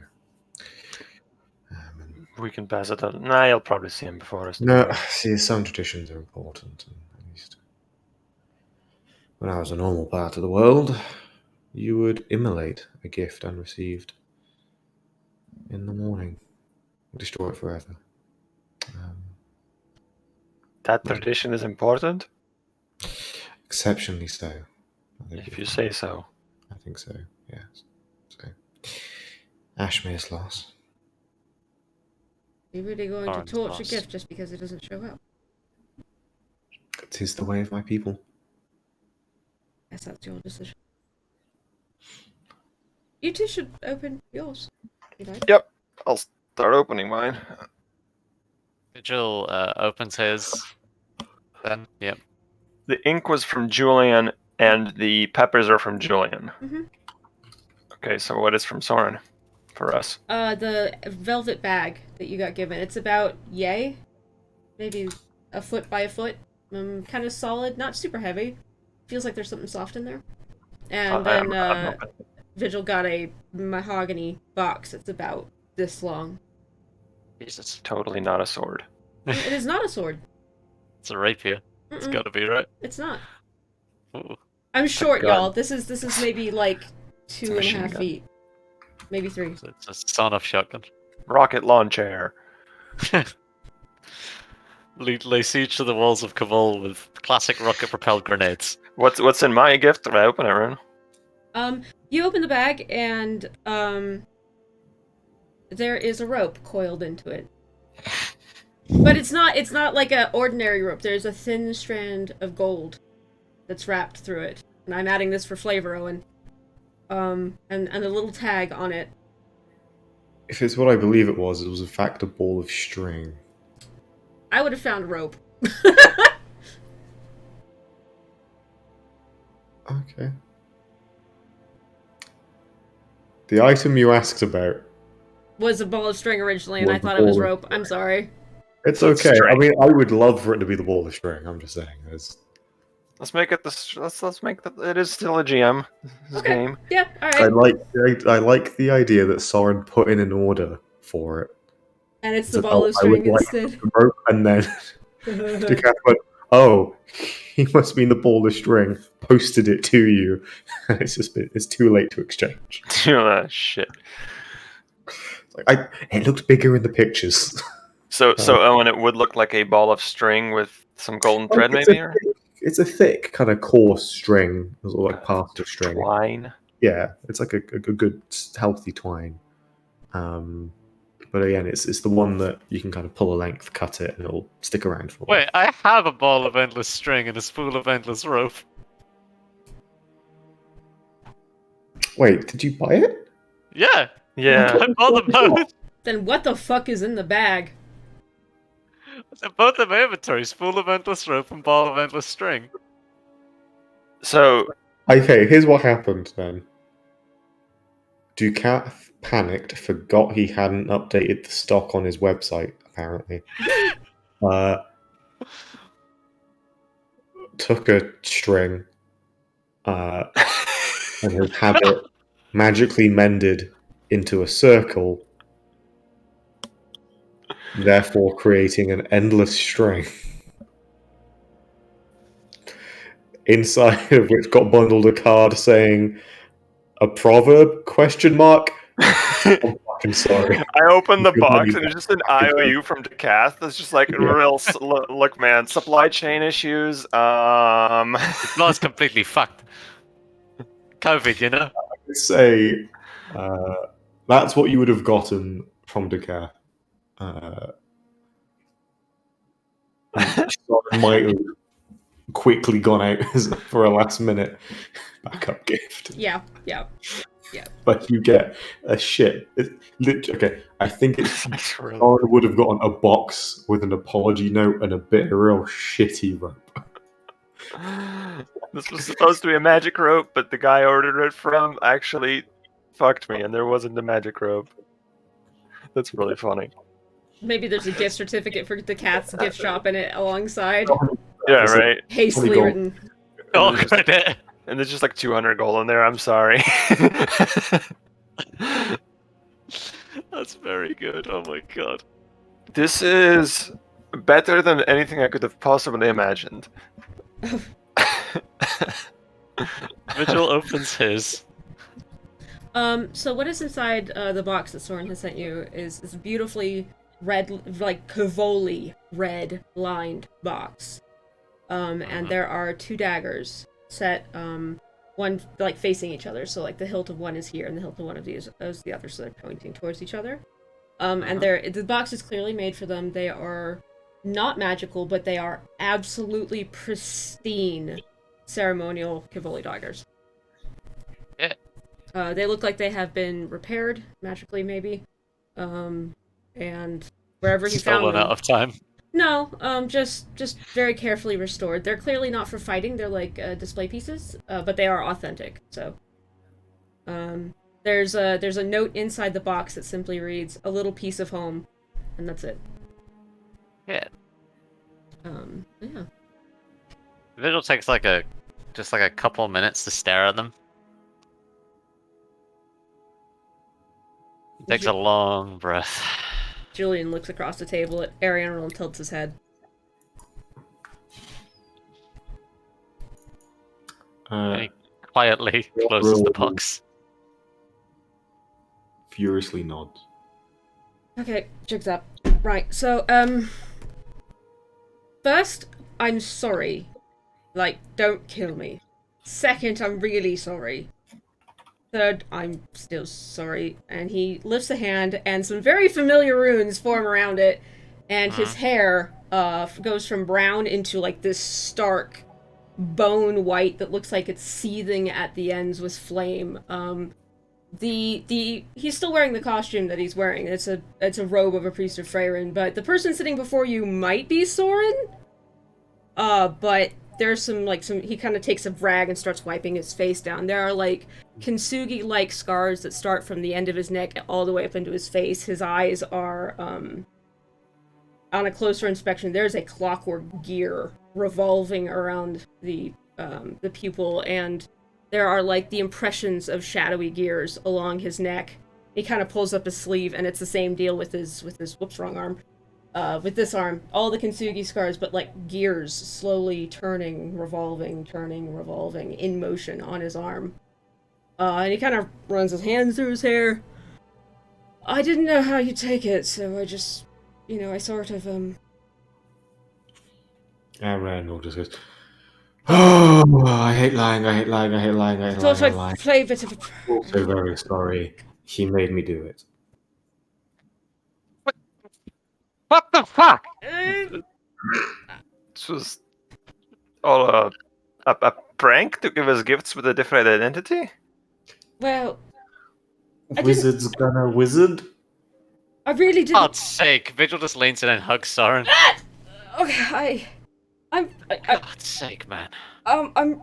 Okay, please, alright, okay. Right, so, I didn't really know how you take it. I don't look the same. I don't feel the same. A lot has happened. I really can't talk about it. And now I will send you the real art. The real art? And I gotta tell you, for the sake of a prank, 10 hours on a portrait was, one of the more extra things I've ever done. Was that a disguise self or whatever? No, it was just, some makeup and hair dye. Interesting. I knew you were going to try and scry on me, so I had non-detection prepared, and then, oh my God.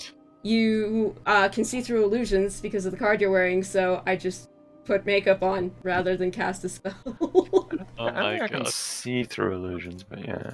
But you're good at identifying them. Which one is the most recent of this? Hold on. Jesus Christ. I automatically identify illusion magic being cast. There you go. But yeah. That is the person sitting across from you. He kind of takes the robe off. Looks like he's in a blizzard. Takes the robe off, and he is wearing the spell mantle, but it's blue rather than gold. And the Ioun stone, he puts the Ioun stone back, and he just kind of... hair continues being fabulous. He's not got the beard grown in yet, but yeah, the hair is white and gold, but the ends look like they're slightly burning all the time. It's very weird. Jesus. So I almost died again, but yeah, happy coldest night. You have a gift for me. Looking across the table at Arian roll. Haha, yes. You don't actually, do you? No, I do. I really do. Did you immolate it? What? No, that's all bullshit. Mm-hmm. No, that's an awful tradition. I'll admit I bought that because elves are crazy enough to do something like that. I suppose. I just wanted to cause you pain, really, while you were... Oh, thanks, bitch. No, not you. Him. Pretending to be Julian. And I was going to be like, oh, I've got a gift to Soren, but I'm going to have to destroy it because Soren's not here. Fine, I unthank you then, that's fine. Good. It's not fun for me either, I almost called him Soren 3 times. Both of you have been poking me for the last, 8 months, and I thought, you know what? I'm just going to take advantage of this opportunity because I look like a freak now, and it's great, so, What have I done? I don't know. Oh, some transgression back in the past. Just seemed funny. Eat my ass. He cares about you a great deal. Apparently.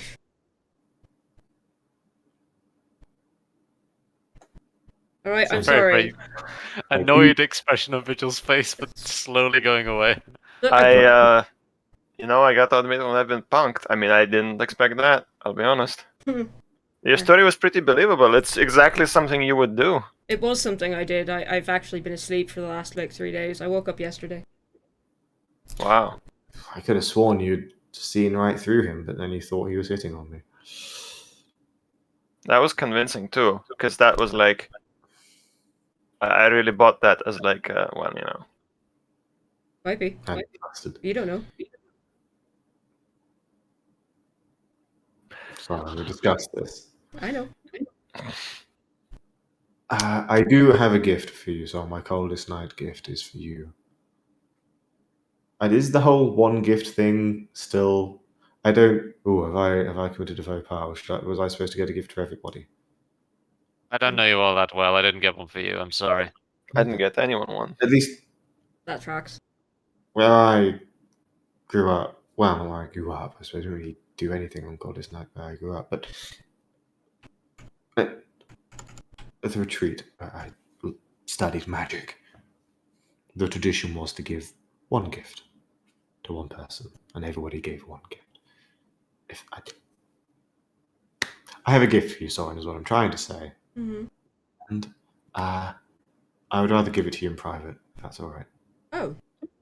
Yeah, right. Excuse me, lads. We could go get drinks while we're waiting. Later. Hey, I actually have the perfect idea. You do your gift thing. Soren, can you teleport today? Yeah. Meet us at the castle in 30 minutes, 10 minutes, Yeah, sure. in a bit. Yeah, right. Would I be imposing if I No. came to the castle? No, please come. No. Please come too. Honestly, Yeah, those please two. do. Yeah. I'm throwing a party. That's my gift to you all. And invite anyone. Wait, what's your fucking... What's the Brylan? Genasi's name? Right, Brylan. Is Brylan here? Maybe invite them? Is Brylan here? Sure. He's currently on chaperone duty. Yeah, no, he's here. I'll go get them. Where's Glimmer? Oh, I sort of let him go. What, He- like, permanently? He's he's a young man now, and we've been together for so long, and his life had been bound up in mine forever. And I thought, I was going to go deal with Tashikar, and I thought I wasn't going to come back, or if I did come back, I wouldn't be the same, and I didn't want him to be bound to me or be waiting for me forever. So I thought you weren't bound. I thought you always I said that thought you he were was there by friends. choice. we had a contract. He's still Fae. It's a contract we made when we were kids, but it's still magically binding. Aren't Faye just allowed to have friends? Yeah, that's my thought. It's more complicated than that. Anyway, he's gone. I don't know if he'll come back. I hope he does. I told him he was always welcome with me, but This isn't another prank where that book is going No. to turn into Glimmer, is it? no, this isn't a prank. I'm not pranking you at all. Huh. So yeah, he's gone. Well, I hope we get to see him occasionally. I mean, I'm assuming he still is your friend. Yeah, and he's alive as far as I know. I mean, unless he suddenly died, that would be terrible. No, but like he's. I just figured he could use his own life for a while. I mean, he's my age, so, and all he's ever done is be my friend and stay with me. So I figured, it's time he grew up a little, have his own life for a bit, and if he comes back, I'll be grateful, and if he doesn't, well,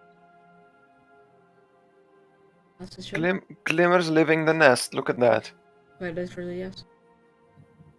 The strangest dream, but I can't remember it anyway. Yes, but no, I'll be to the tower presently.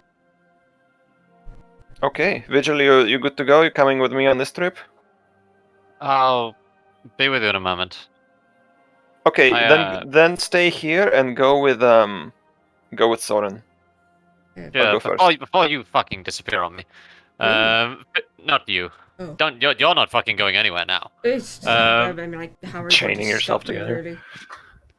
Yeah, well, if I had a pair of handcuffs, you're going fucking nowhere. Then again, you can blink, so there's no much point. I actually can't, but Good to know. Vigil reaches into his bag, pulls out just a small, like he like jokingly rattles something. It's like a chain. He goes, no. I learned jokes over the last 10 weeks. I can Vigil see pulls that. out a small box, gives it to Enzo, and goes, "Take that." What was? I don't know how this works. I've never had this kind of thing before, so I gave it a go. I have the wrong stats here. Thank you.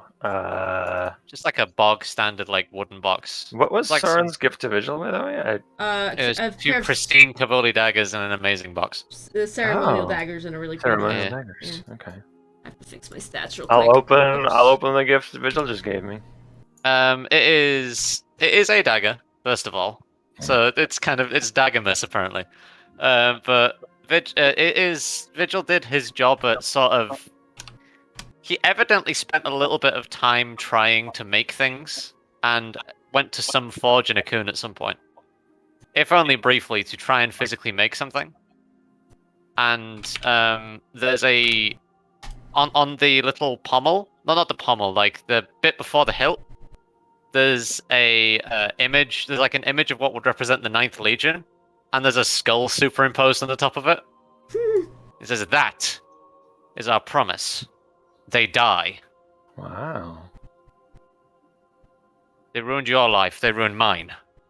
I want to be sure, and this is my promise, that they will do it." I flip it a couple times. The balance is okay. It's not the best quality. It's like decent. I don't intend to fight with it, but I appreciate the message. They die. No quarter. I have no sympathy for that place, and it is not my home anymore. Oh. Talk about character growth.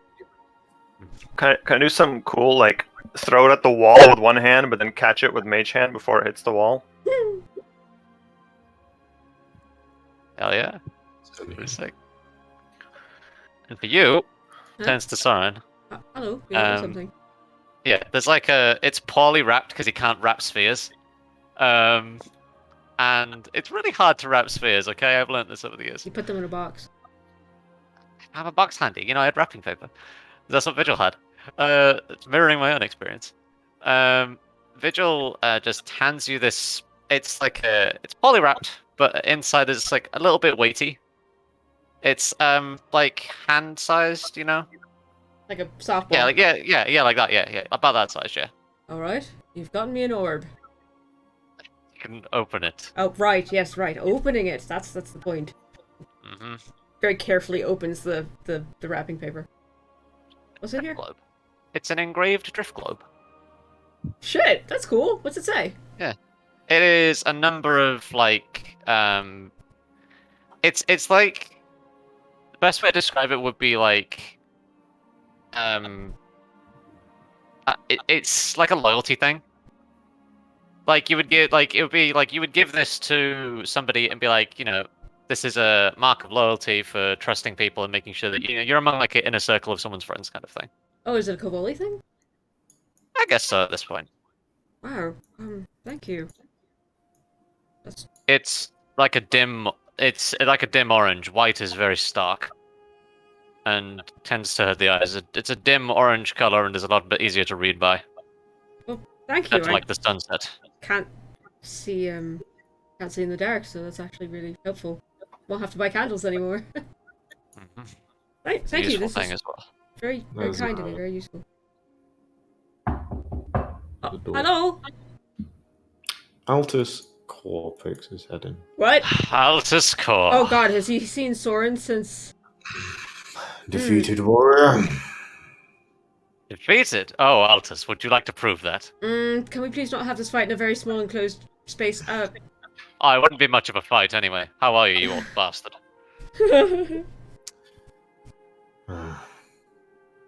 I was going to say it would be hard to clear off the flagstones, but presentation would make it barely a second task. I'm good. Try and I'll throw you into the fucking ether. I have missed this.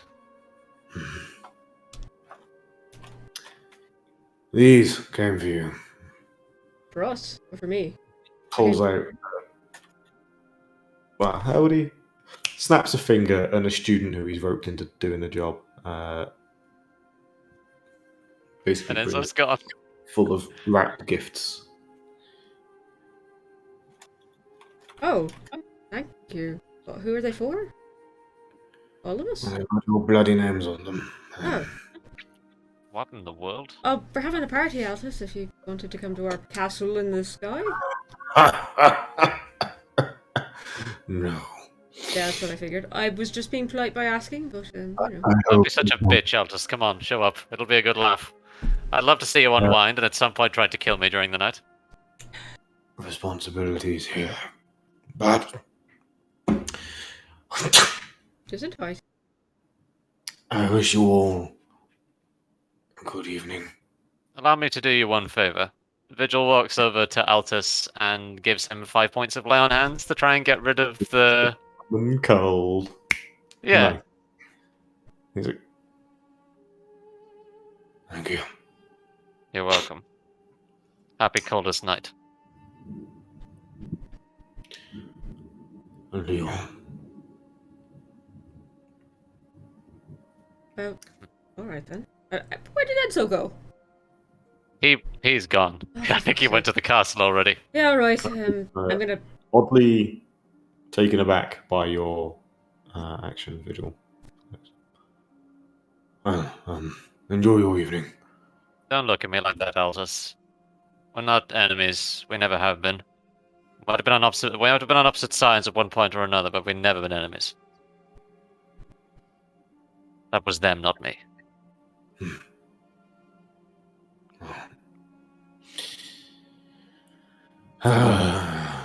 There's a fool who learns. Don't fireball anyone. Only if the blasted students try breaking into the bloody catacombs again. That's fine. Only if they deserve it, Altus. They try it every year. Yep. It's a tradition. Sorry. Have a good night, Altus. Teach them all to be inquisitive bastards, and there we are. He turns and stomps off. But you can into it with love. Oh, and after all of this, I have one thing I'm gonna do, and then we can... But anyway, so... Tray of presents, holy shit! And Enzo's gone. Are there any for him? There is 2 for Enzo. Okay, 2 for Enzo. I'll open them later. Soren will just kind of divide the presents out by person. So, puts Enzo's in a stack, and slides Vigil's to his, and... To him, rather. How many are there for Vigil? Are these from Altus? They were delivered for us. What? Do we have fans? Apparently. Apparently. Only fans. There's 1 for each of you, and then an extra 1 for Enzo. Oh. Nice. Vigil will put his in his bag to open. Yeah. Actually, no. There is an extra 1 for Vigil. Oh. And A gun for Soren. It's 1 for each character class we possess. no, there is one. There is 1 for Soren as well on top. So there's it's 2? 2 each. 2 each? Okay. Yeah. Nice. Well, those are yours, these are mine, that's Enzo's. Here, you can take Enzo's to him then. Mm-hmm. Arian, you wanted to talk to me? No, you can wait. We can do it at the castle. It's fine. I need to... Well, I just need to run down to the entrance to the catacombs real quick. Are you going to open it for them, or are you talking to the secret keeper? I just need to go visit Kintyre. I've already talked to Freyrin. Oh, that's what I mean, Kintyre. Yeah, you should probably stay here. I'll come back for you. Fine, yeah. Alright, Soren zips, like, beelines Don't teleport away on me. I will not! You can encounter Kintyre. Okay, so Soren zips down to the catacombs. Kintyre, hi! Hello. I brought you something for Coldest Night. Hopefully nobody forgot you. Oh no, I've been getting lots of secrets. Oh, have Drunk people say all sorts of things. Can you do me a favor? Well, not really a favor. I want to give you something. And Soren reaches into his bag and pulls out... Where the fuck did it go? Shit.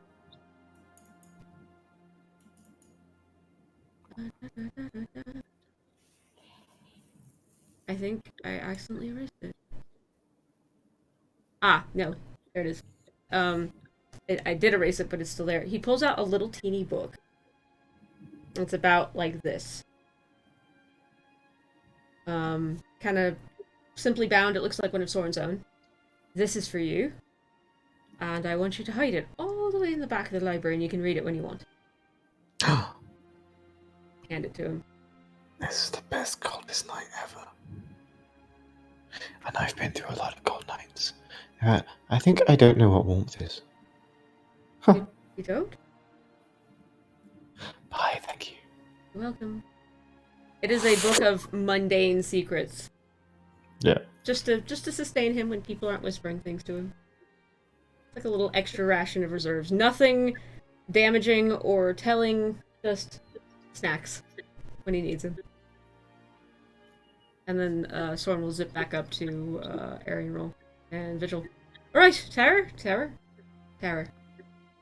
Castle. Right. Yes, please. Alright, everyone together and teleport. The magic gives me a headache. Can I say what Enzo's been up to? Go for it. So Enzo ran off. Hopefully he had about 10 minutes while you guys did all that. Yeah. I think so. I think I know exactly what's happening here. Oh no. I ran off, and while I'm at the obelisk, I want to just like speed by booze and drugs.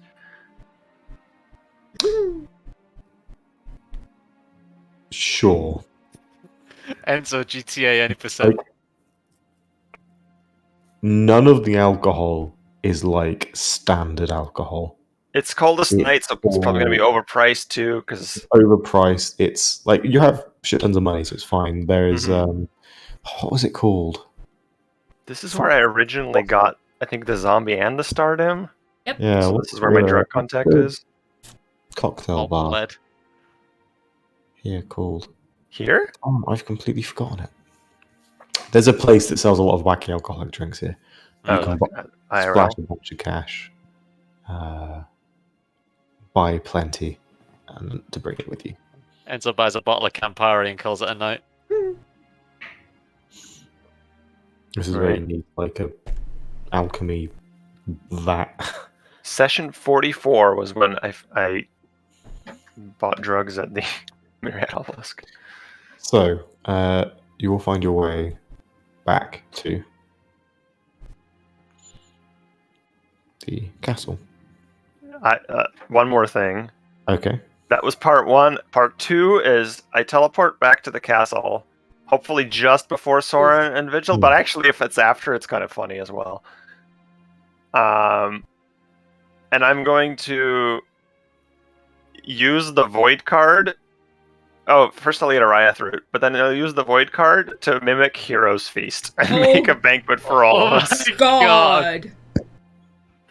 Hell yeah. How much damage is Hero's Feast? How much level is Hero's Feast? Hang on. 6th. I did a 6th.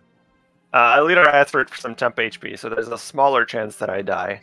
Okay, can you make me a Constitution saving throw, please? Oh my god. Oh, good thing I spent all my heroic moments on insight checks for flirting. Nat 1. Aw. It's a 14. Probably a fail still. That is a failure. Oh, because it has to be 10 plus spell level, isn't it? Oh god. How much damage are you going to take, Enzo? You'll come back looking like fried shit. What level is the spell? 6th, Hero's Feast. Okay. By the way, casting time 10 minutes? Nope. Gold cost 1,000? Nope. I'm a void card, bitch. It's going to be a void hole in a minute. I cast a 6th Album of Earth literally last session. And it almost killed you. And I lived. You know what? You know what I was doing while you guys were RPing? I went to anydice.com and calculated the probability that 13d10 kills me, and it's very low. Okay. Fair enough. Woof. Oh, that's fine. Nice. That would have killed Soren. So I use a villainous moment to reroll. Do you? So that is more than half my HP. So that does the thingy. That's not even half of Vigil's. Yeah, boy. Oof. What? So your HP? What's your HP? 95 plus academic 410. curiosity. I'm like, Don't yeah, I worry. suppose, yeah, it does average out just below your HP. 95 plus 4 temp, and I'm looking at anydice.com to do 99 damage with 13d10 as a 0.4% chance. Got a 90. Jesus. 90 is pretty close. Yeah. But even a 90 is... Oh, it's trying for it. 90 is 10 times more likely than 99, for the record. Yeah. Owen burns every villainous moment for the rest of the campaign on 100 rerolls. Just disintegrate me. By the way, I still have I don't know if it would work, but Gift of the Protectors in my book might just save me anyway. Anywho, Hero's Feast. Okay. Nice. What happened? Sorry? I just missed that last sentence. I make a Hero's Feast with a Void card. Yeah, man. Hell yeah. Okay, so you come back to an evening of beautiful. Some of the, it's a hero's feast. It's lovely. It's a spot. It's filling. It's delicious. There's plenty for everyone. Even Torgir has his fill. His children. There's a bunch of crazy booze for those that drink and all sorts. And it's just the castle is filled with life, love, and laughter for the evening. Coldest night.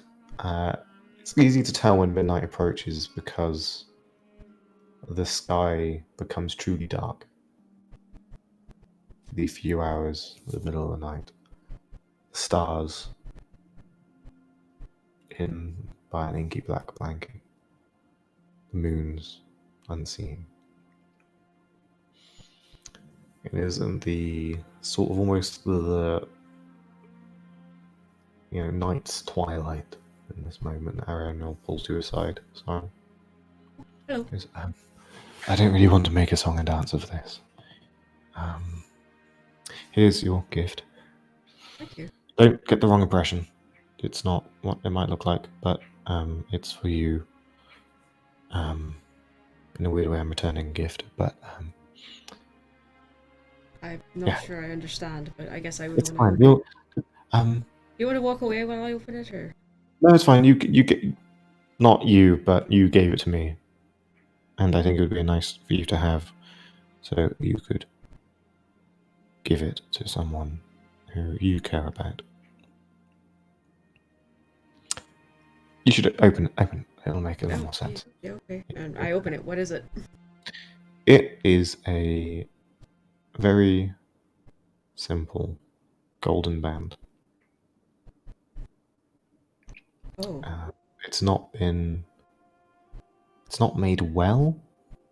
It's very clearly sort of, you see where it's been hammered and marked, but it's, a nice amateur's approach. He made it for me. It was his gift to me, but you were never quite the blacksmith, so.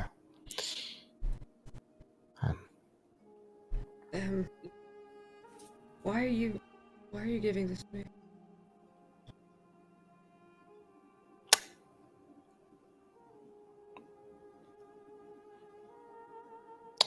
Because I think I wanted to.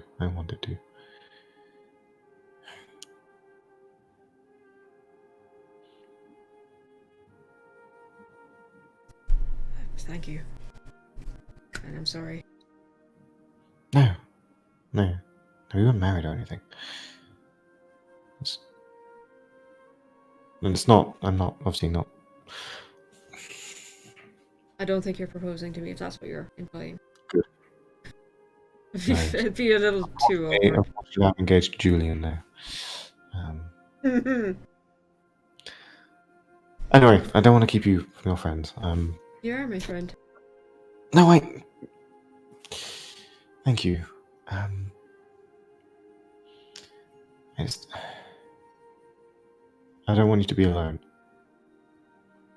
And I hope that you find someone, or if you have found someone, that one day you can give them this and know what it's like to be loved in the way I was loved. And hopefully, fingers crossed, we'll be loved again. But really, I mean, you time people, you can probably just grab me another one from somewhere.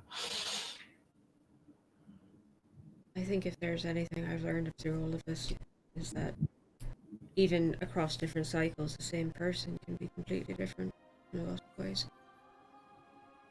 I know. But let's go back inside. I need to get drunk. Yeah, sounds like a good idea. I'll tuck the ring somewhere in my robes. Do you have anything? Fucking. Sometimes I hate being an elf. How many what? Strong stuff. Yeah. Good. I am sure whatever weirdness Enzo brought back and get a giant drunk. So in terms of the box of presents, Ooh. Yeah. Oh yeah. you each What do we get? seem to have received a gift from Elsa. Santa. Oh. Oh, Elsa? Aw, bless her. Hmm. And then,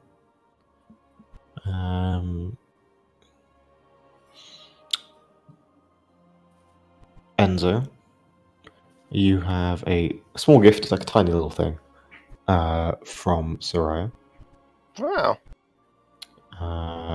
Soren, you have a box from your mum.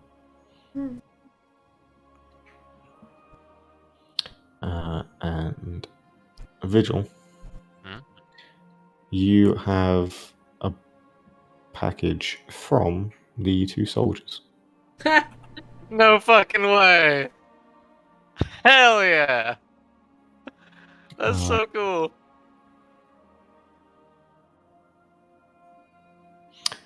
Ooh. No, there's another one and it's addressed to the group of you. One more? Yeah. This Who's has it gotta be from? from the dragon seats. Come on, guys. It's from Duran. Oh, fuck! Oh, We're what opening the that one fuck? outside in a magic circle. Just because He opens banishment of it. the gift to be safe. Dren just pops out of the box. Oh hey. Well, howdy. Howdy. So, who opens what first? I'll open my gift from Soraya. Yeah. It's small. Okay. I'll open Dren last. Okay. Sure. Opening the little gift, it is a little dice, a d6, and the note reads, "May you always roll sixes." Nice.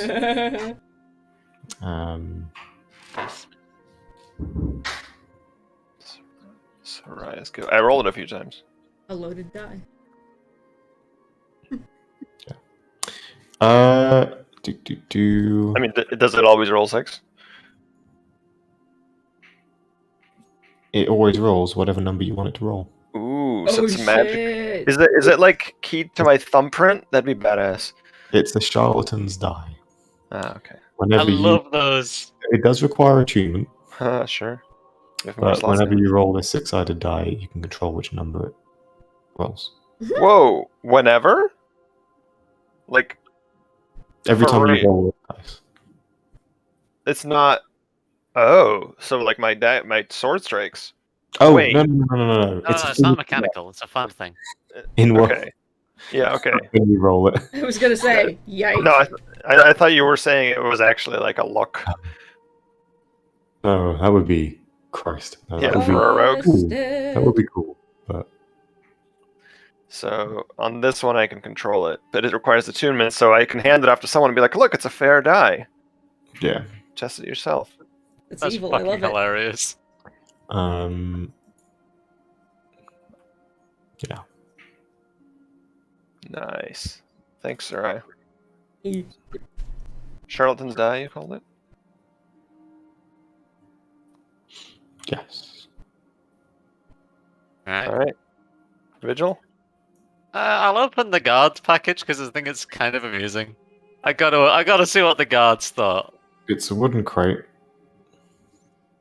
Okay. with 8 bottles of decent ale. Nice.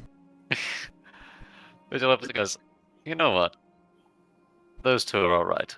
It's on a nice bit of parchment. They've essentially written a note. It's essentially like, chipped in, got you something. Have a good night. Aww. You're not bad. I'll have to pay those guys a visit next time we return to a cone. Next year we're gonna get you. This is going to be yearly now. It has to be. Alright. Sorry.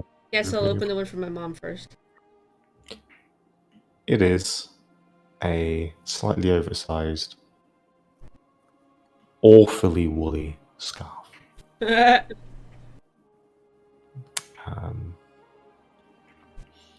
kind of a style, almost like a stylized river in terms of the patterns on it. Little ships every now and then, and that the frayed sort of the ends where it becomes tassels is like fire colored, like a little phoenix thing. Is it more like a stole, or is it actually just a scarf? It's a scarf. It's the kind of, I guess this might be what a stole is, but it's the kind of scarf that you could easily almost like fold it out and it'd be a blanket. Oh, like it's one of those like almost foot wide scarf. Yeah. Folded up, and then you kind of just it like hugs your entire torso. Thanks, Mom. And like you can see where she's like clearly worked on it through the year, bit by bit. There's a few places where she, like the walls run out and it's shifted to a slightly different color of blue. Different colorway, yeah. Yep, been there. Yeah.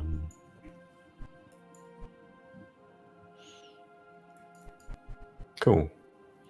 And so then you have the gifts from Elsa. I'll open my gift from Elsa. Or no, wait, No, yeah. We go around in a circle, you're next. Yeah, it says so. Okay, Yeah. so your gift is a potion. Ooh. He's basically written a letter to all of you saying, hope you have a wonderful evening. Here are some, things from the alchemy, from the lab. She thought of you when she tested their effects. Bottled it up and put it to the side. Enzo, you have a potion of pursuit. Pouch of pursuit?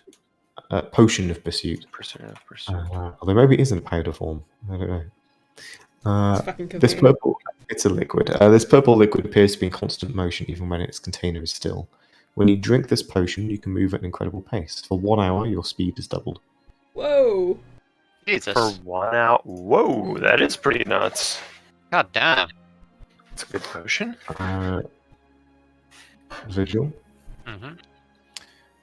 Yours is oil of red flame. Okay. Well, it's sounded this already.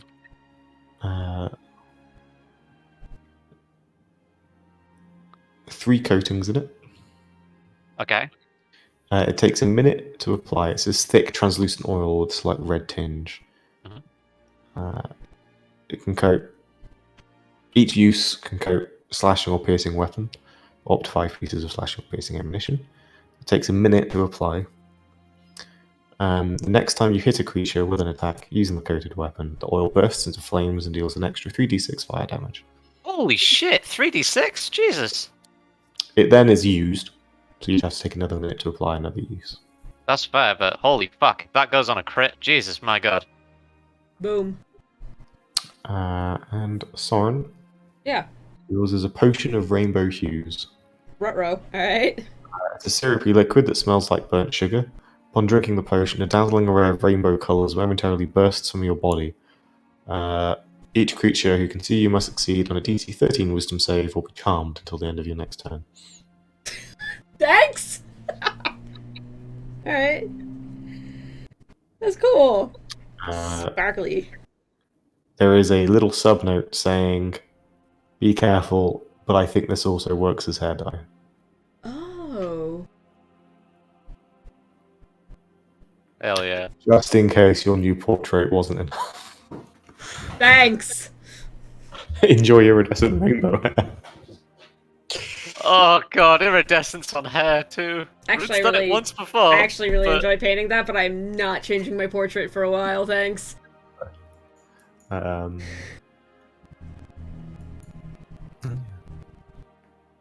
Wow, Elsa gifts. Also, I gotta say, as a DM, I really respect the way you're like, I'm gonna give out some weird magic items via Christmas present. Yeah.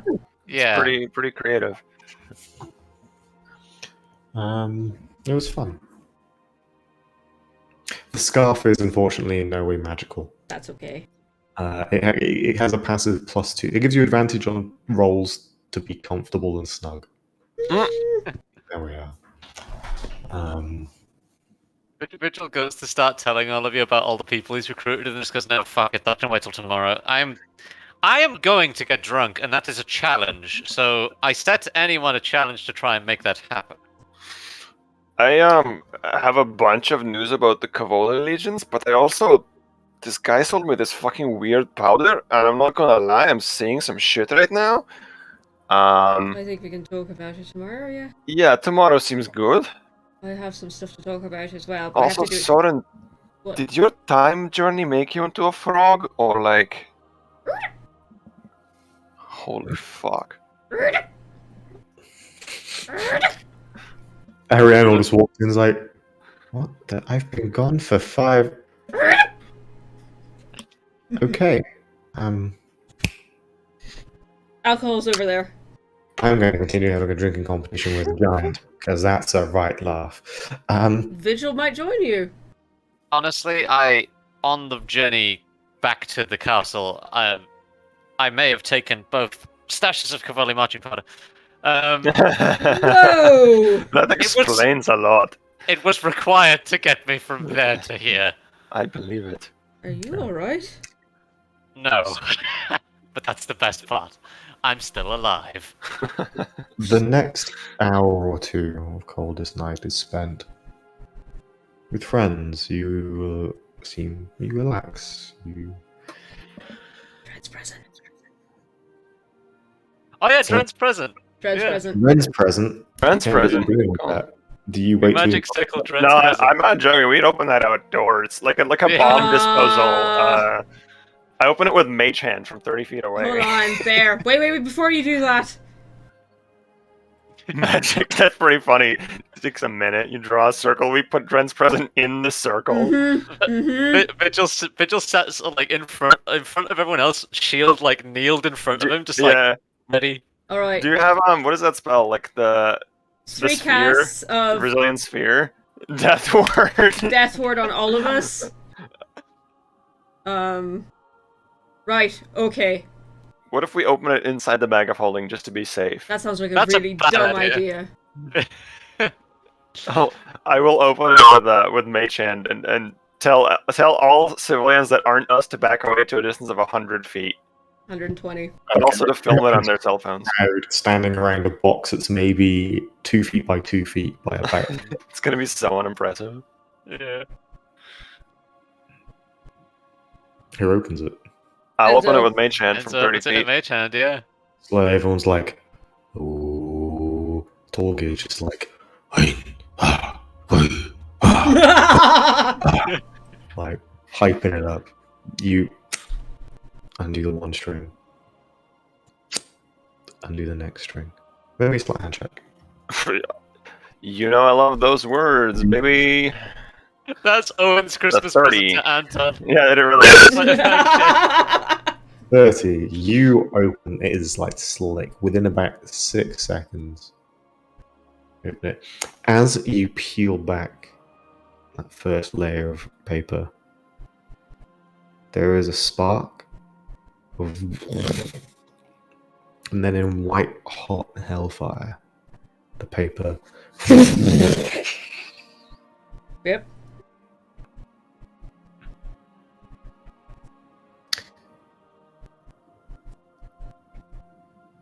And there is lying on the floor 3 leather white-brimmed hats. What? I'm assuming 2 of them have room for horns in. The opening though was not quite as impressive as the audience hoped. I'm guessing. No, they were like expecting an explosion or some shit. And then it's just, like, 2 a seconds little pile later, of hats, and then after the paper's gone, they kind of just flop over slightly.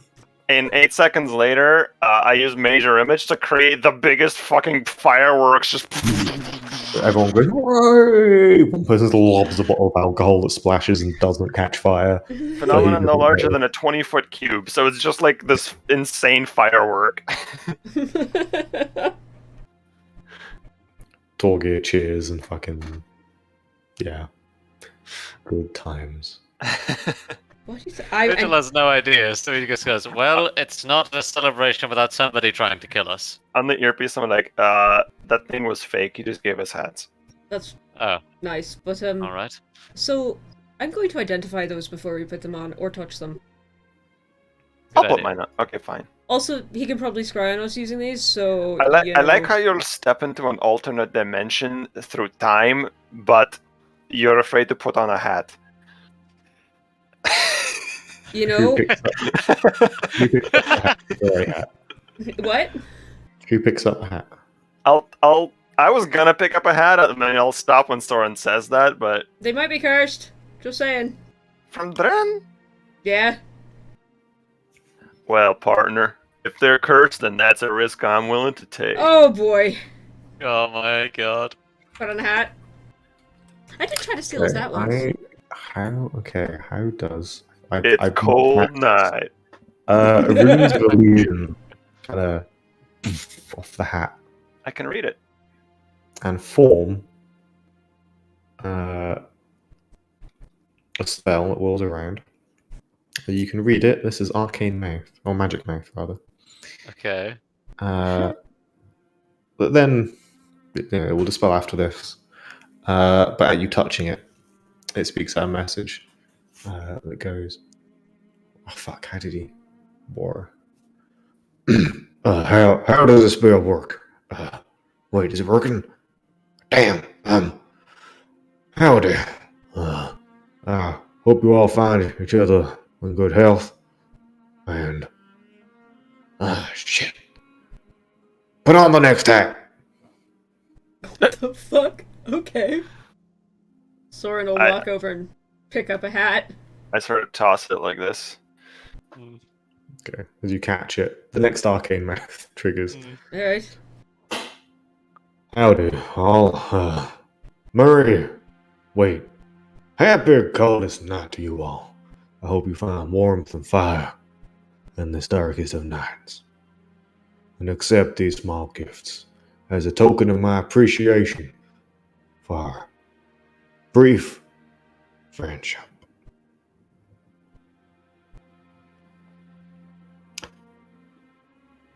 Soren, I respect your fire. Vigil, I respect your ability to not give a shit about fire. And then the spell cuts off. Next hat! Vigil catches the last one. Fucking magic, god damn it! You make a deal with the devil and he gives you spells and don't even tell you how they damn work. Enzo, you're a cunning little shit and I love that about you. I hope you don't stab me in the back one day, but if you do, I wouldn't blame you. Have a good night and set some shit on fire for me. I mean, That spell ends.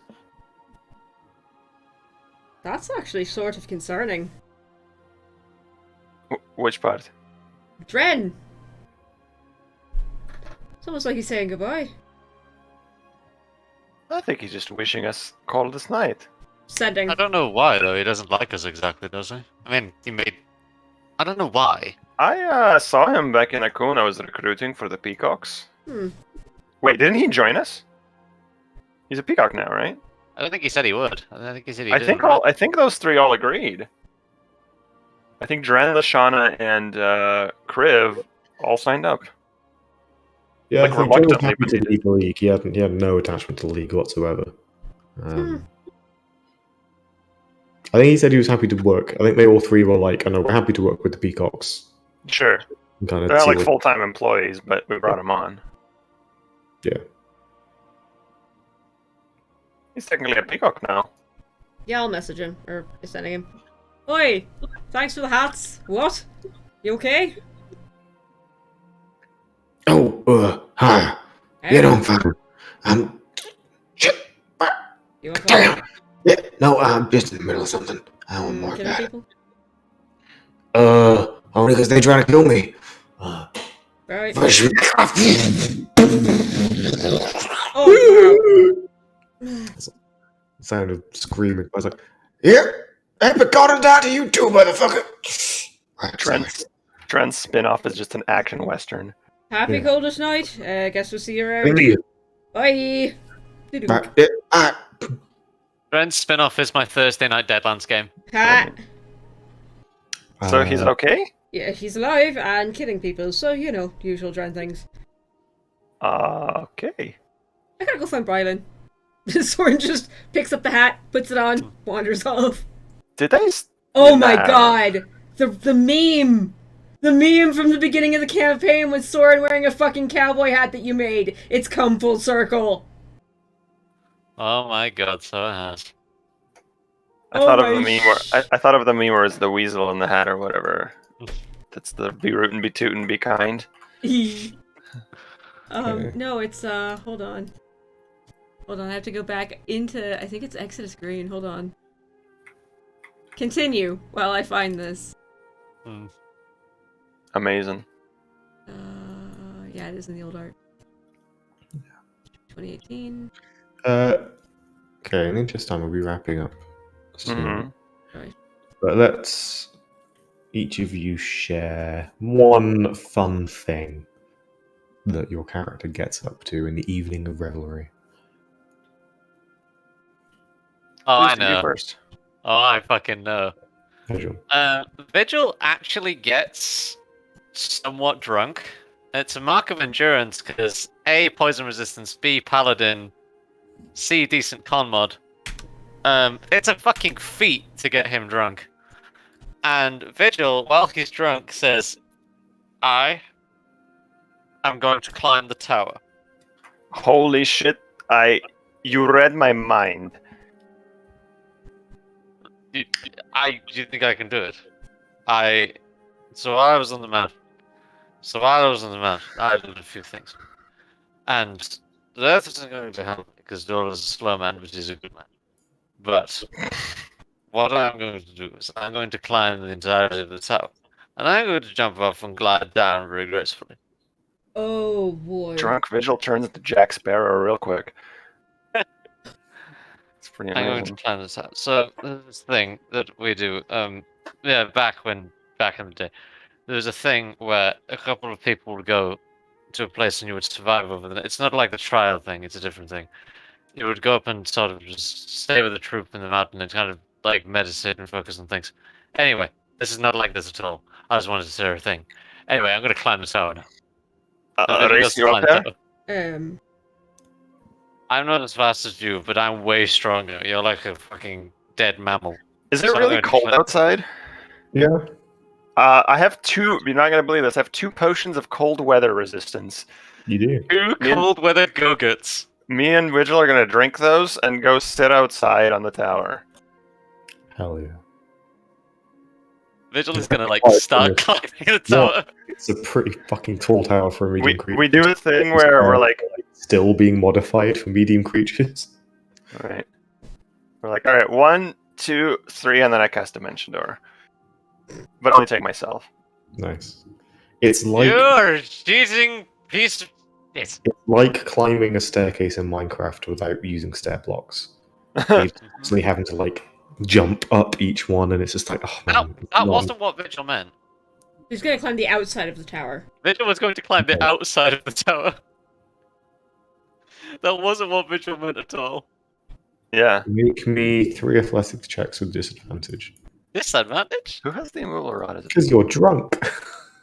Wait, But do I'm we have also one? vigil. You're still drunk.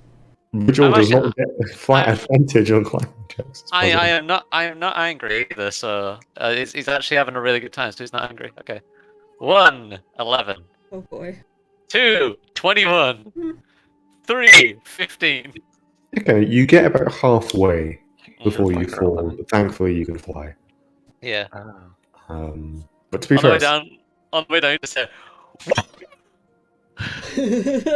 You also have heroic moments you could spend if you want to climb it. "Oh, you know what? I think I might have to." 'Cause Yeah. the Okay. So session's ending. the first one's got to be a 21, right? So the second one, I'm gonna heroic moment. You can do it. Click the button. Nothing's happening. Worse. Okay. But 12. that's There we go. slightly improved. Okay. Reroll number 3. 26, baby. Okay. Whoa.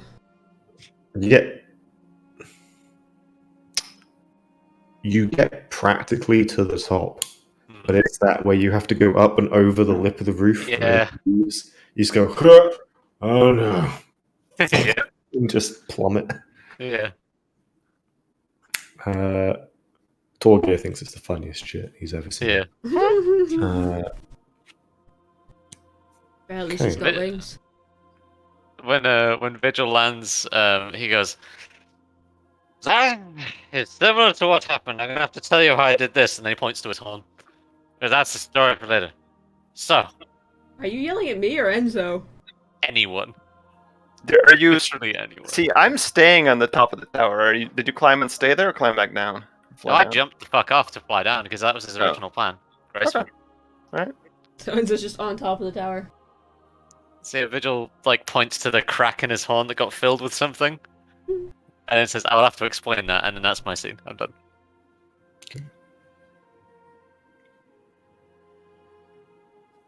Sorry.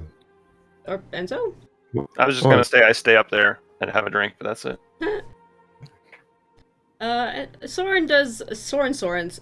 He goes around, he talks to people, kind of chats. He's definitely very unnerving looking at this point.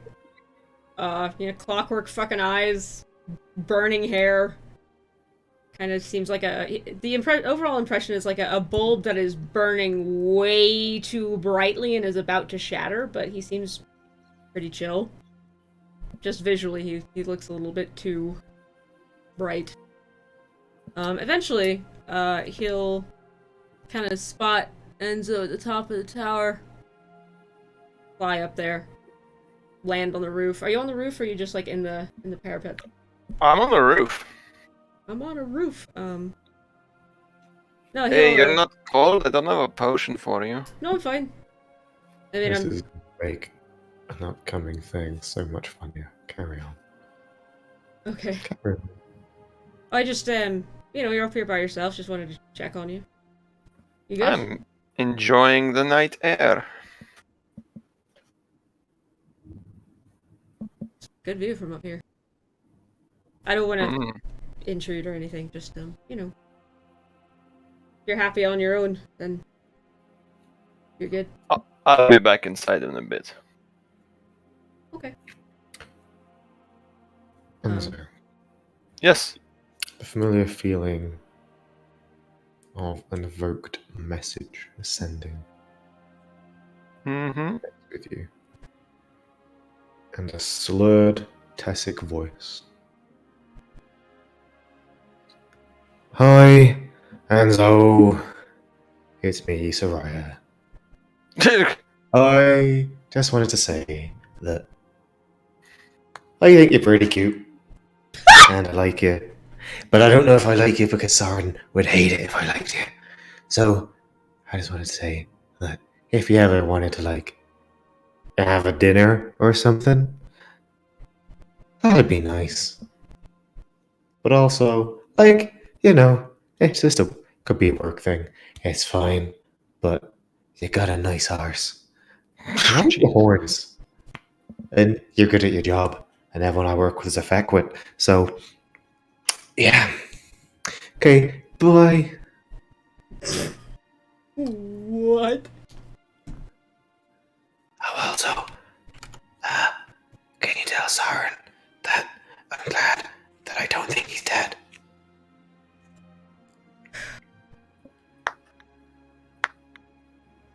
Oh, I get to reply to ascending, right? Oh yeah, no, it's like an active like phone call. You can Right. reply at any time.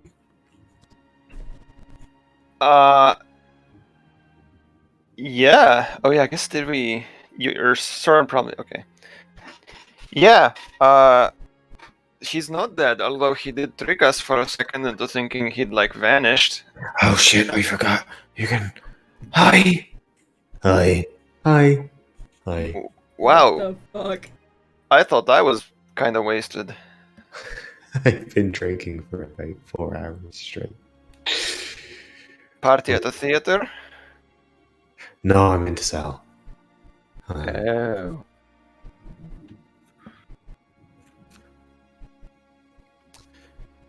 Oh shit.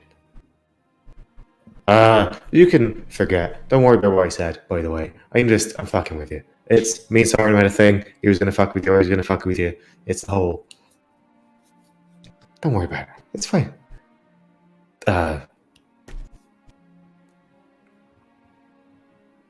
Shite. Have a good New Year. Yeah, you too. I shouldn't drink and sand. Don't drink and send. The sending components should have like a sobriety test. It's pretty funny. Okay. Well, I guess if you're up here, then I'll let you do it. Oh, Soren, was there Soren there as I got that sending? Yeah. I was just standing on the roof with you. So you saw me doing a sending talk with someone. Sister called me with a very professional business email. Sorry, Coldest message. night. Very professional business email. Oh yeah, she didn't sound drunk in the least. Uh-huh. And she can handle her liquor really well. Really? Uh-huh. I see. Yep. Mm-hmm. Here, I'll roll mine with disadvantage because I am unfamiliar people. No. I have no idea. Well, alright. I mean, peacock business is peacock business. Anyway, I'm gonna go find Brylan real quick. Soren just gives you a little wave, hops off the tower. Did I see that he gave you a ring earlier? Brylan? No, that was our Enril. Oh. He's like hovering at the edge of the tower. That was Anton misunderstanding then. Okay. Anyway. Glides down, goes to find Brylan. Okay. I'll be inside in a bit, but if I don't see you, have a good night. Okay. From like, about 10 feet away. Wait, you've seen Vigil. He fell off the tower. He's got wings! I quickly scan around for Vigil. Is he okay? Yeah, he's down at the bottom, like, yelling at a giant right now. They're having, like, a shouting competition. Awesome. Yeah. The giant's replying with, "Well, when I was 6, I went and fought a serpent the size of a tree. And I threw it 30 yards into a lake, and then I jumped in and I drowned it. And I only lost 2 fingers." You lost fingers. It shows you didn't try hard enough. I lost my wings at corporal punishment. Now the difference between you and me is I got my wings back. Ha! So you turned from Jack Sparrow to Barbosa. Okay. That's it. Soren, you find Brylan. Brylan's not drinking. He's kind of... I was like, they've taken on a... making sure everyone's okay. Become kind of group parent for the evening. Soren is also not drinking. He's got like a glass of like cider, but it's like, non-alcoholic cider. So wizards and alcohol. They'll take you up to sort of a parapet sort of around midnight to catch the light show. There's a light show at midnight? It is a phenomena where sort of from midnight until dawn, the sky filled with almost like an aurora borealis style flickering, moving, erratic lights. These trails and beams and lines that Wow. many have used to divine or find prophecy or oracle for the year to come. Many interpretations. Some say that you can spy runes of divination or the old divine language in there, and all sorts. I'll stay out to watch that. And yeah, it bears a lot of kind of religious significance to a lot of cultures because it happens all around the world. Yeah. And so that time of the night comes and people move outside in all sorts of furs and warm coats, and stairs and watches, the lights, and all hues. There's every colour of the rainbow beyond and in between. Dances, an intricate dance. As technically, it's not the year's end, but it is that depth of winter and that turning into days becoming longer, warmth returning to the world, the cold, wet domain of hedron and water, that cold season of ice and snow and rain, beginning to turn, entering first now a time of hardship and the month of the dead.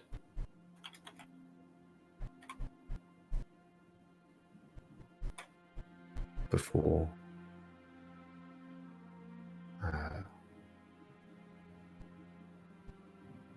heading into the month of creation, where the year begins anew proper.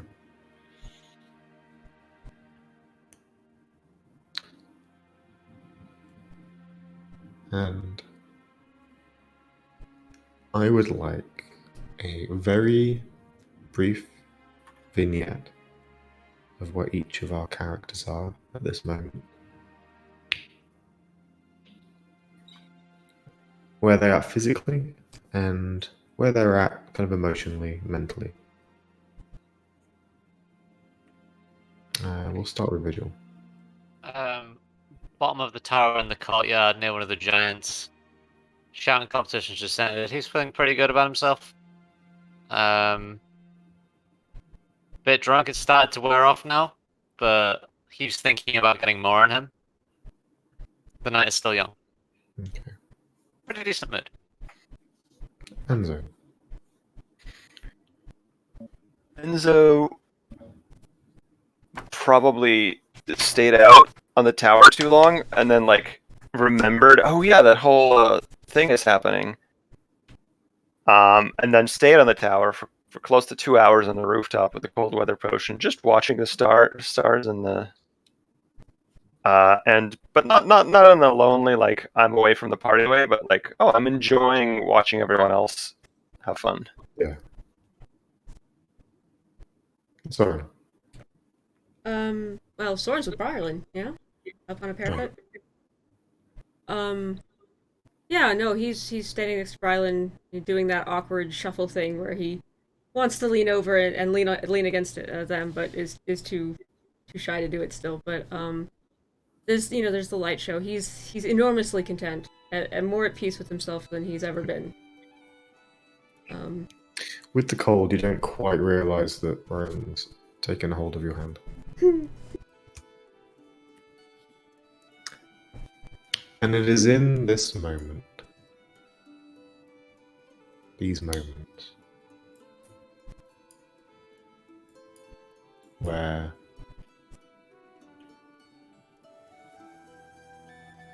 first, Soren.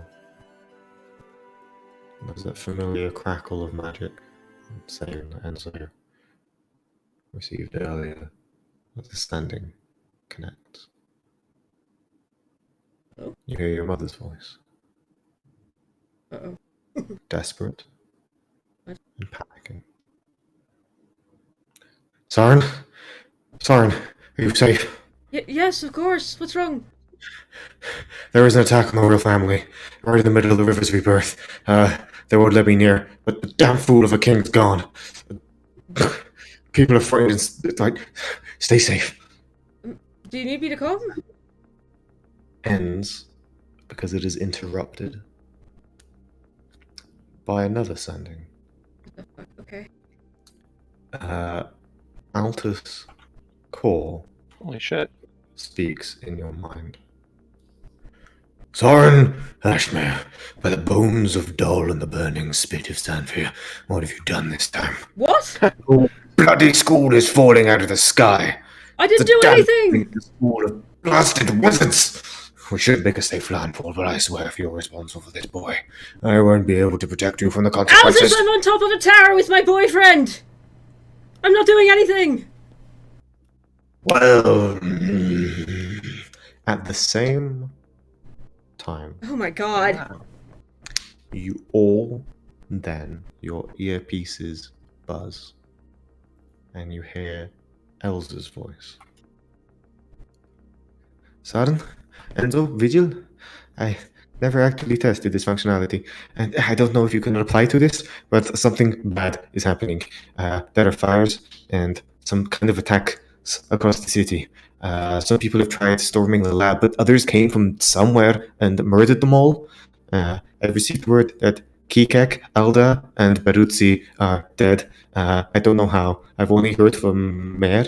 Are you all okay? Where are you? What's going on? The mayor said that there was an attack on the councillors. I can only assume the Platinum Guard have kept them safe, and I don't know anymore. I don't know if the teleport circles are safe to use either.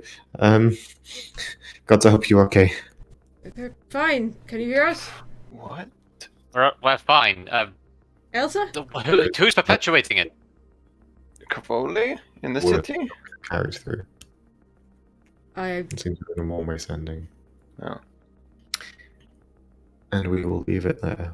Wow. Oh, Jesus hell. Owen made a real cliffhanger and then sat on it for almost 7 hours, 6.5 hours that we played. Oh god, have you been playing that long? Shit. Yeah, Yeah. about 6. Wow. And there was a break, so like 5.5. Oh. Oh. Okay, that's a cliffhanger. So the sendings were Oof. Soren's mom attacking the king, Altus, the fucking castle's falling out of the sky, the Myriad Obelisk. Wait, is our castle floating? Or is it on the ground? That is a Yours good is- question. Sorry, Owen? Yours is floating. Ours is floating and it's still floating. Yeah. Okay, Oh, that's it's good. powered by the fucking Aerocon. That's good because that is a better theory than what I had. Mm, For a second, I thought the Aerocon had been moved off world. that would But suck. no, it's probably more like the Myriad Obelisk got sabotaged. Oh, As fuck.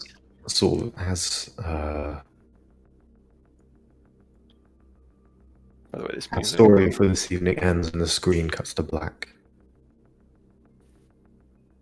We will leave on one final thing.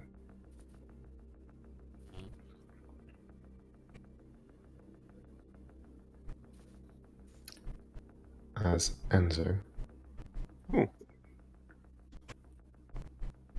in that moment, that first breath, after you and Soren receive this flood of magic communication connecting to you,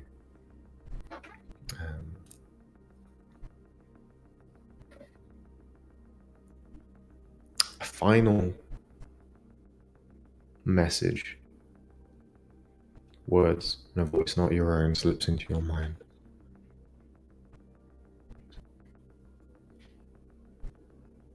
Hello, Enzo. I couldn't help but wish you a wonderful night. I hope it's cold. And Elusive's voice fades. Oh.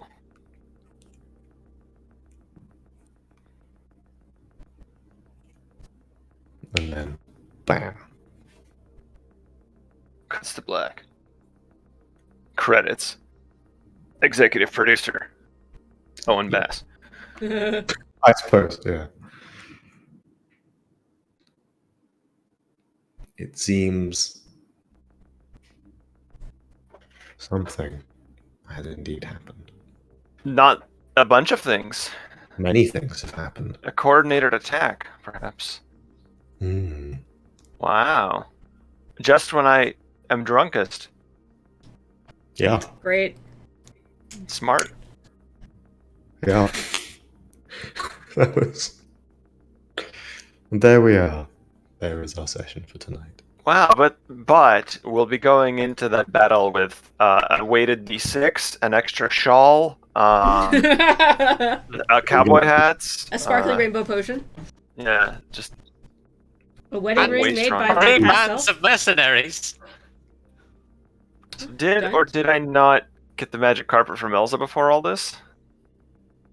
You did not. I did not. Oof, and the city's under attack, and even her workshop's under attack. You know, that's all. That is an acceptable power level reduction for us to not be able to fly everywhere. And to provide some context to Elsa's message, Soren, you would be aware of who Kikek, Elder, and Barutzi are. Aren't they wizards? They are through the Gemstone Guard. Oh my god. What did she say about them? They're dead. Oh shit! Are they the ones that I hired them to defend the place, didn't I? Yeah, she mentioned that some people tried to attack her laboratories at Forged Mystic, and then other people showed up at her somewhere and murdered them all. She doesn't know what's going on. She seemed very panicked.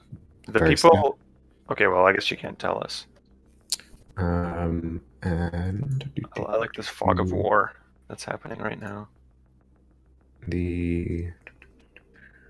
So Kikek was known as Jack Infamage, and was a master of tempestomancy or weather magic. Oh, I met him. You did briefly meet them. They were an Aarakocra. Ensured that Akun always had not necessarily good weather, but fair and weather. They were primarily responsible for the defense of the city during the whaling, when the seas were getting tempestuous.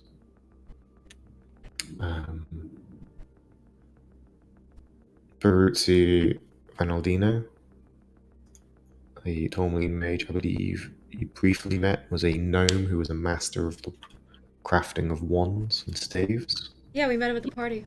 He was cool. Yeah.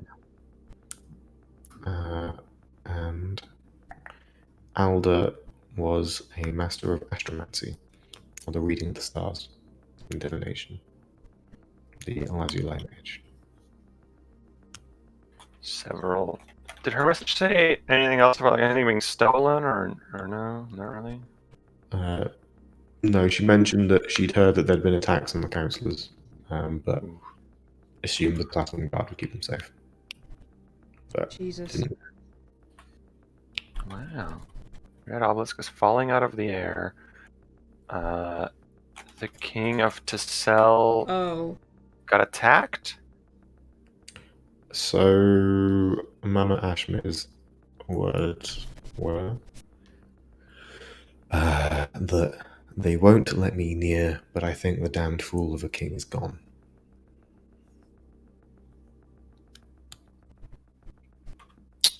Soren, knowing your mum well as you do, you would know that she means dead.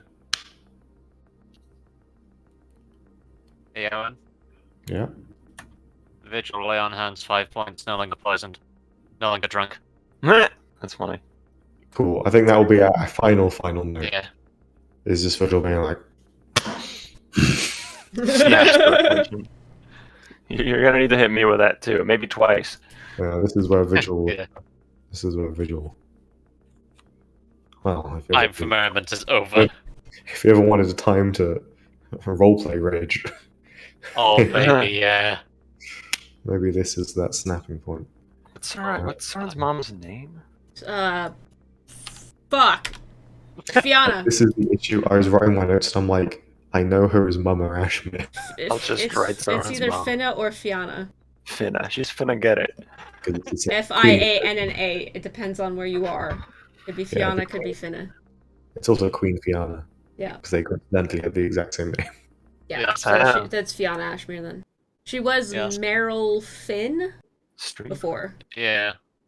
She was Meryl Finn, and there was Gerald Norstad as well, who were the Thorns and the Completely Sad back in the day. Yep. Yeah. Yep. Well, that's a cliffhanger and a half. Damn. Yeah. I just accidentally Holy opened fuck. Steam. My computer may die. But yeah, thanks for sticking with us this long. 6 hours. That's a hell of an episode for us. Now are we level 69? Fucking session. Are we though? We'll find out next time. Fair Okay. enough. All right. So yeah, we'll be back hopefully next week. I don't know, depending on just everybody's schedules. It is kind of getting near Christmas time. So if we're not back next week, we will be back in the new year after New Year's because people need a break. But yeah, happy Christmas, or if we don't see you then, or whatever the fuck you celebrate. Hope it's great. Be nice. Wear your masks. Please don't gather in large groups for the love of God. Stay out of airports. Yeah. Yeah, Mosey Crimbleteed. Mostly crumble teed. And we'll see y'all around. Cheers. Bye. Bye, y'all.